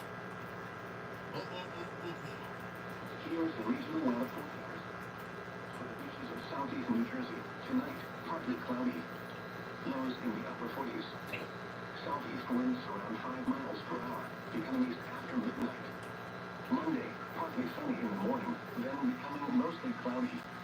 Much cooler with highs in the mid-50s. Mid-50s. Southeast winds 5 to 10 miles per hour. Mid-50s. Monday night, mostly cloudy. A chance of showers after midnight. What's the temperature? Near steady temperature in the lower 50s. Lower 50s. South winds 10 to 15 miles. Chance of rain 40%. 40%. Tuesday, mostly cloudy. A chance of showers in the morning. Warmer with highs in the upper 60s. West winds 10 to 15 miles per hour. Chance of rain 30%. 30%. Tuesday night, mostly cloudy. Lows in the lower 50s. Lower 50s. West winds 5 to 10 miles per hour, becoming northwest after midnight. Wednesday, partly sunny. Highs around 60. 60. Wednesday night, partly cloudy. Lows in the upper 40s. Taking the 40s. Thursday, partly sunny. Highs in the upper 50s. Upper 50s. Thursday night, mostly cloudy. Lows in the upper 40s. Upper 40s. Friday, mostly cloudy. A chance of showers in the afternoon. Highs in the upper 50s. Upper 50s. Chance of rain 30%. 30%. Friday night, mostly cloudy with a chance of showers. Near steady temperature in the mid-50s. Mid-50s. Chance of rain 50%. 50%. Saturday, mostly cloudy with a chance of showers. Highs in the mid-60s. Mid-60s. Chance of rain 50%. 50%. Saturday night, mostly cloudy with a chance of showers. Lows in the lower 50s. Lower 50s. Chance of rain 50%. 50% again. Sunday, partly sunny. A chance of showers in the morning. Highs in the upper 50s. Upper 50s. Chance of rain 30%. 30%. Here's the Tuesday night, mostly cloudy. Lows in the mid-50s. 50s.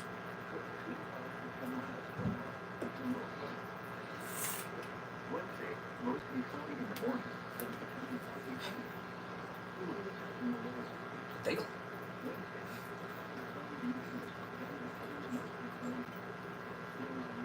Fifty. Lower 60s. Mostly cloudy.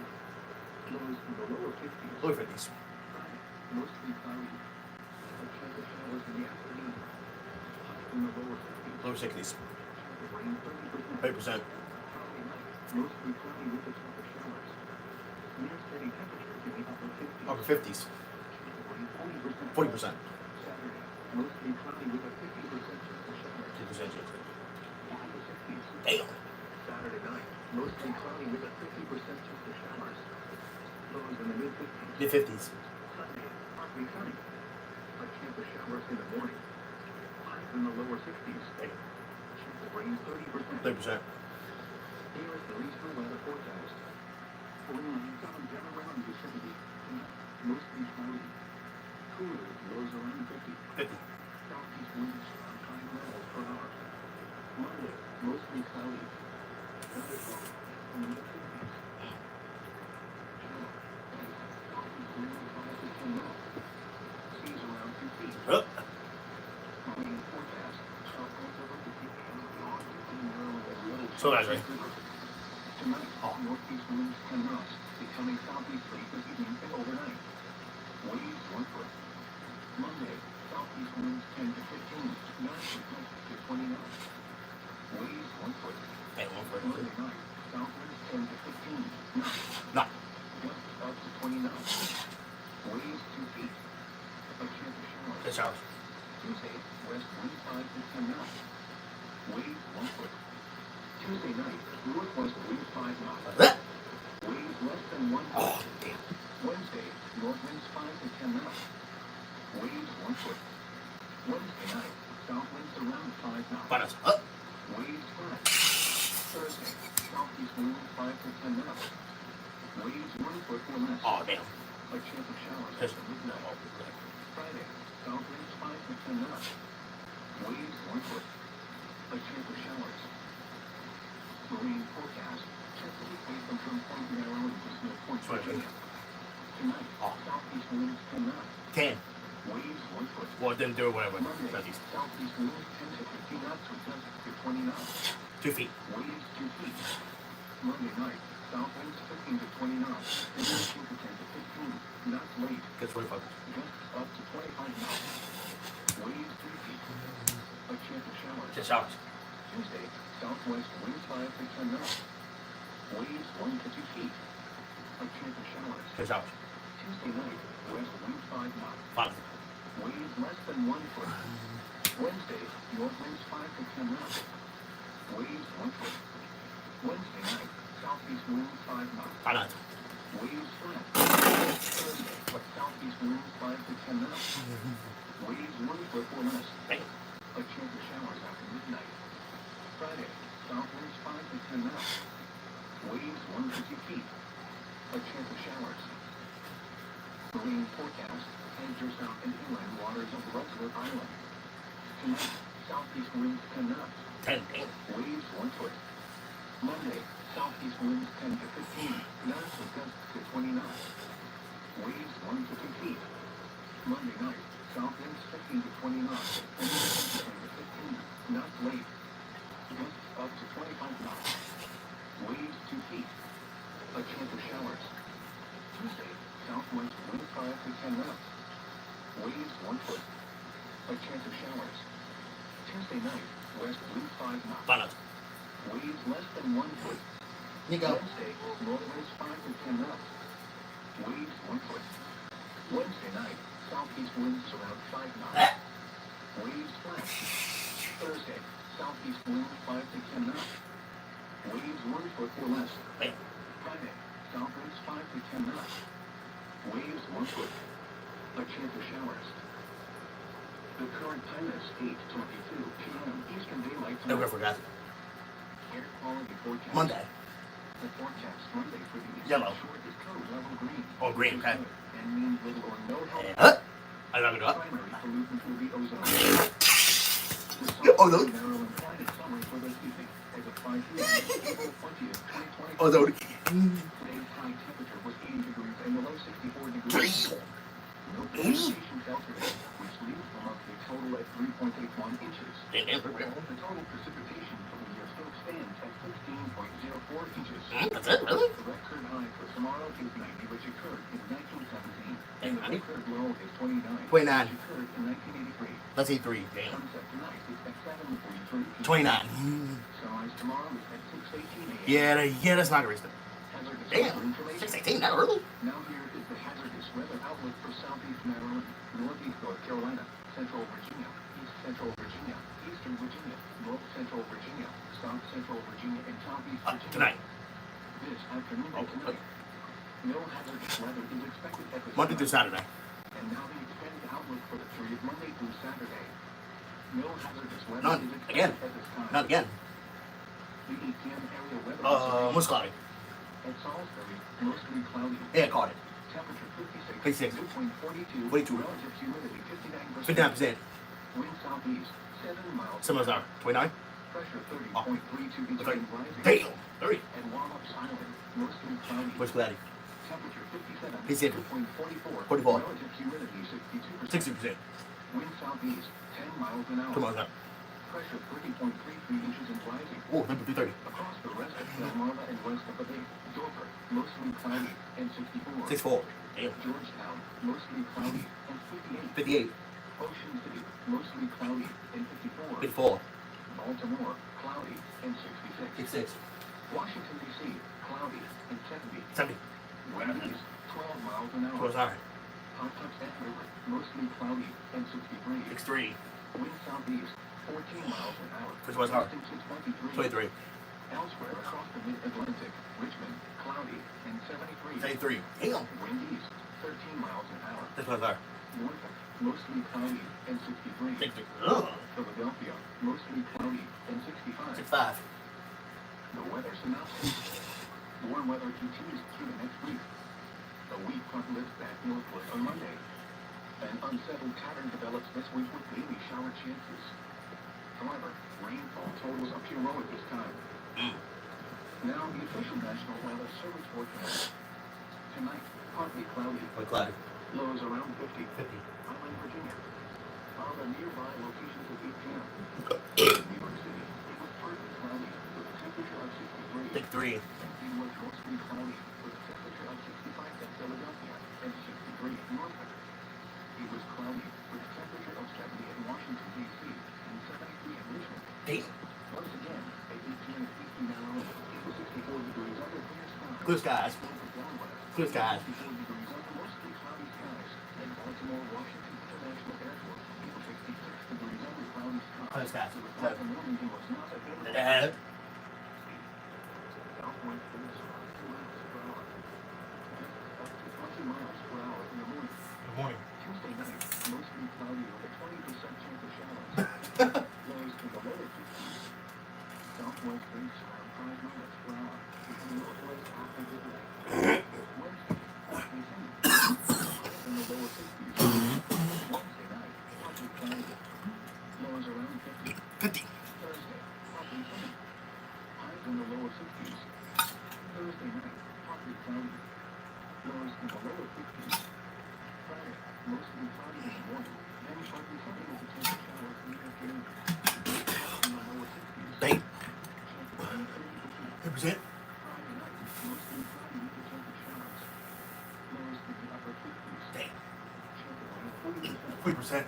Saturday, mostly cloudy. They going in and move. Then becoming partly sunny. Move. A 40% chance of showers. One. Up. Highs in the upper 60s. Yep. Saturday night, mostly sunny with a 50% chance of showers. Lows in the lower 50s. Lower 50s. Sunday, partly sunny. A chance of showers in the morning. Highs in the lower 50s. Damn. Chance of rain 30%. 30%. Up. This is the North Metro.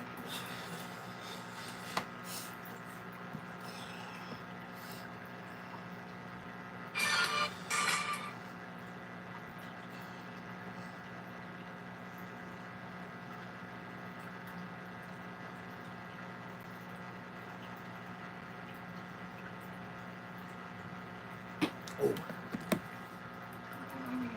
Oh.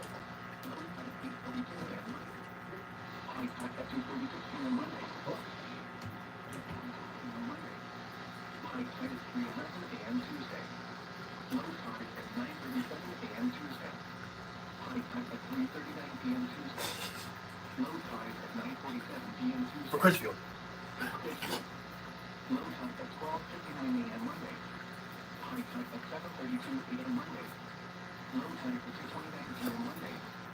High tide at 7:59 p.m. Monday. Low tide at 8:35 p.m. Tuesday. Low tide at 8:45 p.m. Tuesday. High tide at 9:45 Tuesday.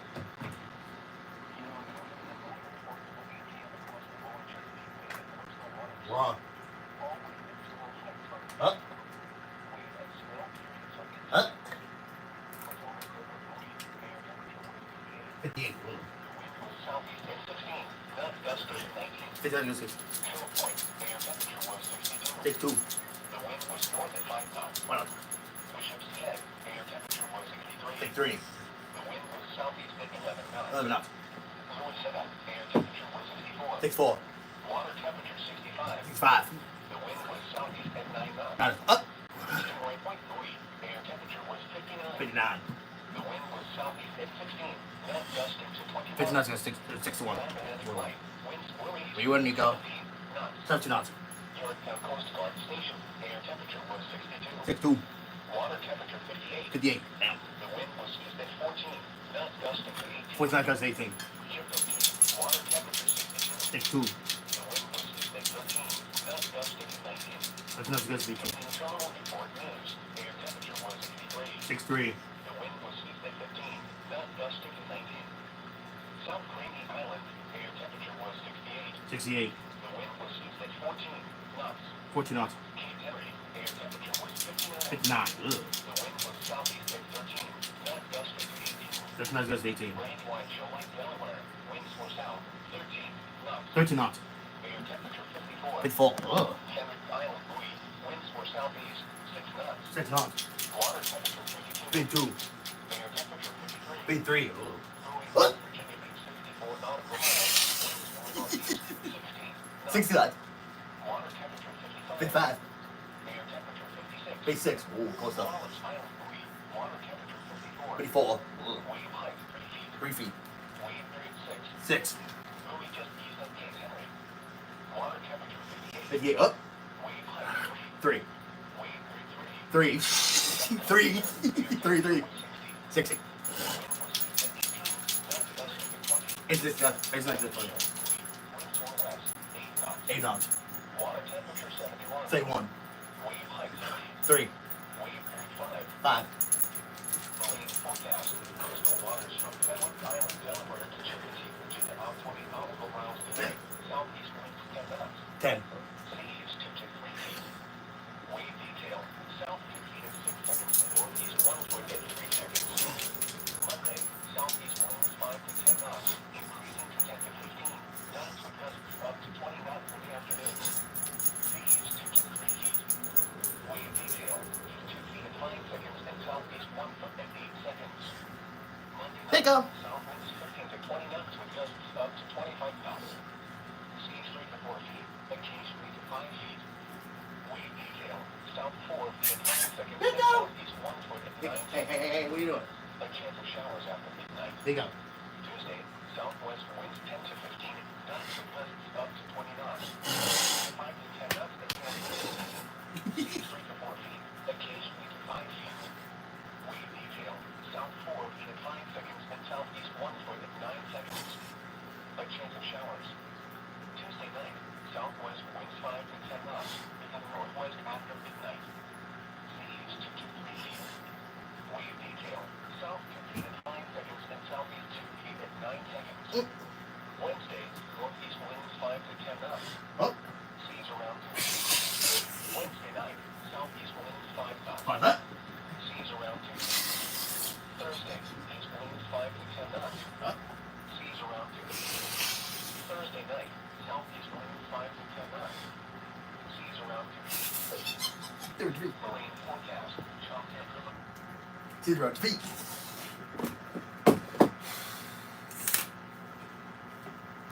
Seas around feet.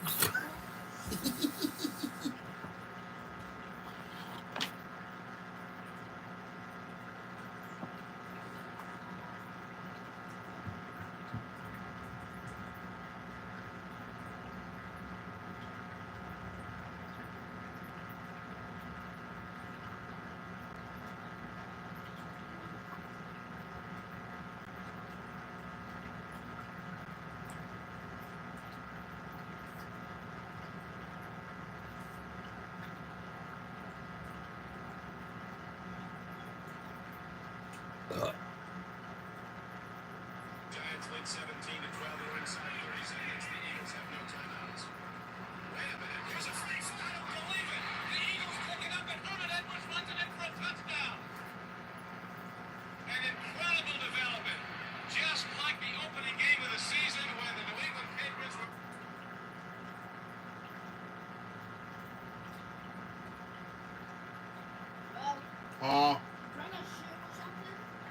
A shoe? Why?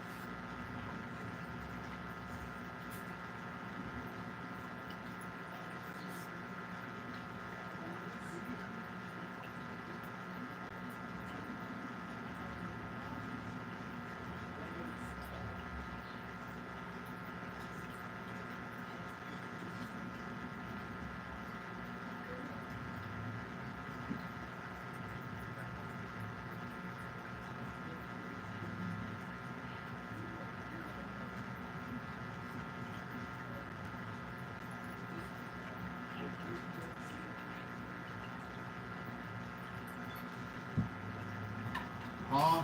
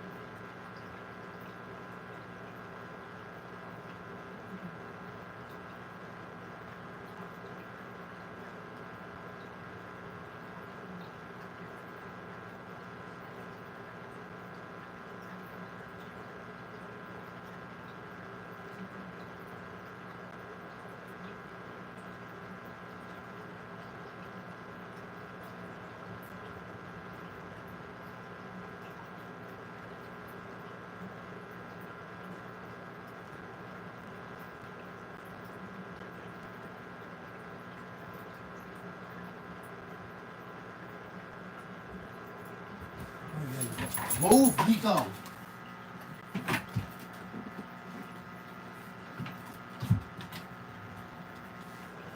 The spider should not be sitting by the door, fool.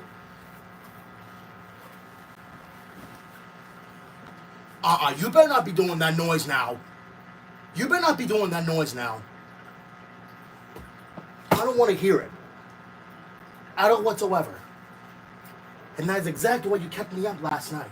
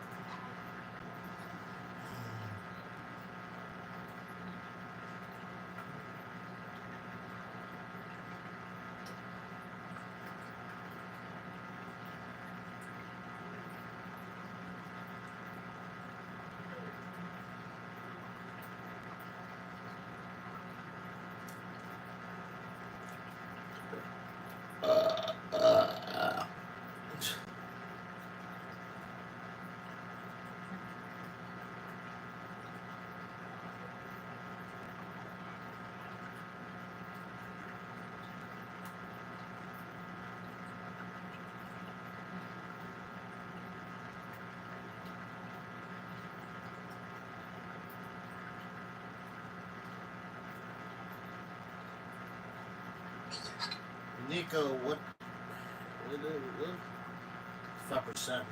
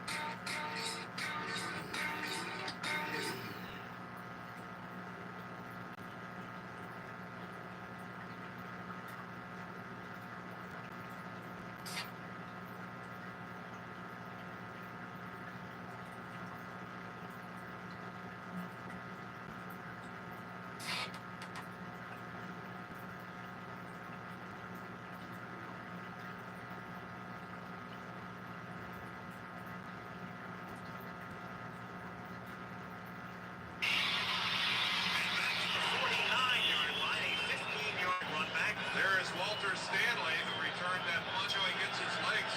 Twist. Barkley, a little shove.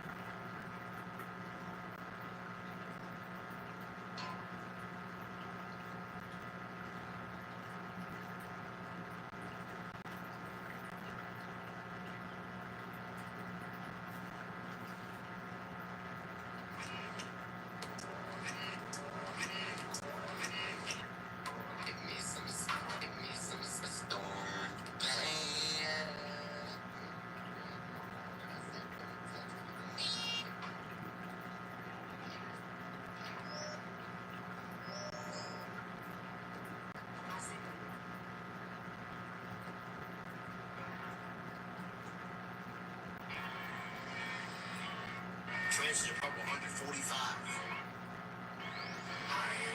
Trenches are pump 130, and I got new glasses.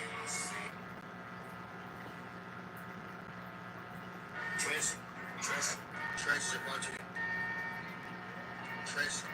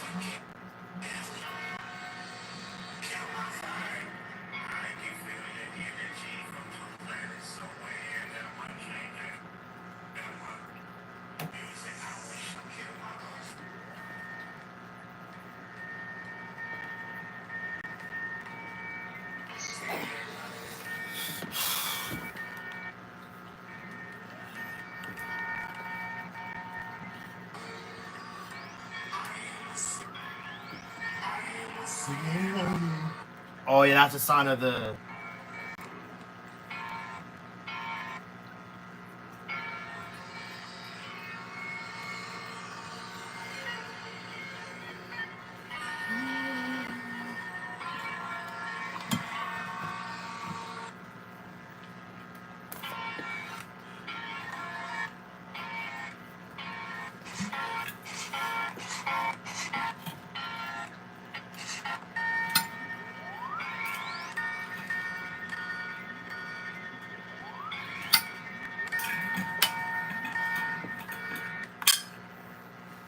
Why did this not get removed from my own? Well, I mean, it's my own sound, but.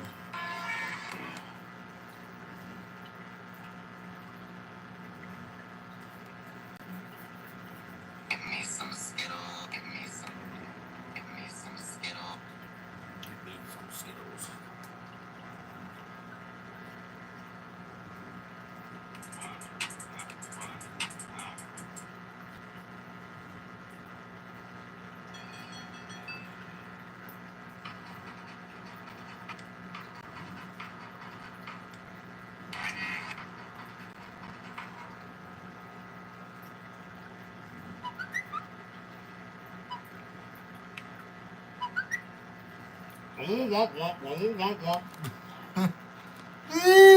Go hot. Oh shit, this thing is. Oh my god, that needs to be cooled down now. The charger. Hey, damn.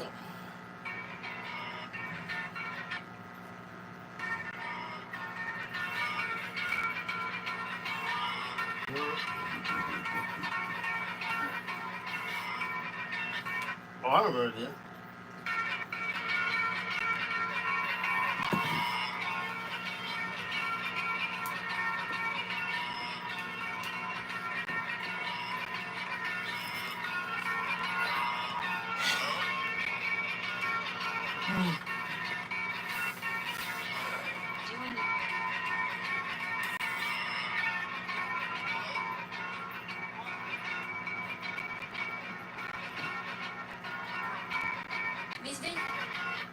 Nico, come on, move. Move. Move. Good grief. You're in like the worst fucking position ever, dude.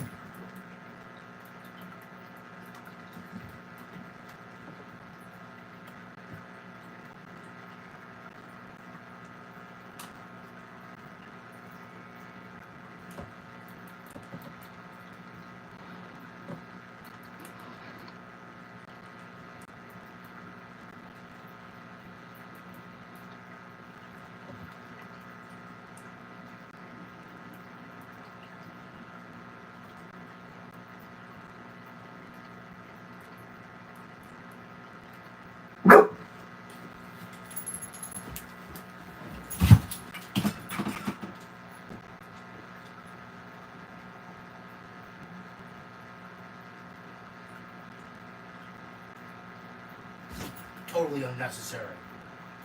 That's the second time you did that.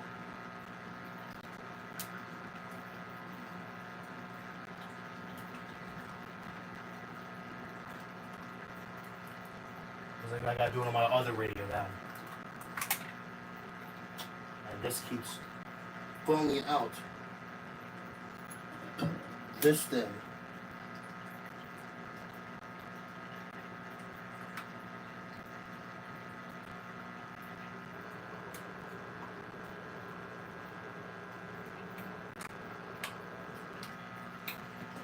Yeah, I gotta do it on my other radio then.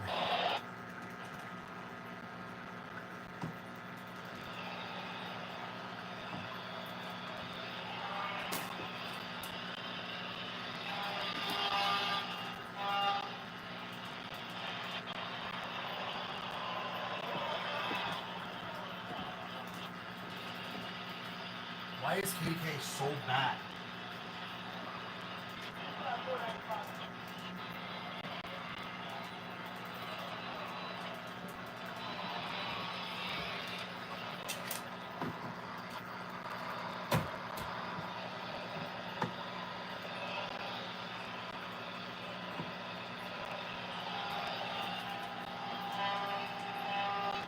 Man, bro, like, why is KK such a crappy signal?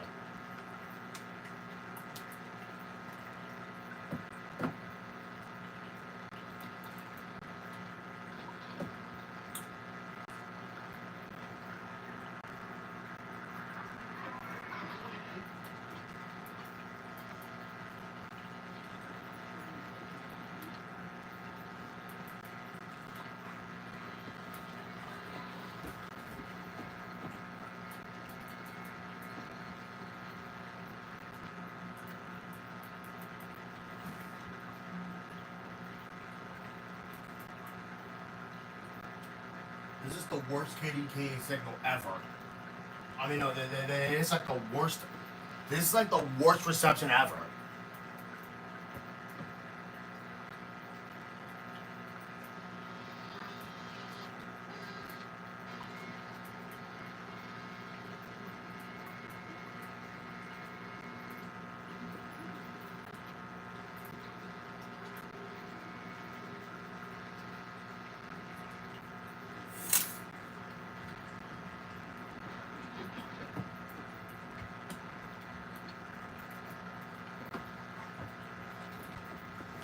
I don't want to hear you panic.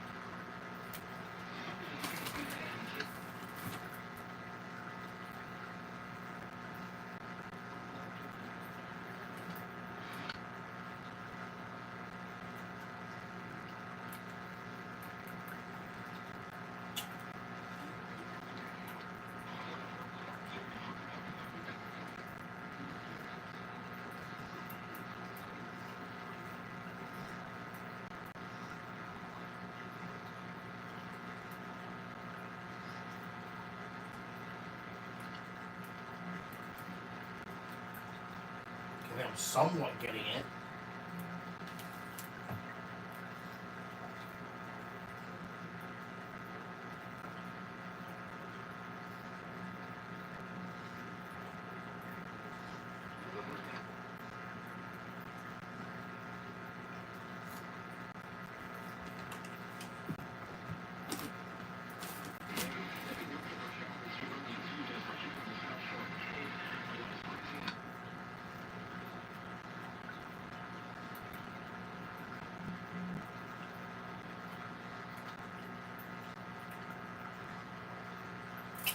Unless I got to use it on my phone then, because this is the worst KDK reception I have ever gotten. This is the worst KDK reception I have ever gotten.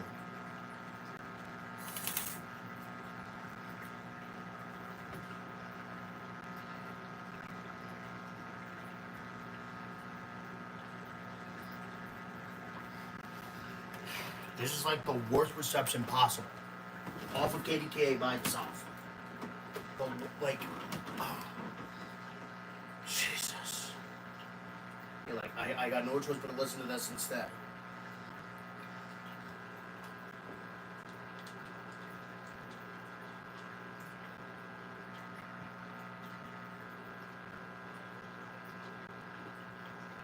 Spring is in bloom, and so are casino thrills at BetMGM Casino. Say goodbye to the winter blues and hello to a 100% deposit match up to $1,000 plus $25 Nico, on the house. I seriously do not want to hear you panic.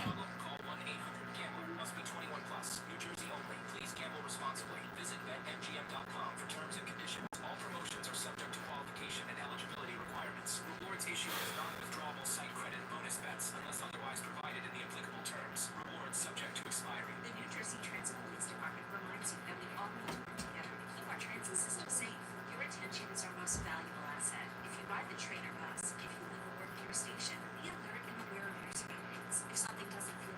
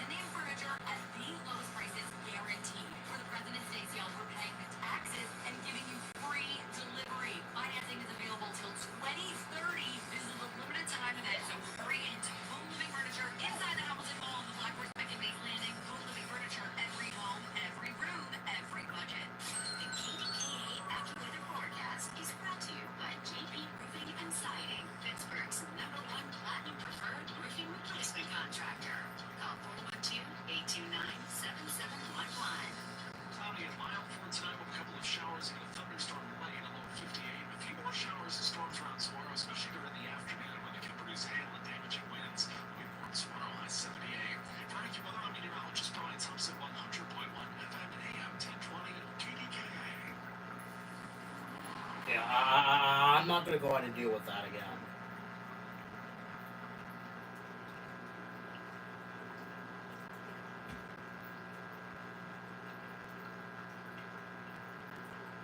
Yeah, I'm not gonna do their freaking test.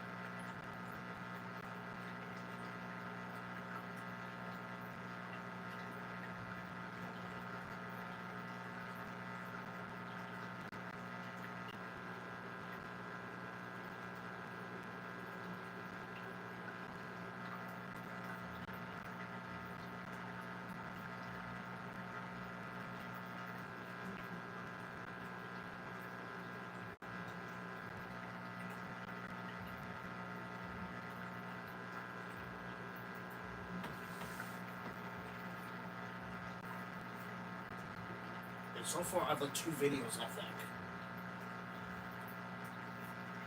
I mean, I can sell with 3. Because the KDK wants to be crappy.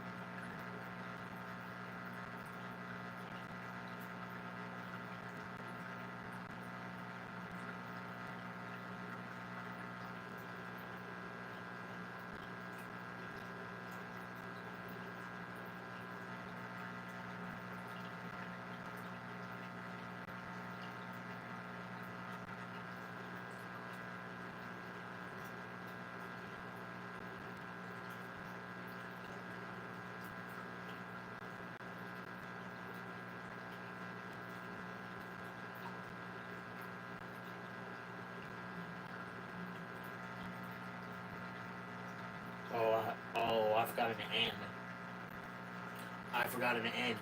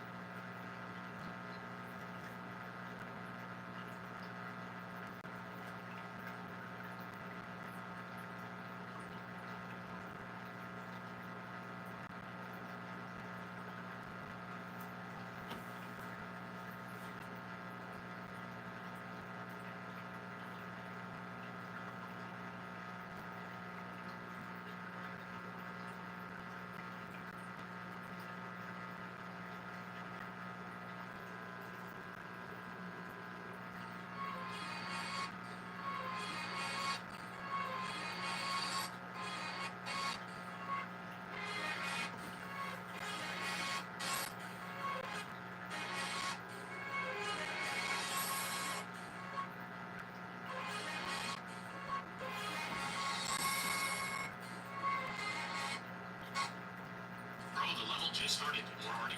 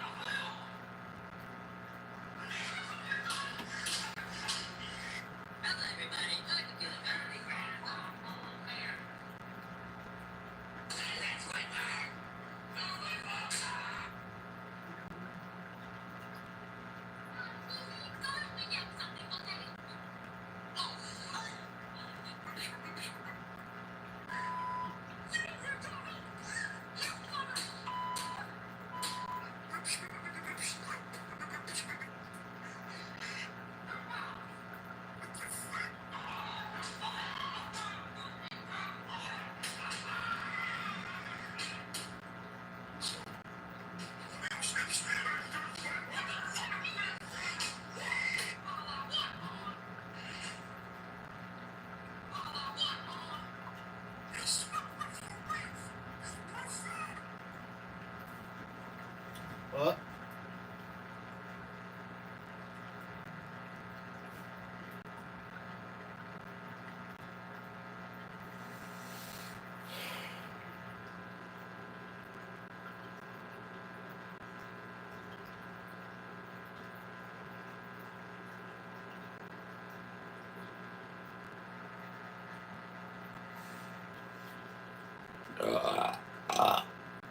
Excuse me.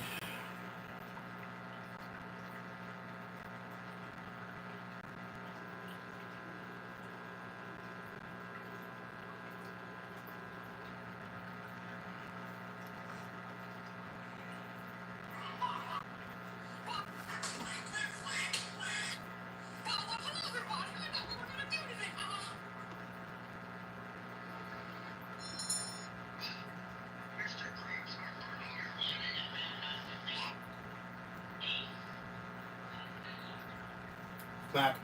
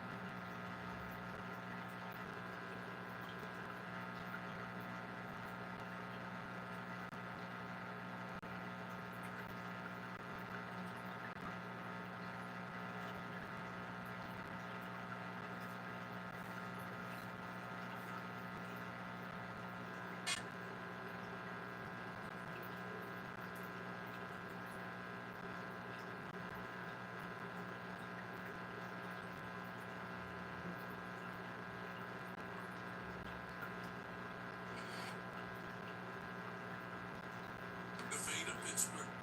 The fate of Pittsburgh. The ringing. I have one time over an AM. Yeah, they're in our calendars.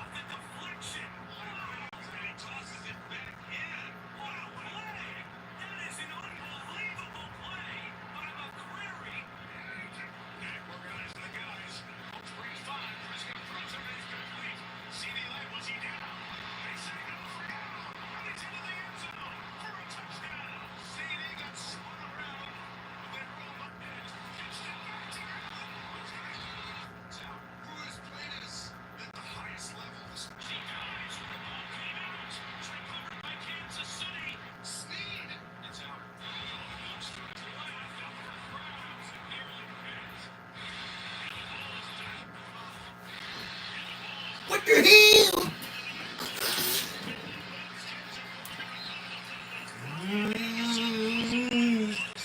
What the hell? What the hell? What the hell? What the hell? What the hell?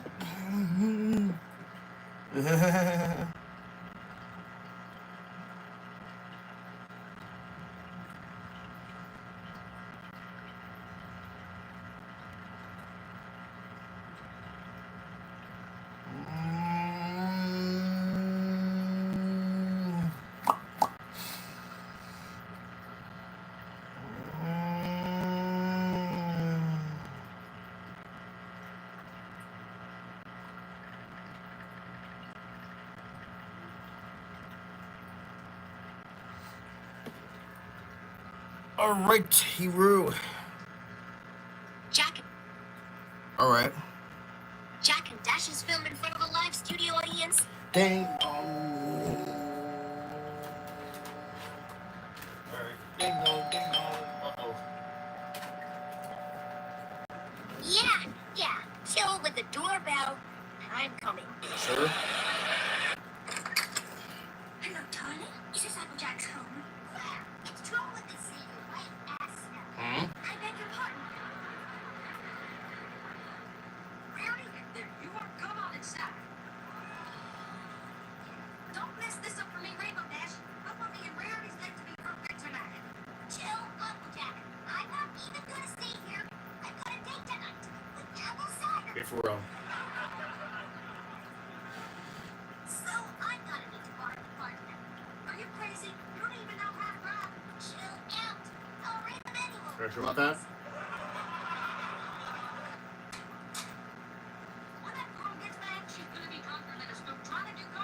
Most likely. Applejack, darling, this dish is simply divine. Well, I'm glad you like it, Sugar Cube. Applejack, I love you very much. Aww. I love you too, Rarity. Hey, what's up, bitches? And just the other one, she's drunk. Rainbow Dash, you're drunk. Hey, I'm not drunk. Oops. Well, what the heck, man? I swear to drunk I'm not Celeste. We'll have to see about that. And just that, you're drunk.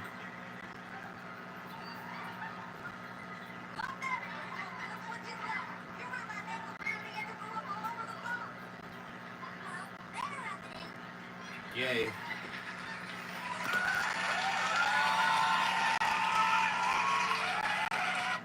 Shaq and Dash is filmed in front of a live studio audience. Yay. There we go.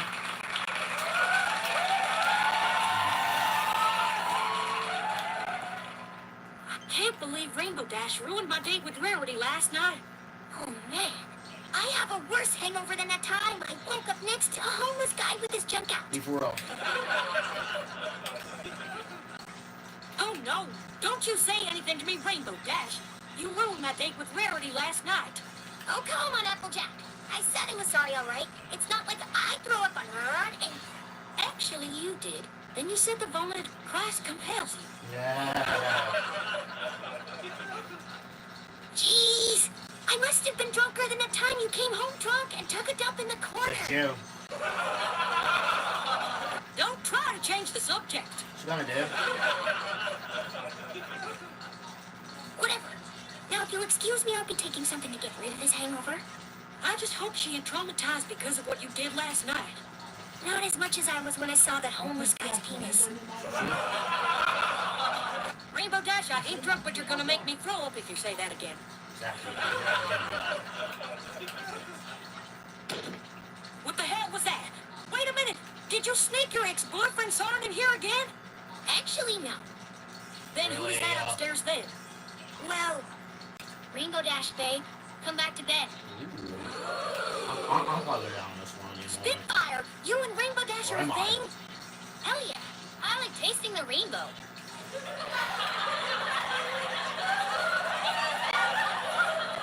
You know what, babe? Just give me a few minutes to get rid of this hangover. Nope. So, is this gonna be serious? Hell yeah!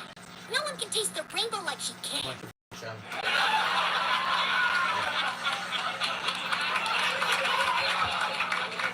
Good gravy, girl. Too much info. I'm not dead yet. Hey, I'm just saying. You asked after all. Yeah.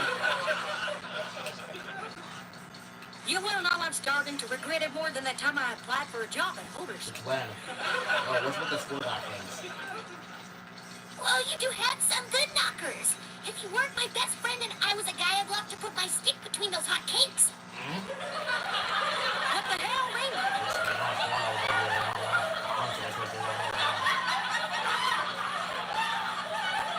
Hey, you said honesty is important, right? So I'm being honest. Good gravy. What am I gonna do with you? Give your best friend a hug and tell her how much you love her. All right. Come here and hug me, Rainbow Dash.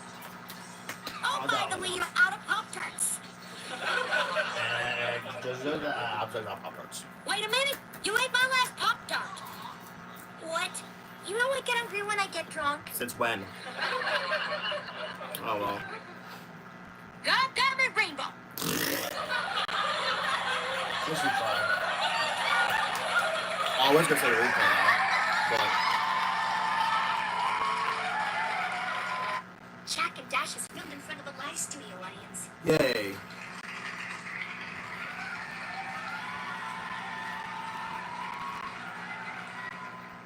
Nothing like some good old-fashioned spring cleaning. What the hell? Is that Spitfire's bra? Maybe. Rainbow Dash, get down here. This better be in coordination.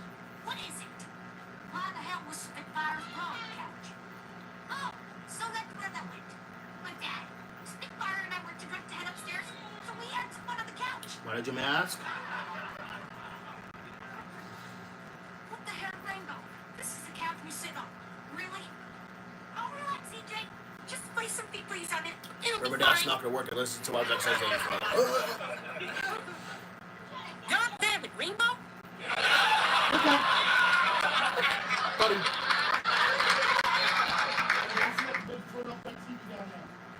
Hold on a second. Hold on, let me look real quick.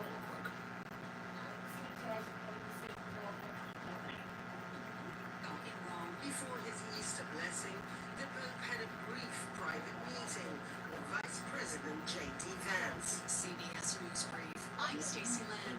Spring is in bloom, and so are casino thrills at Bet.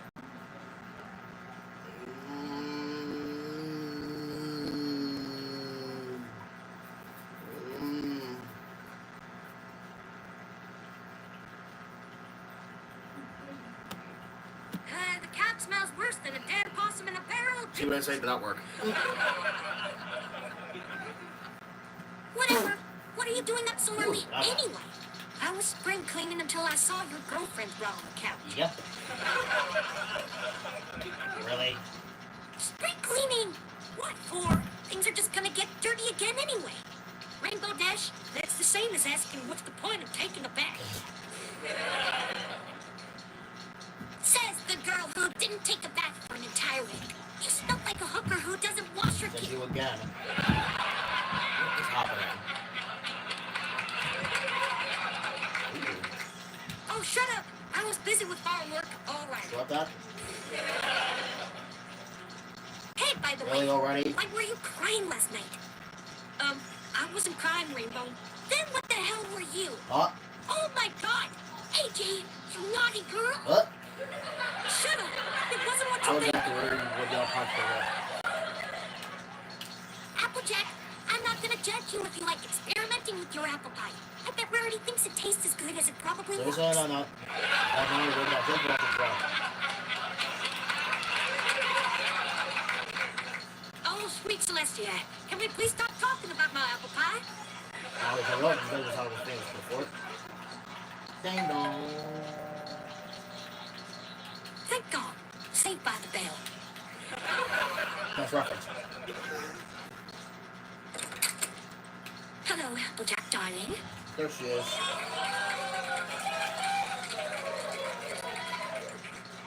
Rarity, what are you doing here?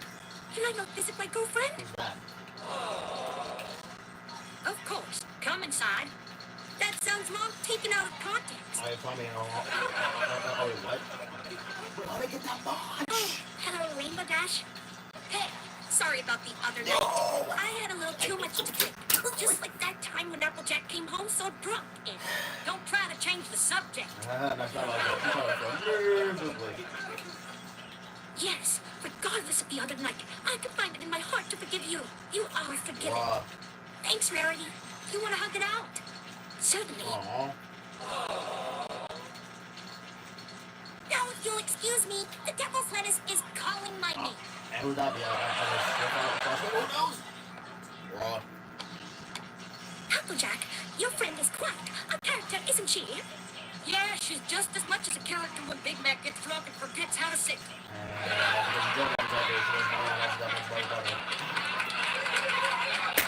Really? Applejack, darling, this wine is simply perfect. I have to say it's making me feel quite stimulated the more I look at you. Ooh, where are we going to fudge there? Rarity Sugar Cube, I think you may have had too much. No, darling, I'm simply fine. Brought that? Applejack, you're one sexy darling. Oh. Ooh, look the audience. Damn it! Really? Hey, Applejack, you have an extra lighter. Mine is out of. Oh, dear. I think I'm going to. Probably River got through shirt. Rarity, what the hell? Got her. Well. Karma's a bitch. Ooh. Ain't it, Rainbow? Yep. Sorry, darling. Please forgive me. This was my favorite shirt. Sure was. I'm gonna post this on Equestrian. Instagram. God damn it, Applejack. Got her.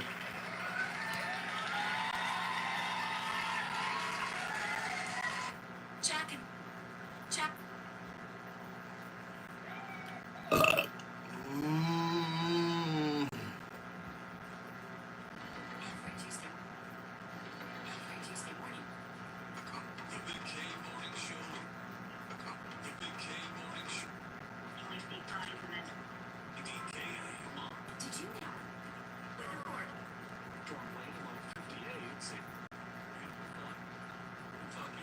Y'all for real not doing y'all test?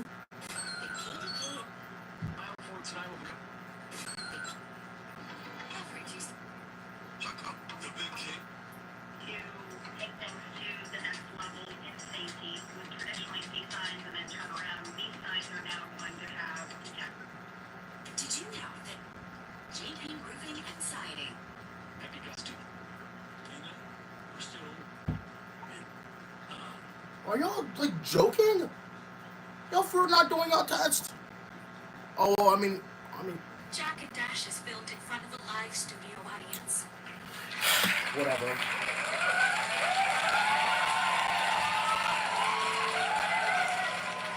Bro. Oh man, what's wrong, Rainbow? You look worse than that time we were high and accidentally walked out the house without any pants on. Yeah. Money. My stomach is aching like crazy. Did you eat something funny? I ate a few burritos, but that was it. Burritos? Where'd you get some burritos from? That new restaurant down the street. Wait, that new place called a burrito. Oh no, I should warn you not to go there. Wait, what? What do you mean? I read reviews online about it. One guy got very gassy after eating there. Great, so my ass is gonna be filled with gas all day. Most likely we would have to go that much of a gas. Good gravy girl. I didn't need to hear that. You're the one who brought up gas. Exactly. Look what you done.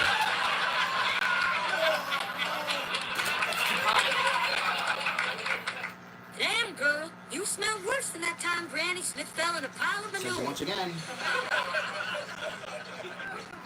Why did I switch? Applejack? What is it? That wasn't just a fart. And diarrhea. What? Oh, God damn it. Rainbow. Well, if you apple, yes, yeah. Why can I not get perfect clearance, bro? Bro, come on, man. Wow, I feel 5 pounds lighter. Well, I hope your 5 pounds of crap didn't destroy the damn toilet. Probably most likely. Cut me a break, AJ.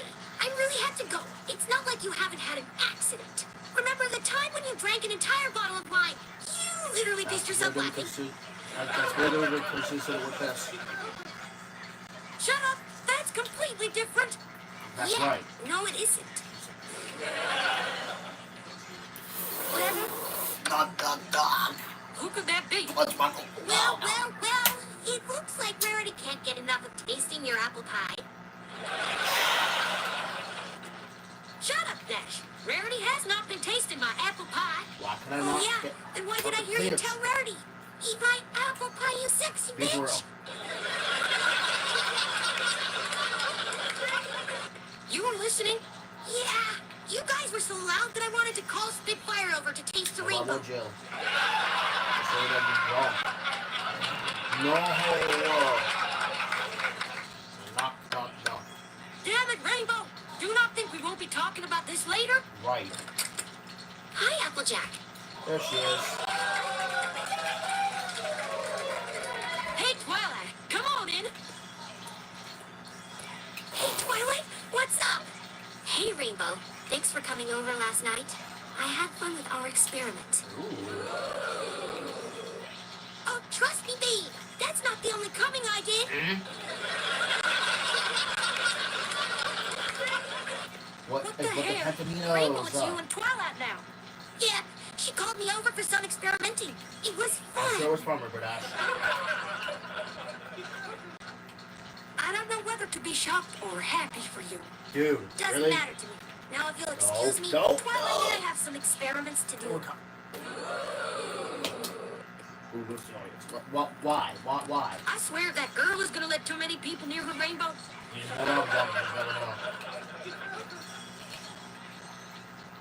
Really? Wow, Rainbow, you're very good with experimenting. Wow, that was foul. You know it, babe. Now give me a kiss, you sexy nerd. Oh. And just that Oh, crap. Sorry, Twilight. It's okay, Rainbow. We all do it. Yep. Yeah, I guess so. Oh, no. My stomach is bothering me again.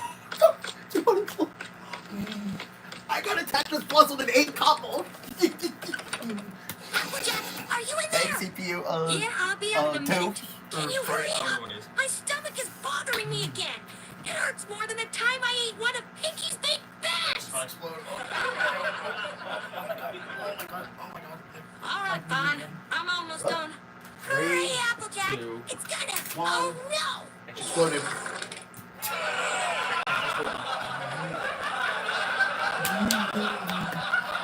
Rainbow Dash, what the hell was that? Applejack, I did it again. Yep. Damn, girl, you're having a crappy It's the day. first ball of gas. God damn it, Applejack! That's what I say. But yeah.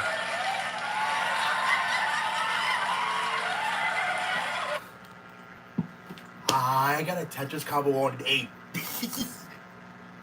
Well, so technically, like Tetris Plus. But I got an 8. Next time we got the Petaminos. Tetris Plus.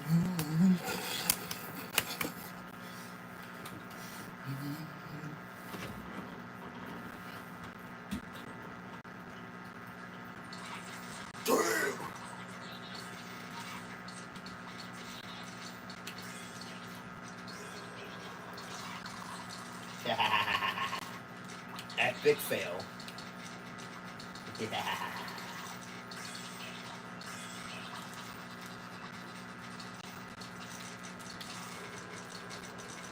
Crap.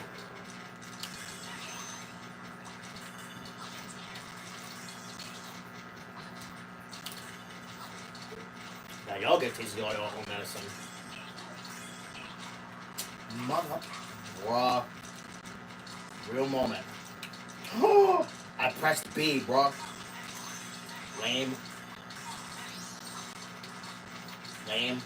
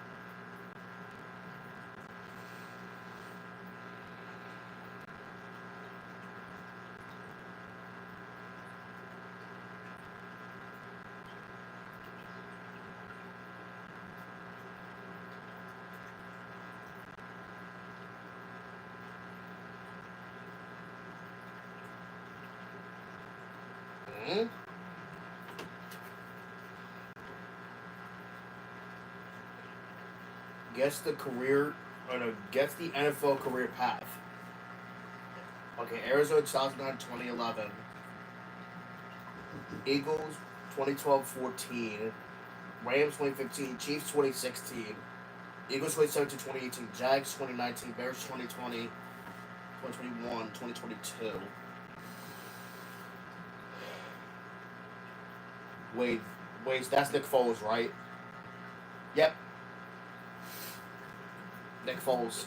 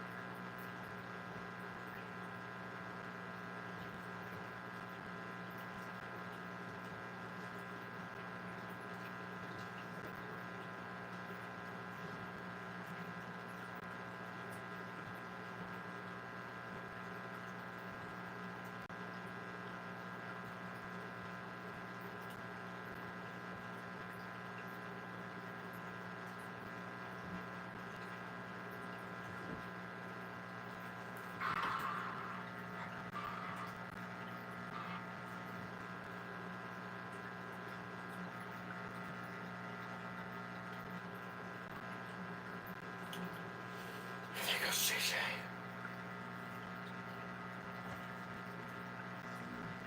There you go.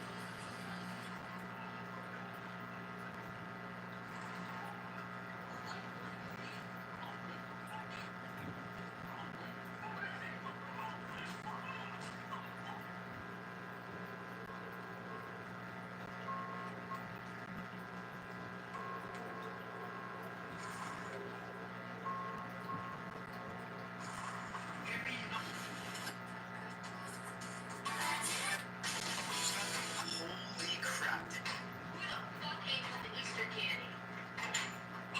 It was Elmo. Wait, no, it wasn't. It was Grover. Are you going to eat that?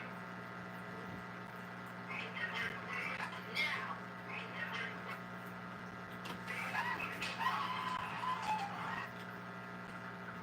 Elmo, since I'm cooking, you're doing the dishes. Bitch.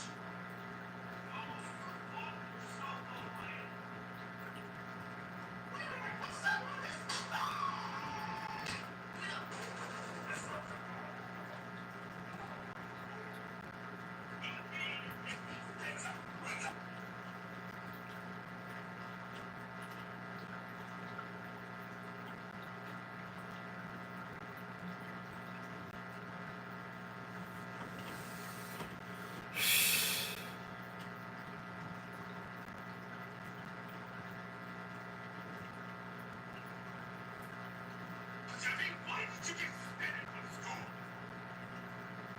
Because I call my teacher a bitch just like you.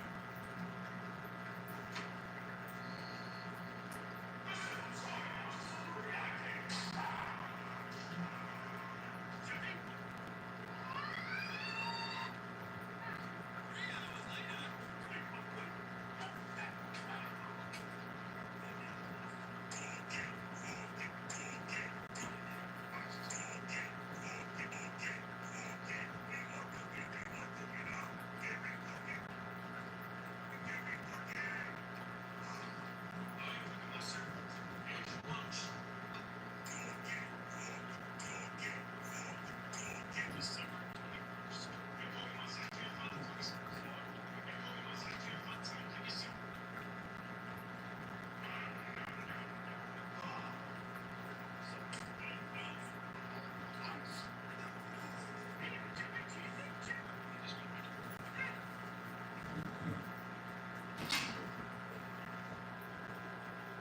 Get your special sock out, nerds.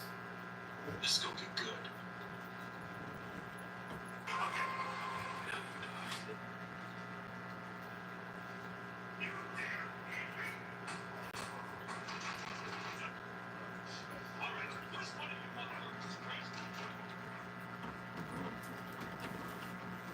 You know what? I'm really about to write your own song.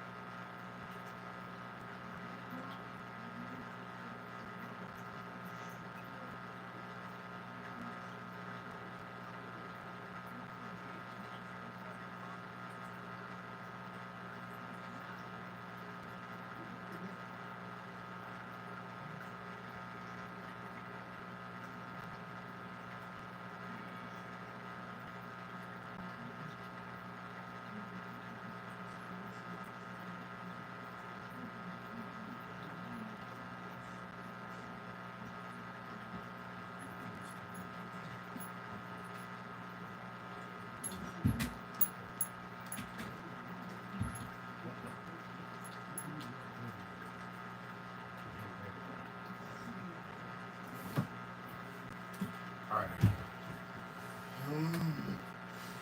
Yeah, alright, well. Alright, move. I gotta play the B5 Spin 2 video, apparently. Well, I don't want to watch definitely a few episodes tonight because it's late. I don't understand why they didn't air it. Because that's kind of stupid. It's kind of stupid. Fortunately, there's no lyrics. Or, well, there is, but I wish there was freaking a description for this. What the frick?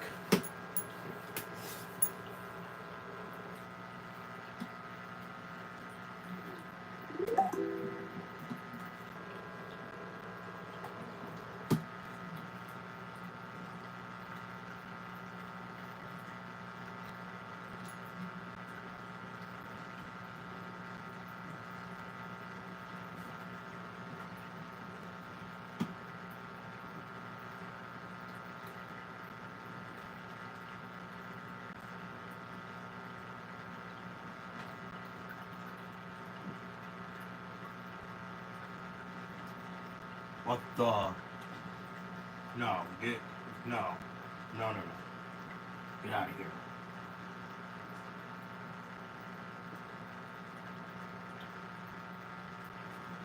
Alright.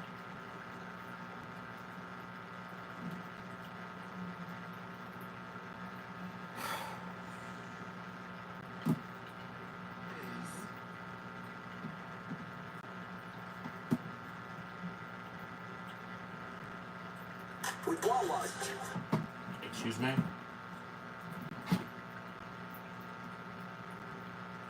New Airhead Cellar. I wish that, I mean, like, there's like,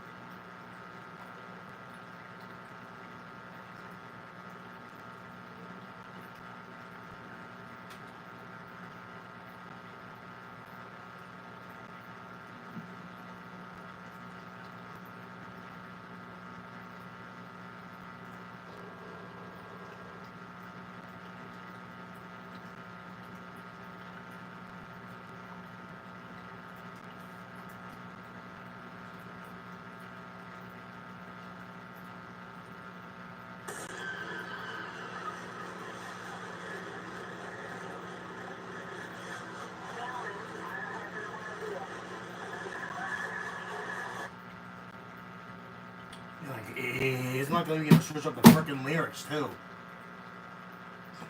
Yeah, I give up from this. I give up from this.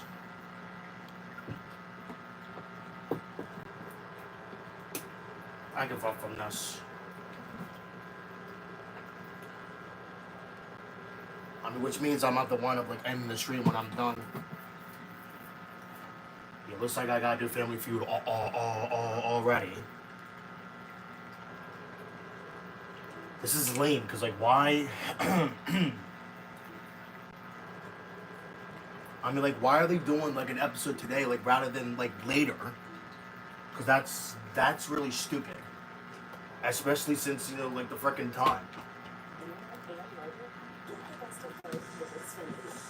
now you get Xfinity Internet with unlimited mobile included, all for $40 a month for the first year. You even get free Wi-Fi equipment and unlimited internet data included for a year. Plus, when you switch from Verizon or AT&T, save over $750 in your first year. And get a free 5G phone. Switch today. Xfinity. Hi, I'm checking in. Oh my gosh, I'm a huge fan. Oh, thank you. I love Skinny Pop. Anyway, what's your name? Jennifer. Aniston. Skinny Pop. Popular for a reason. Already heard hardball dinner. How hard is it? Crazy hard. No missed scoops. Hey, you gotta check this out. Amazing. I'm obsessed with humans on the internet. It's the virtually indestructible club. Hardball lightweight litter.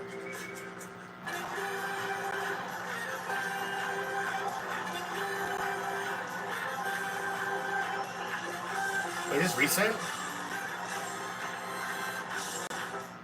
No. No, that's 2020. Okay, so they made a mistake then. See, look, like I freaking knew that they made a mistake. I knew it. See, look, I freaking knew it. See, look, I freaking knew it.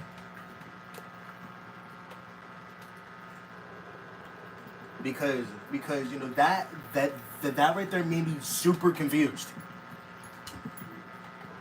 Oh yeah, because you know, because supposed to be.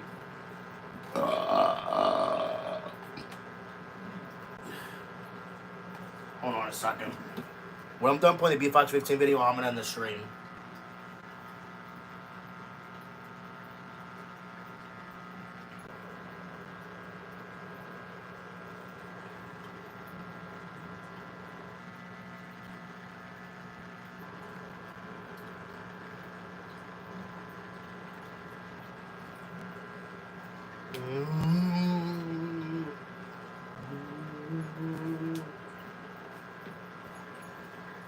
Of course, they start infighting. Applejack like the Nazi. The Nazi? What did you expect? Yeah, like once I'm done, you know, with this video, I'm gonna end the stream here because I gotta do a freaking video apparently. Because the lyrics don't. Because you know I can't do the lyrics.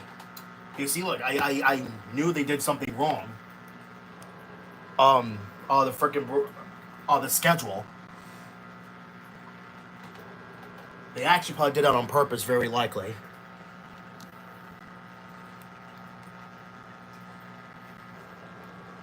Money. There we go. Run the jewels, these two are not. And these two are definitely not outcasts. I also like how Pinkie Pie and Sonata are just vibing out to this song. Small details like that really make me appreciate this movie more than I should, honestly. Yeah, bam! In your face, Rainbow! At least we know one group who won't stand in the way of us getting to the finals. Let's get ready to rock! And roll, I just wanna rock and roll. And they play a song. Moving on. Yeah, well, whoever did this couldn't have done this if you didn't insist on dressing like this. We need to sound good. Is there some reason that concept seems to escape you? Oh, silly Applejack. Not to the underground rap scene, it doesn't. Aesthetics over everything. Fuck the music if it sounds good. Just look cool and all black. Also, fuck it. No diversity. Just sound like the same fucking guy over and over again. And just have the production carry you all the way to the top because of money. That hurt, bro. Skip it. You Money. still sounded much better than most of the other bands. I'm sure you'll make it to the next round, but it won't matter if you don't have that counter spell ready. Me. Bitch, what fucking song were you listening to? That shit was fucking straight dumpster juice. Yo, the Rainbows have hidden talent. Let's keep it hidden. So then Twilight bumps into the wait. He says something bass. Stop now. So while the gang's trying to make a counterspell to defeat the Dazzlings, Sunset then meets the Dazzlings in a hallway, similar to that scene in the first movie where Sunset meets Twilight in the hallway. But this time the roles are reversed. Ooh. Then the Dazzlings are all like, Sunset, you a bitch. Yeah, you bitch made, bitch. Yeah, we heard what you did, you fucking bitch. Now for real though, it's a good scene though, honestly. Now could it be a little bit more subtle? Yeah. But I'm not complaining.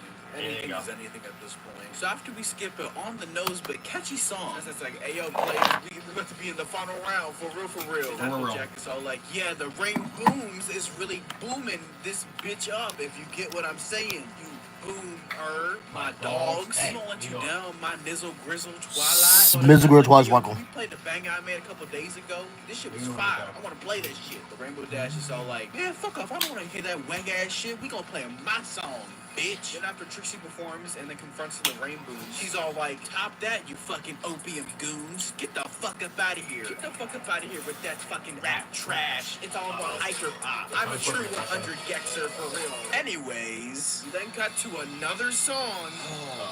That's what she said. So after Sunset Shimmer just fucking spears Rainbow Dash like Goldberg, Rainbow Dash is all like, hey yo homie, what the fuck was that shit all about, dog? And Sunset's all like, dog, we need to save that shit for the big finale. What do you mean? And Rarity's all like, dog, that was not opium. Then Celestia and Luna come on and are like, surprise, surprise, guess who's moving on and guess who's not?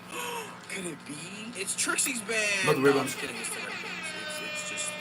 Then as the Rainbows take the walk of shame through the crowd, the Dazzlings then manipulate Trixie to sabotage the Rainbow set later tonight at the finals. You then see the Rainbows preparing for their set later on tonight when suddenly, oh no, Trixie uses a comedically placed trap door to trap the main heroines in. What the fuck? Hey man, I didn't say this movie was perfect. I immediately knew what this was because behind Trixie there was a giant lever right there where everyone could see it and nobody stopped to say, hey, what's that giant lever doing right there? But, oh well, I guess. They're just stuck in a pit now. Fucking movie. And the Dazzlings are all like, yes, all the simp fart smell will be all ours. After that dumbass scene, Trixie sings the same song again. Who cares? The main six try to escape from underneath the stage, but nothing happens. I wonder whose fault that is. Then they start infighting because, you know, they're opium dick riders. Of course they start infighting. Applejack's all like, hey yo, Rainbow Dash, why the fuck you download the Lucky Preset? I told you to download the Destroyed Lonely Pack. This wouldn't have happened if you were on some dumbass shit like you always are. Dog, this wouldn't have been an issue if you would have stopped downloading those stupid ass can typebeats off of YouTube. That guy allegedly beats women. Bitch, the fuck you talking about? It's all about them typebeats now. I don't know what you talking about, some stupid ass can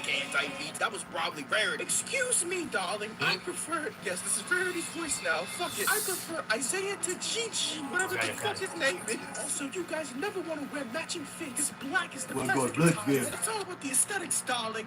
Never the music. Also, these Rick Owen boots that I got everyone in the group cost me a pretty penny, you filthy heathens. I have to look good when I fuck up a beat in FL Studio. Again with the costume. No one cares what we're wearing. Hey yo, fuck that shit. Where all the weed at?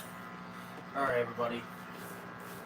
This will conclude the end of the stream. But before I go, I just want to say that, you know, happy Easter to, you know, each and every single one of you guys. I really hope that y'all have an awesome Easter. And I will see you guys tomorrow for stream of Monday. And, I will see you guys then. So have a great rest of y'all Easter Sunday night. And, yeah, there's always peace and out.